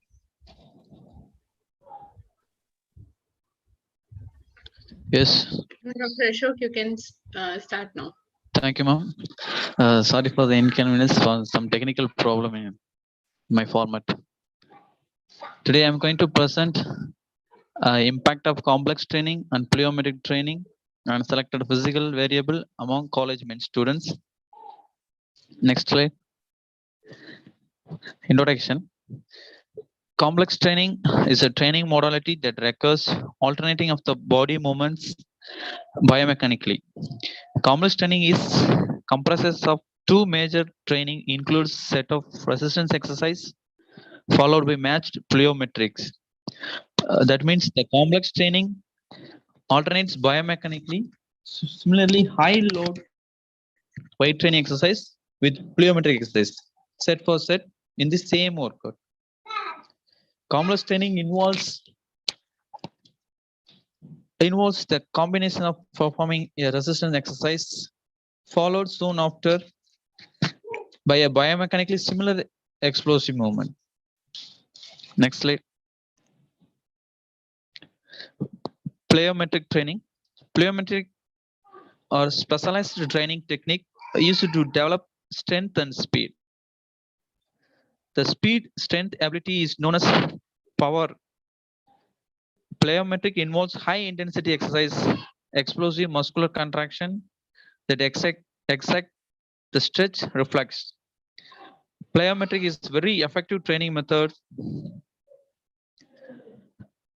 It helps the body to reach maximum strength in the smallest amount of time possible.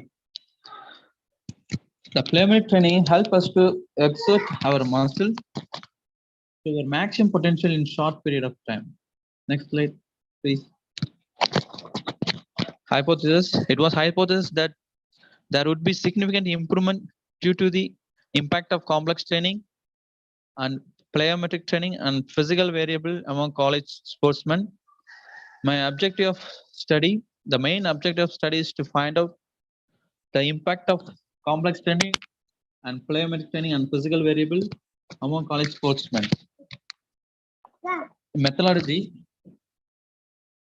To achieve my study, the study 45 men physical education students were selected from BSG, BSR Arts and Science College, Sivasi, Tamil Nadu. This consists of 3 equal groups. Each group of 15 students.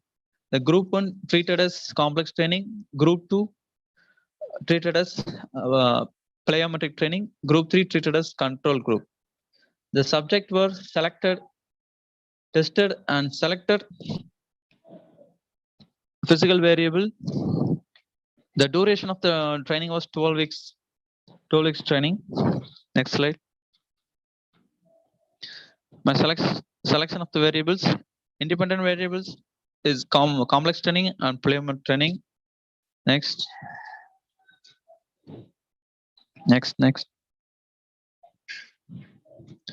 A dependent variable, in the physical variable, I have chosen speed.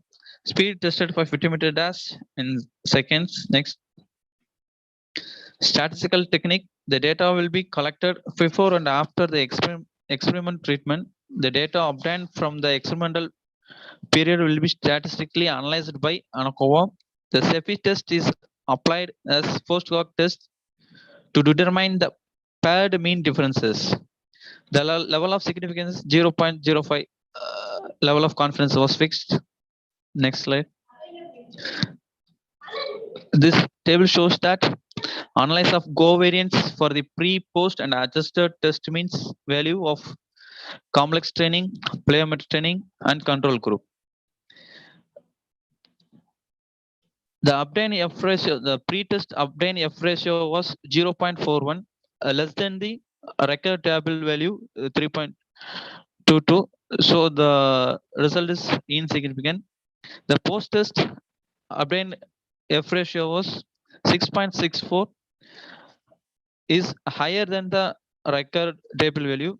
So the result was significant. The adjusted post-test F ratio was 7.40, is greater than the record table value of 3.22. Next slide. The CEPI test difference between adjusted post-test paired means difference between complex training and plyometric training. Mean difference is minus 0.17. There is no significant. Difference between complex training and control group 0.53 is greater than the confidence interval. So the result was significant. The mean difference between plyometric training and control group 0.37 is higher than that class interval. So the result was significant. Next slide. Conclusion. From the analysis of data, complex training showed significantly improvement in speed when compared to the plyometric training and control group. Plyometric training groups showed significantly improvement in speed when compared to the control group. Thank you.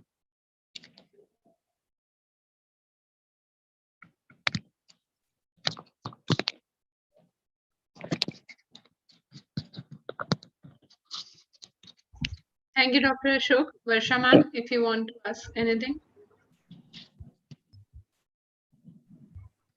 Varsha ma'am, you are on mute.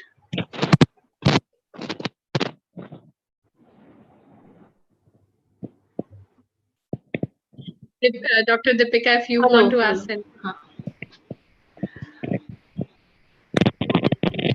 Hello. Yes, ma'am, we can hear you now. Ashok Kumar sir, can you tell me, you showed that you are using ENCOVA. So Yes. which are the covariates you used in your study and why? The You can see the difference between the means among No, three. no. Covariates, which covariates you used? You have to put some covariates. So what are the covariates in your study? I understood the independent variable and the dependent variable, but what are the covariates in your study? Which variables you use as covariates? Analysis of covariance. So that is the analysis, but anyways, thank you, sir. Thank you.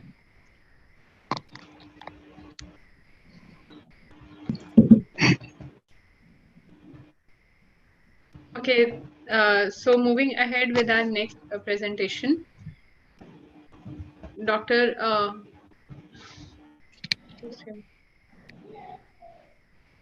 Okay, Dr. MVI Surya Kumari can. Yes, ma'am. Yeah. Are you able to share your screen? Yes, ma'am. Shall I share my presentation? Yes, ma'am. Are you able to see the screen? Yes, ma'am. Okay. Good afternoon to you all. I'm Dr. Surya Kumari from Hyderabad. I'm working as head of the department at G. Narayanam Institute of Technology and Science for Women. It's exclusively Women's Engineering College in Hyderabad. My topic for today's presentation is yoga, a strategic and potential cross-training tool to prevent injury and sustain optimum sports performance. Objectives of my presentation is to throw some light on yoga and how it is different from sports training, and benefits of yoga for athletes and its role in prevention of sports injury and to sustain optimum sports performance for athletes. In general, professional or elite athletes take career in sports as they know how to use they should have the capability to use their bodies very efficiently, and sustained career is all about utmost fit without any injury and giving best performance at the highest level of competitions. In this pursuit of excellence in sports, athletes undergo so many pressures, especially psychological stresses, because they'll get peer pressure to excel always, and also overlayer training component to enhance their performance. They're not changing. They're not changing. Are you able to hear me? Hello? Ma'am, slides are not changing. Ma'am. Are you able to hear me? Ma'am, we can hear you, but slides are not changing. Slides are not changing. Is it okay now? Ma'am, you have to stop sharing once and you have to start sharing. Just a minute. Yes, yes, fine. Is it okay now? You have stopped sharing. You have to share again. Just a minute. Yes, ma'am. We are on. Are you able to see now? Yeah. Okay. Fine, ma'am. Is it okay now? It is okay. Professional or elite athletes make their careers based on their capabilities to use their bodies very efficiently. Staying sustained career in sports means utmost fitness without any injury and giving their best performance at the highest level of competitions always. In this pursuit of excellence in sports, athletes undergo so many pressures like psychological stresses, because they'll get so much pressure from the peers to excel always, and overlaid training component also will be there too, because they want to enhance their performance. They'll tend to overload their trainings, and once the athletes get injured, then it hampers their life very badly. Psychological and physical effects directly and indirectly on the athlete and as well as the team. Suppose once the main player gets injured, the team gets disturbed. So financial burden is also matters for the athletes because they have to get the treatment to overcome their injury, and again they should go back to their competition. So globally, every year, nearly 15 million athletes are reported to have sports injuries and costing more than $1,200 million. Of course, this is data is available from the professional athletes, that too from the developed nations only.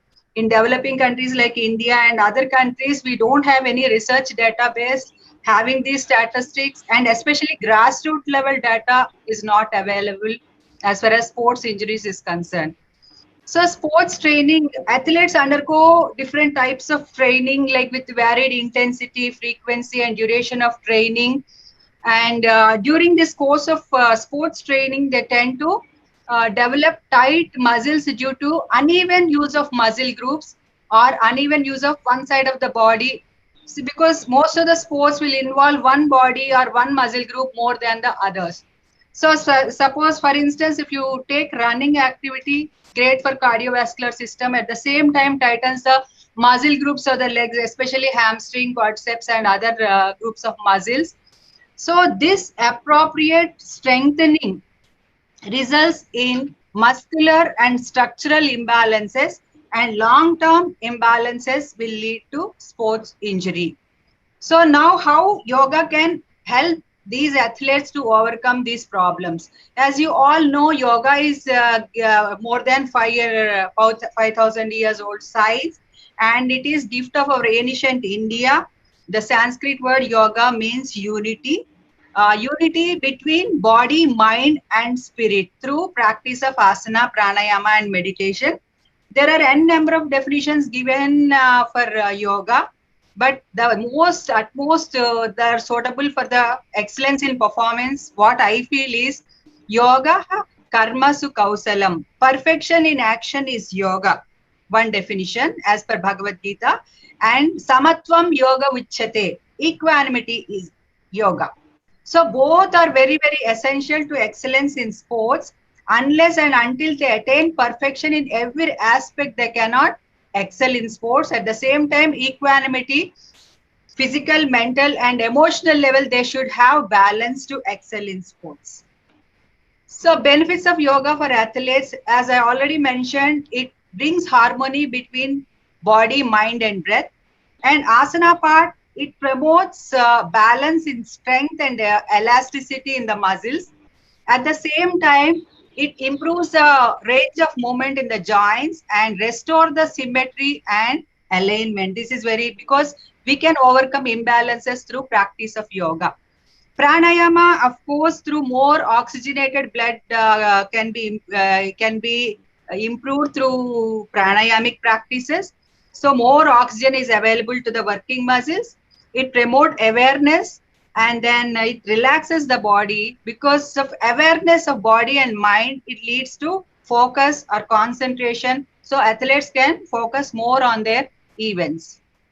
And how yoga is different from other forms of exercise is it generates motion without causing any strain and imbalances in the body, because it activates parasympathetic nervous system, and with minimum effort, maximized effect will athlete can get through the practice of yoga. And yoga normalizes muscle imbalances, because every asana will have a complementary asana. Suppose if we do the asana on right side, again we'll repeat the same on the left. Similarly, forward, backward, like this, supine, prone, they'll have every asana will have a complementary asana. Like that, it brings balance. And then other thing is most of the asanas concentrate on the core strengthening. Lower back and abdominal, the major area, they are root cause of many sports injuries, and yoga concentrate on these areas where athletes can avoid injury. So these are some of the most common sports injuries. Of course, major injuries occur in contact sports like basketball, football, and other contact games. But shoulder injuries, low back pain, then muscle cramps, then muscle pulls, all these problems, so tennis elbow, then hip joint pain, heel pain, all these are the common sports injuries. strains, sprains, and fractures are the most common injuries of the athletes. And how to integrate yoga into the sports. So here you have to bring the balance between stretching and relaxing, strengthening and yielding, and quenching the inner self and performance on the outer body. So these are the things. Every athlete is unique. So every sport is unique.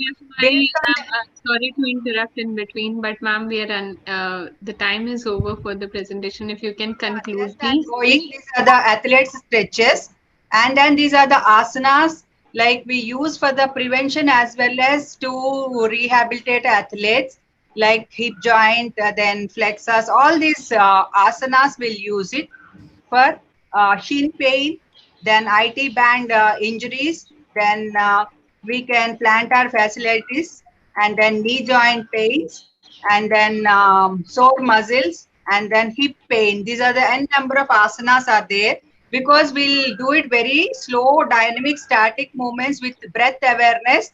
We'll perform it so that healing will be whole body healing.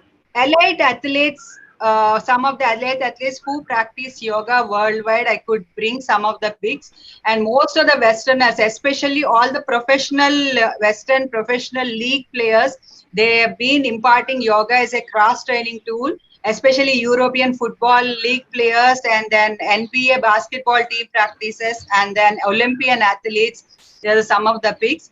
So I would like to conclude that yoga is the best cross training tool to prevent injuries and to sustain optimum sports performance. And Indians are lagging behind the Westerners in exploring yoga as a tool for athletes to prevent injuries and to achieve their desirable goals, and to attain the goals in future. I hope yoga should be taken as a revolution at our sports field from the grassroots level to get the fruits of the yoga to our athletes. Thank you very much. Thank you, Dr. Surya Lakshmi. Varsha ma'am, Deepika ma'am, any questions? Ma'am, can you tell me, is there any limitation or where we have to use yoga with precaution and cautions in the sports athlete players? Of course, because we have to practice yoga with the guidance support only, because overextension should not happen. It depends on the situation of the athlete and type of injury. Accordingly, therapy has to be practiced. Yoga therapy and sports yoga is highly specialized field. Of course, in India, we don't have many experts available at this juncture from the grassroots level to train the athletes in this regard. So we have to work on, we don't have much research database, and we have to go for more and more research studies to get into all those details. Okay.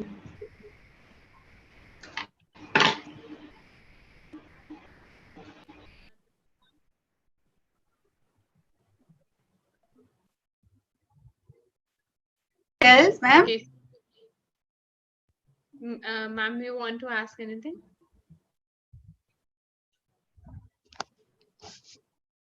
Okay, moving ahead. Thank you very much for the organizers for giving me this great opportunity to share my views on this platform. Thank you so much. Dr. Deepti Ahuja, can I hear you? Please show your presence if you're there. Yes, ma'am. Good evening. I'm here. Evening. Please switch on your video and share your screen. Ma'am, it's saying you cannot start video because the host has stopped it. Shobit sir, Nitish sir, if you can give. Can I share my screen, ma'am? Yes, please try now, Deepti. Yes, ma'am. Ma'am, is it visible? Yes, your screen is visible, your PPT as well. Please go ahead.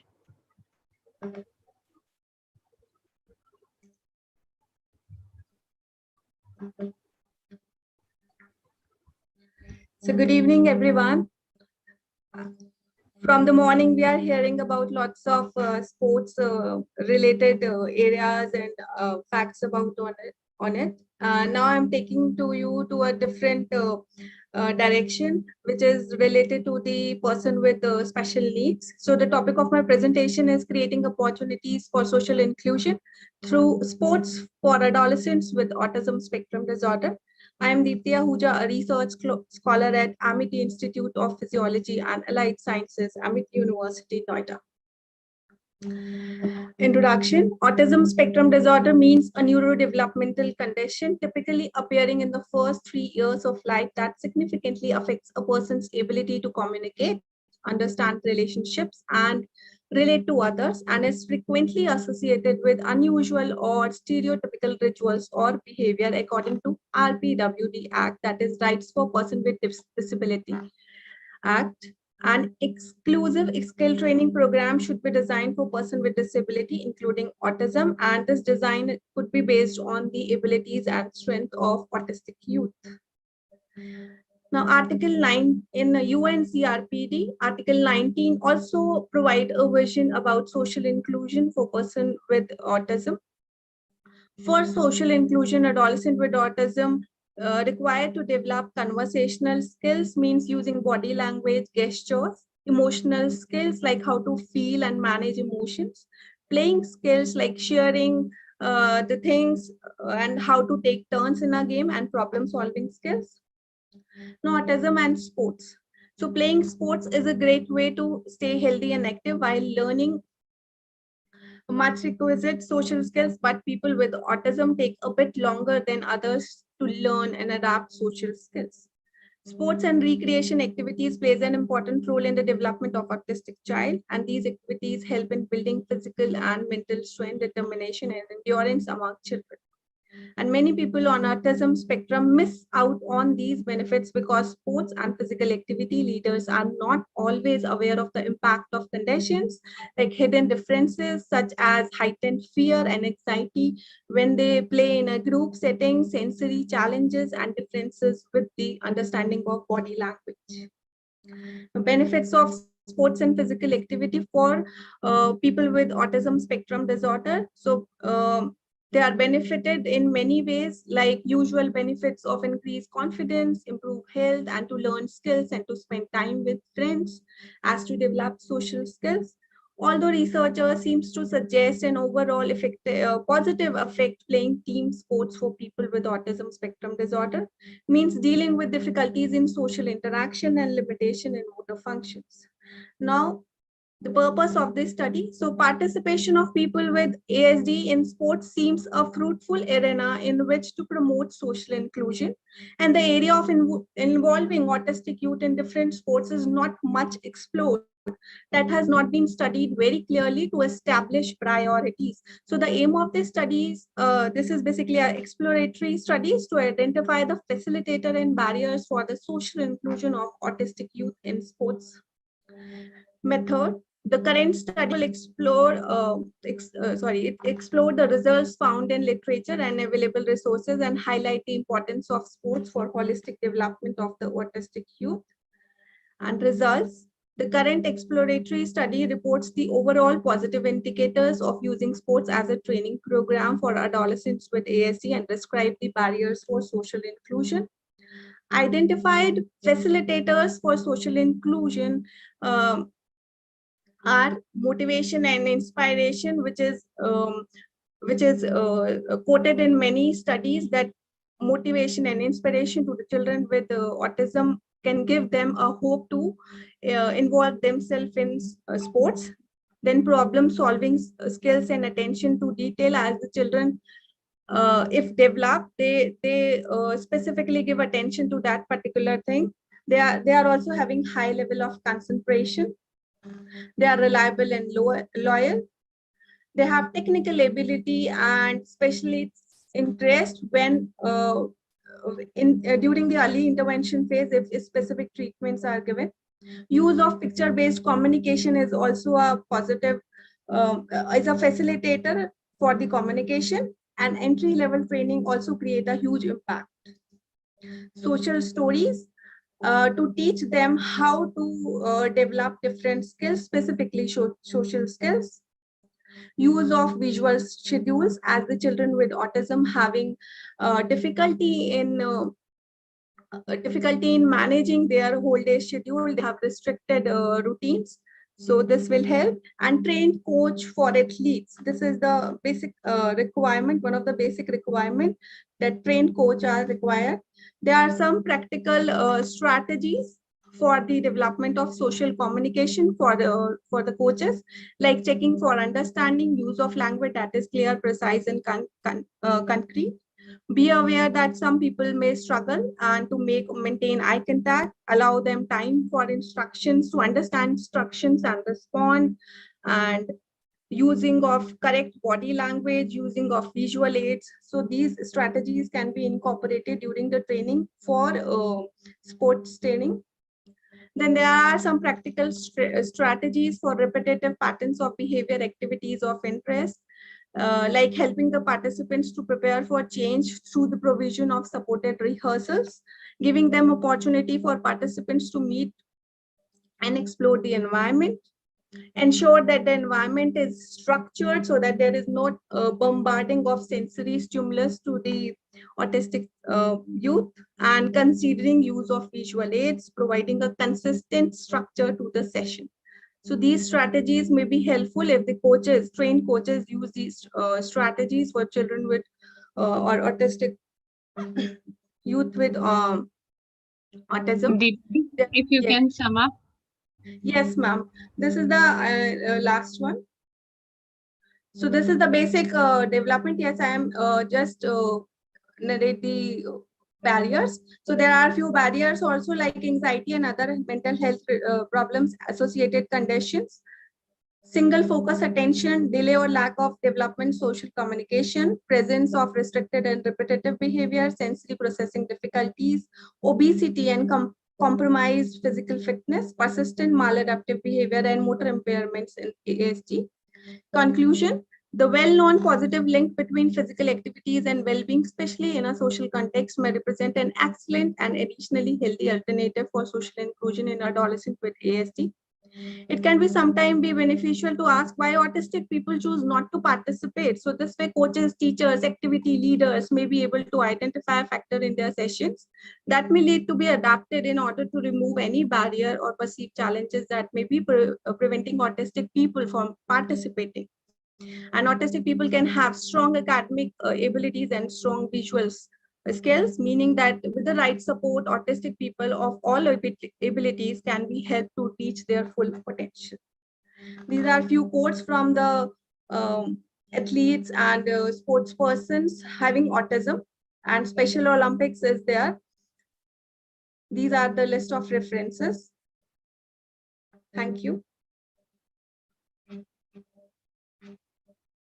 Thank you, Deepti. That was really something different and can be included in sports field.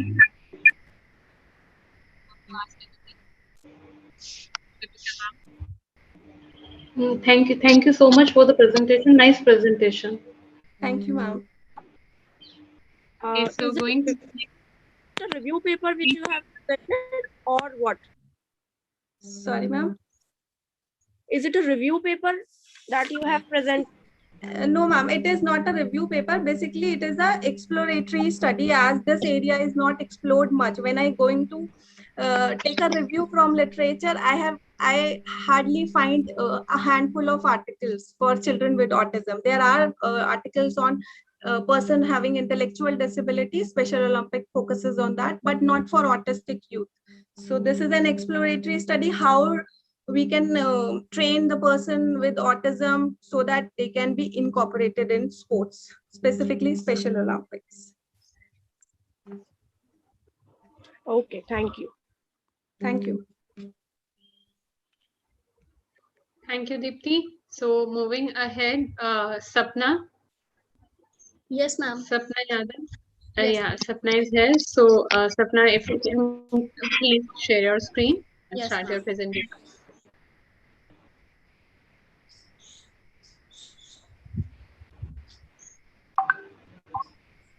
Platform.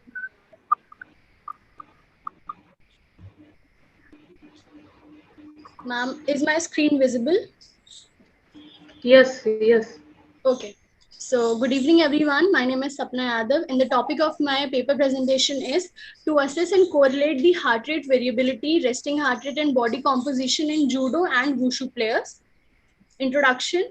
Combat sport is a term used to describe a wide range of competitive sport which mainly involve physical contact or physical combat.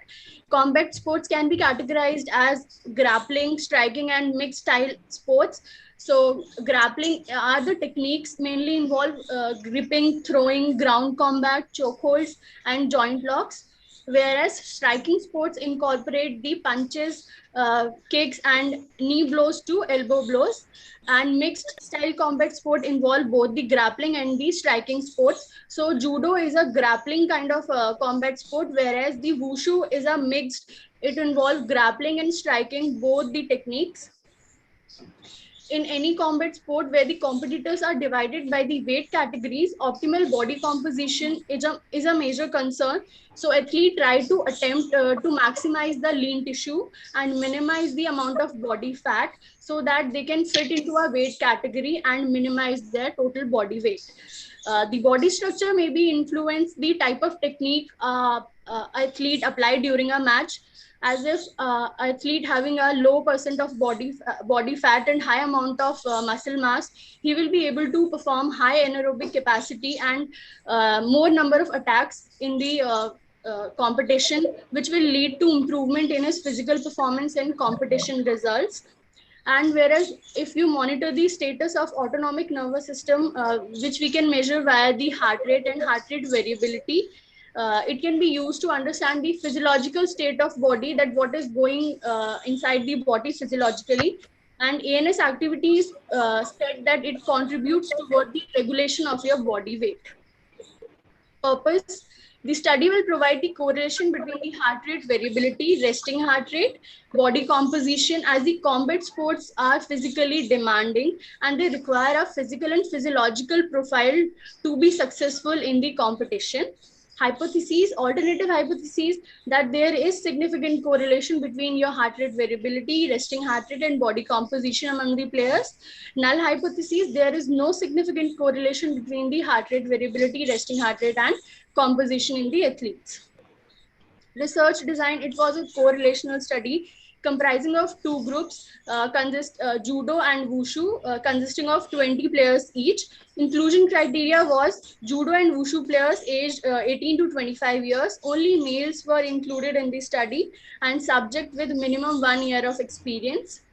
Exclusion criteria: any known medical history involving the history of unstable angina, recent cardiac infarction, uncontrolled hypertension, autonomic dysfunction, diabetes, metabolic syndrome, or subject taking medication that can affect their heart rate, that is your beta blockers or calcium channel blockers, any history of alcohol consumption, smoking, tobacco, or heavy caffeine addict, subjects with respiratory conditions like asthma, COPD, and restrictive lung diseases.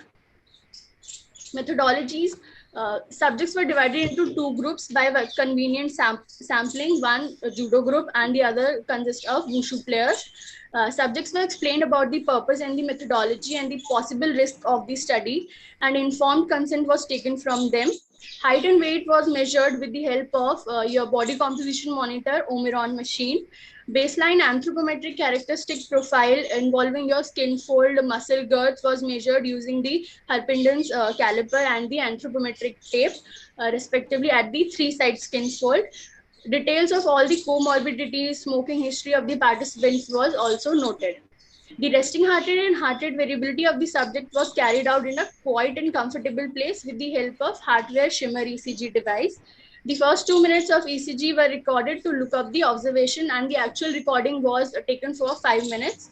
And the subjects were not allowed to eat or drink caffeinated beverages at least 2 hours before the testing, so that the alteration in the heart rate can be avoided. Data analysis. Data was analyzed with the help of SPSS 25. Normality was tested by Shapiro-Wilk test. Correlation between the resting heart rate variability, and body composition was tested by using Pearson correlation coefficient. Result: subjects showed significant negative correlation of resting heart rate and your HF. HF is a marker of your parasympathetic activity. So athletes having a lower resting heart rate showed a high HRV, means they have a good heart rate variability and a dominance of parasympathetic system. And it also showed negative correlation with RMSSD. So it also shows that athletes having a lower resting heart rate tend to have good heart rate variability and parasympathetic dominance. BMI showed a significant positive correlation with the LF and HF ratio. LF and HF ratio indicates your sympathovagal balance, the balance between your sympathetic and parasympathetic system. So as the BMI is more, it is found that there is disturbance between the balance between your sympathetic and parasympathetic system. And can you hear me? Sorry, Sapna, can you hear me? Yes, ma'am. As the timeline is finished, if you can sum up the presentation. Yes, ma'am. Yes, ma'am. Is last first. And the body fat showed positive correlation with the LF-HF ratio. So if the body percentage is high, the ratio is high, and the disturbance between the LF and HF, the sympathetic and parasympathetic, is seen with the high body fat percent. And the high body fat percent also showed that there is overactivity of your sympathetic system. Conclusion: there is significant correlation between the resting heart rate and heart rate variability, body composition in the judo and wushu players, and the heart rate variability can affect your body fat percentage, your body composition. Thank you.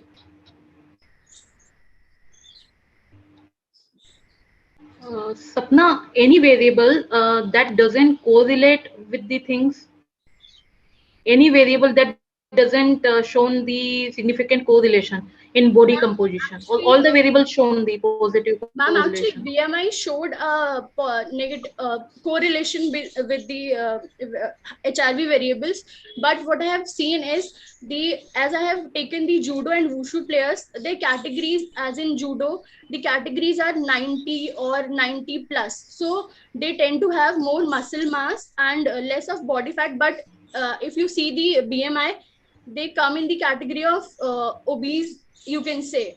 So there is correlation between the BMI and the HRV, but I am not going to consider in the study because you cannot categorize those athletes in those obese category, because BMI do not offer you to differentiate between the fat mass and the muscle mass and the body fat. So BMI showed, but I think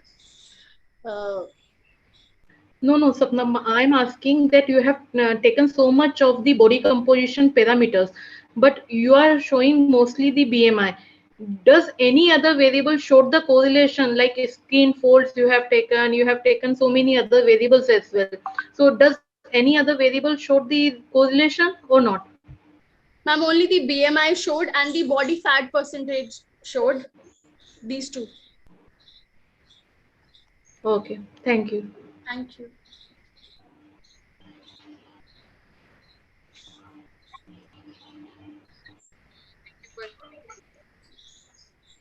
Next, I would like to have Akriti.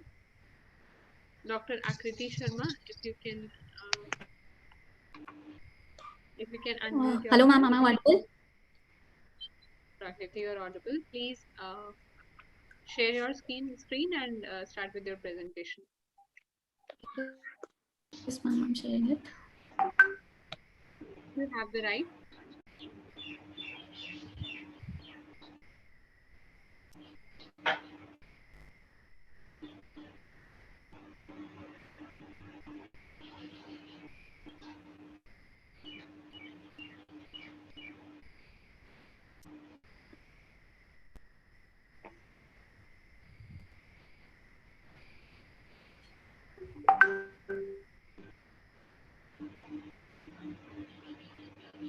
Dr. Akriti?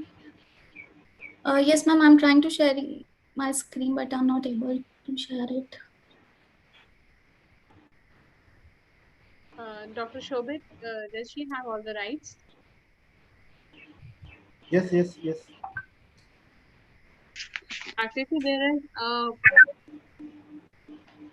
screen in green color.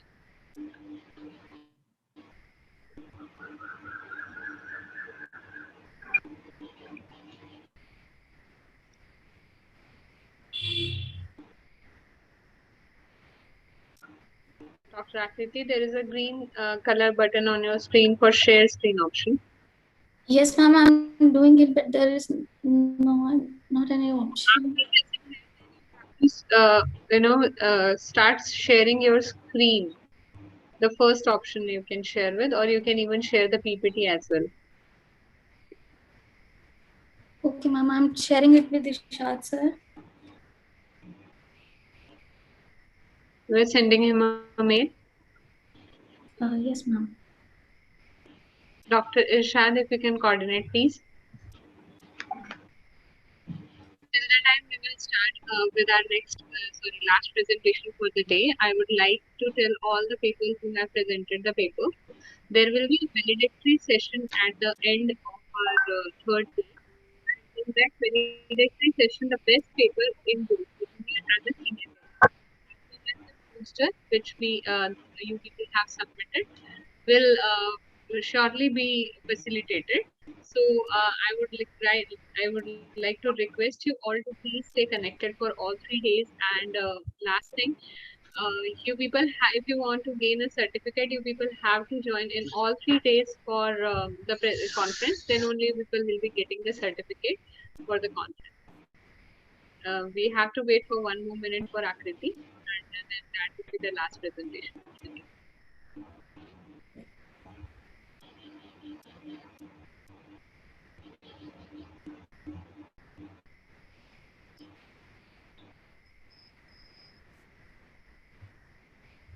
Dr. Irshad, have you got the presentation? No, ma'am, not yet. Dr. Akriti Sharma, have you sent me? Yes, sir, it's uploading.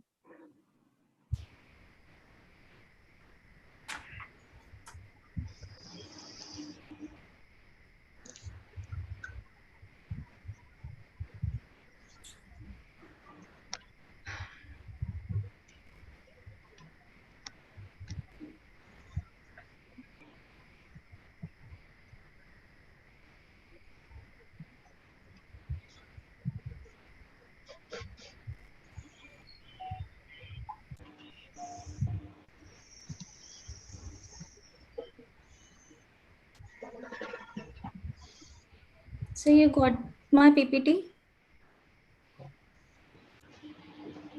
Yes, I received your presentation. Just give me 2 minutes so I can share.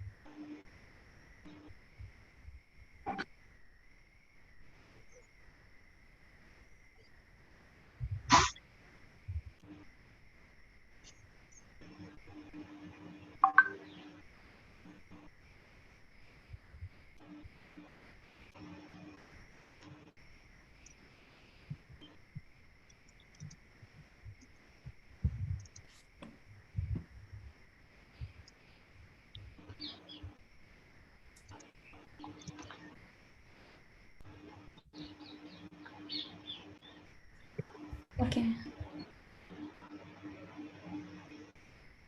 Okay, Dr. Akriti, you can please start now. Okay. Hello, good evening, everybody. My name is Dr. Akriti Sharma, PG scholar and Department of Swasthritta and Yoga. Dr. Akriti, please speak up. Ma'am, am I audible? Yes, you are audible. Okay. Myself, Dr. Akriti Sharma, PG scholar in Department of Swasthritta and Yoga in Bharati Vidyapeeth University. And Today I'm presenting my topic on efficacy of Ayurvedic sciences in the fields of sports under the guidance of Dr. Kirti Bhati, Associate Professor. Please change the slide.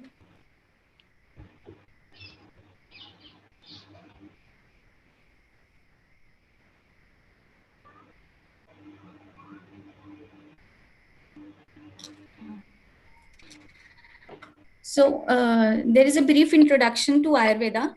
Ayurveda is an ancient medicine system of Indian subcontinent, and it is said to have originated about 5,000 years ago. And Ayurveda has always been a leading systems of medicines, not only cures the illness, but also prevents a person from getting ill by its unique philosophy. There are few physical traits in Ayurveda which plays very important role to understand the individual's body, individual's body type. There are basic doshas, Sattva, Prakriti, Sars, Sehnan, and Vayam Shakti. And as we all know that it's an age-old science, and now it is contributing its efforts in sports medicine also with its indomitable ideologies. Change the slide, please. Yes, sports medicine. Sports medicine is one of those fields that is becoming new focus for the Ayurvedic practitioners by improving the performance of sports person in their specific games with traditional methods. In sports medicine, we not only require curative and rehabilitative measures, but also preventive measures for the better performance of a sports person. And now it is becoming the new focus for Ayurvedic practitioners. Next slide, please. There are various factors leading to injuries. Those are environmental factors like extreme heat, extreme cold, cramps, and dehydration due to heat, and frostbite, hypothermia, etc. due to extreme cold weather. There are few physical injuries like soft tissue injuries, hard tissue injuries, overuse injuries, head and neck injuries. Next, please. Psychological injuries like frustration in sports person, anger, fear, anxiety, depression, and confusions. Next. And some traumatic injuries like fractures, sprains, and strains, cuts, and concussions. Concussions is a traumatic brain injury that affects brain functions. These effects are temporary, but these includes headaches. Next slide, please. There are post-concussion syndromes like headache, sleep problems, fatigue, memory problems, depression or anxiety, sensitivity to light and noise, etc. Next. So what is the solution in Ayurveda for all of these? Next. Yes. Ayurveda teaches us some daily regimes, like at what time a person should get up early in the morning, adequate amount of sleep, various necessary activities has to be done after waking up in the morning, like proper defecation, brushing of teeth, oil pulling. Oil pulling in Ayurveda is termed as Gandush and Kavaldharan. Then comes the diet, the breakfast. Then we have some seasonal regimes. In Ayurveda, it is termed as Ritucharya. Next slide, please. There are 6 types of Ritus mentioned in Ayurveda, that is Shishir, Basant, Grishma, Varsha, Sharad, Hemant. Whenever there is a dosha vitiated in our body due to the season, we need to pacify them to prevent illnesses. As whole Ayurveda is based on this Tridosh theory. Like in Varsha Ritu, we need to pacify Vata dosha. In Basant Ritu, we need to pacify Kapha dosha. In Sharad Ritu, we need to pacify Pitta dosha. So seasonal detox is required. Next slide, please. So seasonal detox is required to balance these 3 doshas, Vata, Pitta, and Kapha. Namely, detox are Vaman, Virechan, Vasti, Rakt Mokshan, and Nasya Karma. Next slide, please. Next, we have Pathya Ahara, means compatible food. So types of food which meets the basic necessity of the body, nature of food, processing of food with compatible combinations, and right time to eat, right place to eat, and quantity of food a person should take according to the constitution of individual's body type. So, and there are some performance intensified drugs in Charak Samhita mentioned, Dashamani, some Brahmaniya drugs, Balyaka drugs, and Vayasthapak drugs are there. Next slide, please. Next, we have a Abhyanga procedure. In modern, it is termed as massage, and in Ayurveda, it is termed as Abhyanga, Snehan and Swedan. Then Sarvang, Swedan and Snehan, and Ekang, Swedan and Snehan. As besides physical health, previous slide, please. Besides our physical strength, mental strength also plays a very important role. And Abhyanga is necessary for the physical and mental health of a person. And by staying alone in a peaceful environment, they feel relaxed. And Shiro Abhyanga, that is head massage, is prescribed to calm the mind and the whole body. This is how proper physical and mental coordination is maintained. There are various marmas in Ayurveda, which we can call vital points in our body. To take care of them is very important because any harm to those marmas can cause serious illnesses. Next slide, please. Yes, next is yogasanas. In Ayurveda, treatment modalities combines with yoga and pranayama. When a person adopts yoga and pranayama in their routine, it really helps them to remain calm, composed, increases concentration, and during off seasons, it helps a sports person to maintain his or her body strength. And a person acquires flexibility, stability with the help of yoga if they practice it in routine. And after having, what I feel is, after having rigorous practice in their sports, yoga and pranayam collectively helps them to handle physical and mental strength at the same time. Next slide, please. Then we have a pranayam, some breathing exercises, which includes inhalation, exhalation, and retention of breath. In Ayurveda, it is termed as inhalation of breath is purak, retention is kumbhak, and exhalation is rechak. Tension that accumulates in person's body and mind is expelled out through every inhalation and exhalation. Next slide, please. Yes. Now I'm conclude my presentation by saying that Ayurveda as a science can be effectively prescribed to meet the required needs in every field of sports. Lifestyle, which inspired from Ayurvedic texts like diet with the maximum nutritional values, is being integrated in sports by various sports associations from the very beginning of the training, and to acquire expected results from the sports person. And yoga and pranayam for the stable, strong physique and their mental psyche is very necessary. Rasayana therapy, that is rejuvenation therapy in Ayurveda, it is for healing and maintaining the body strength.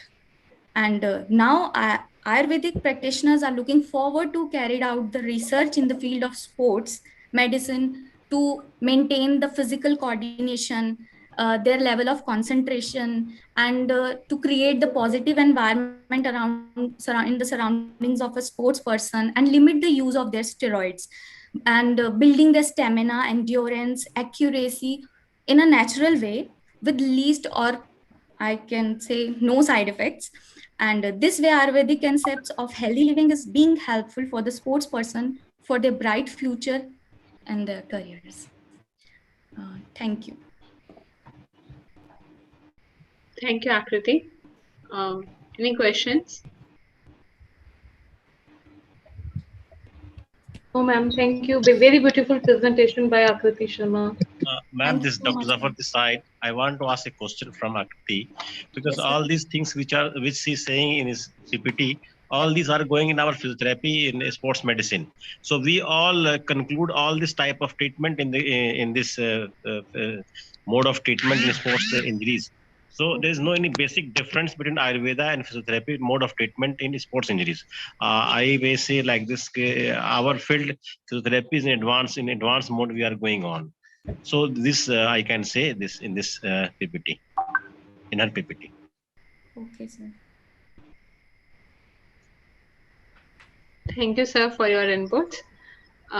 I would like to call Dr. Shobhit Saxena, Head Logistics Team, Recent Advancement on Sports Rehabilitation, our today's conference. So he's the person behind today's IT support, and he is the person because of things goes very smooth. We didn't had any issues related to IT. So sir, if you please switch on your camera, unmute yourself, and give a thanks to our chairperson for the paper presentation. Shobhit sir, we can hear you.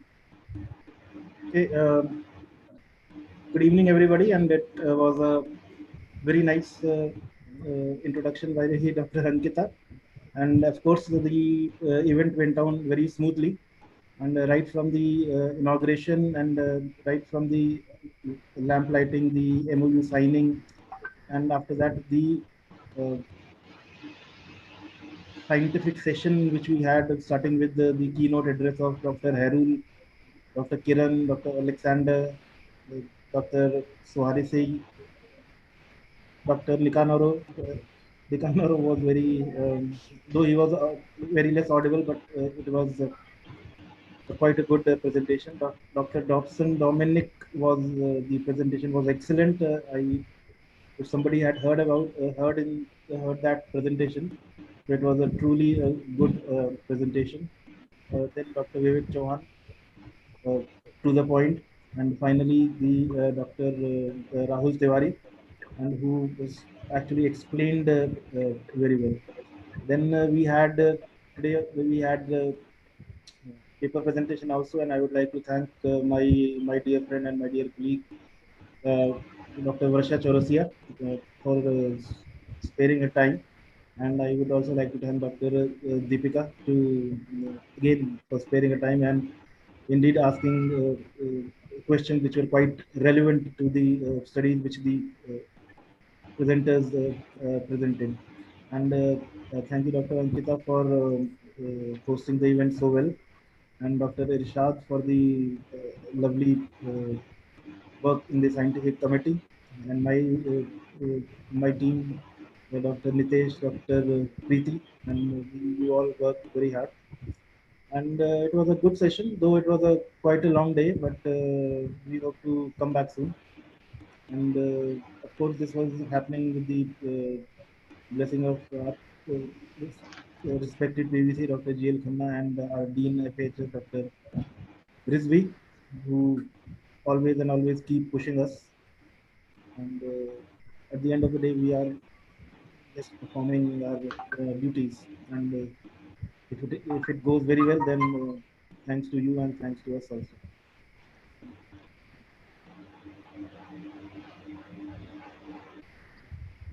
Thank you, Shobhit sir. Thank you.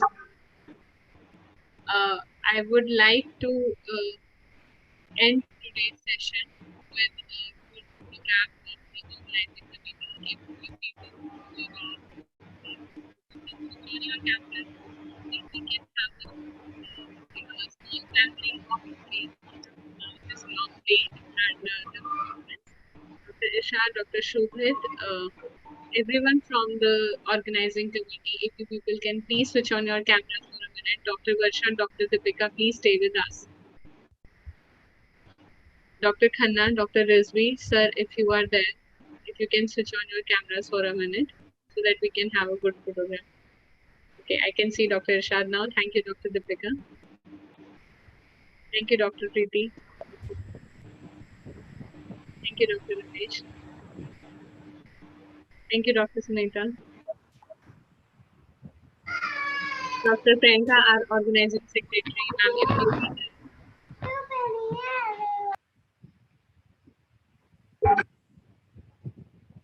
Dr. Pooja Sharma.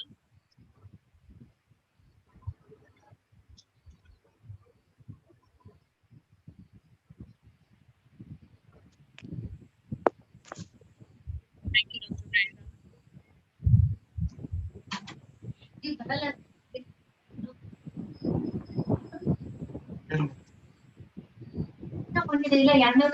Thank you so much already. See you at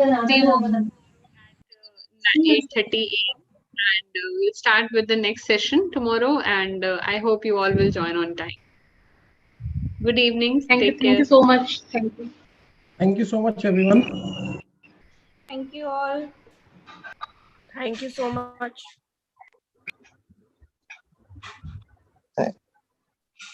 Thank you very much. Thank you, Dr. Ankita. Thank you, Dr. Shobit. Thank you, Dr. Priyanka.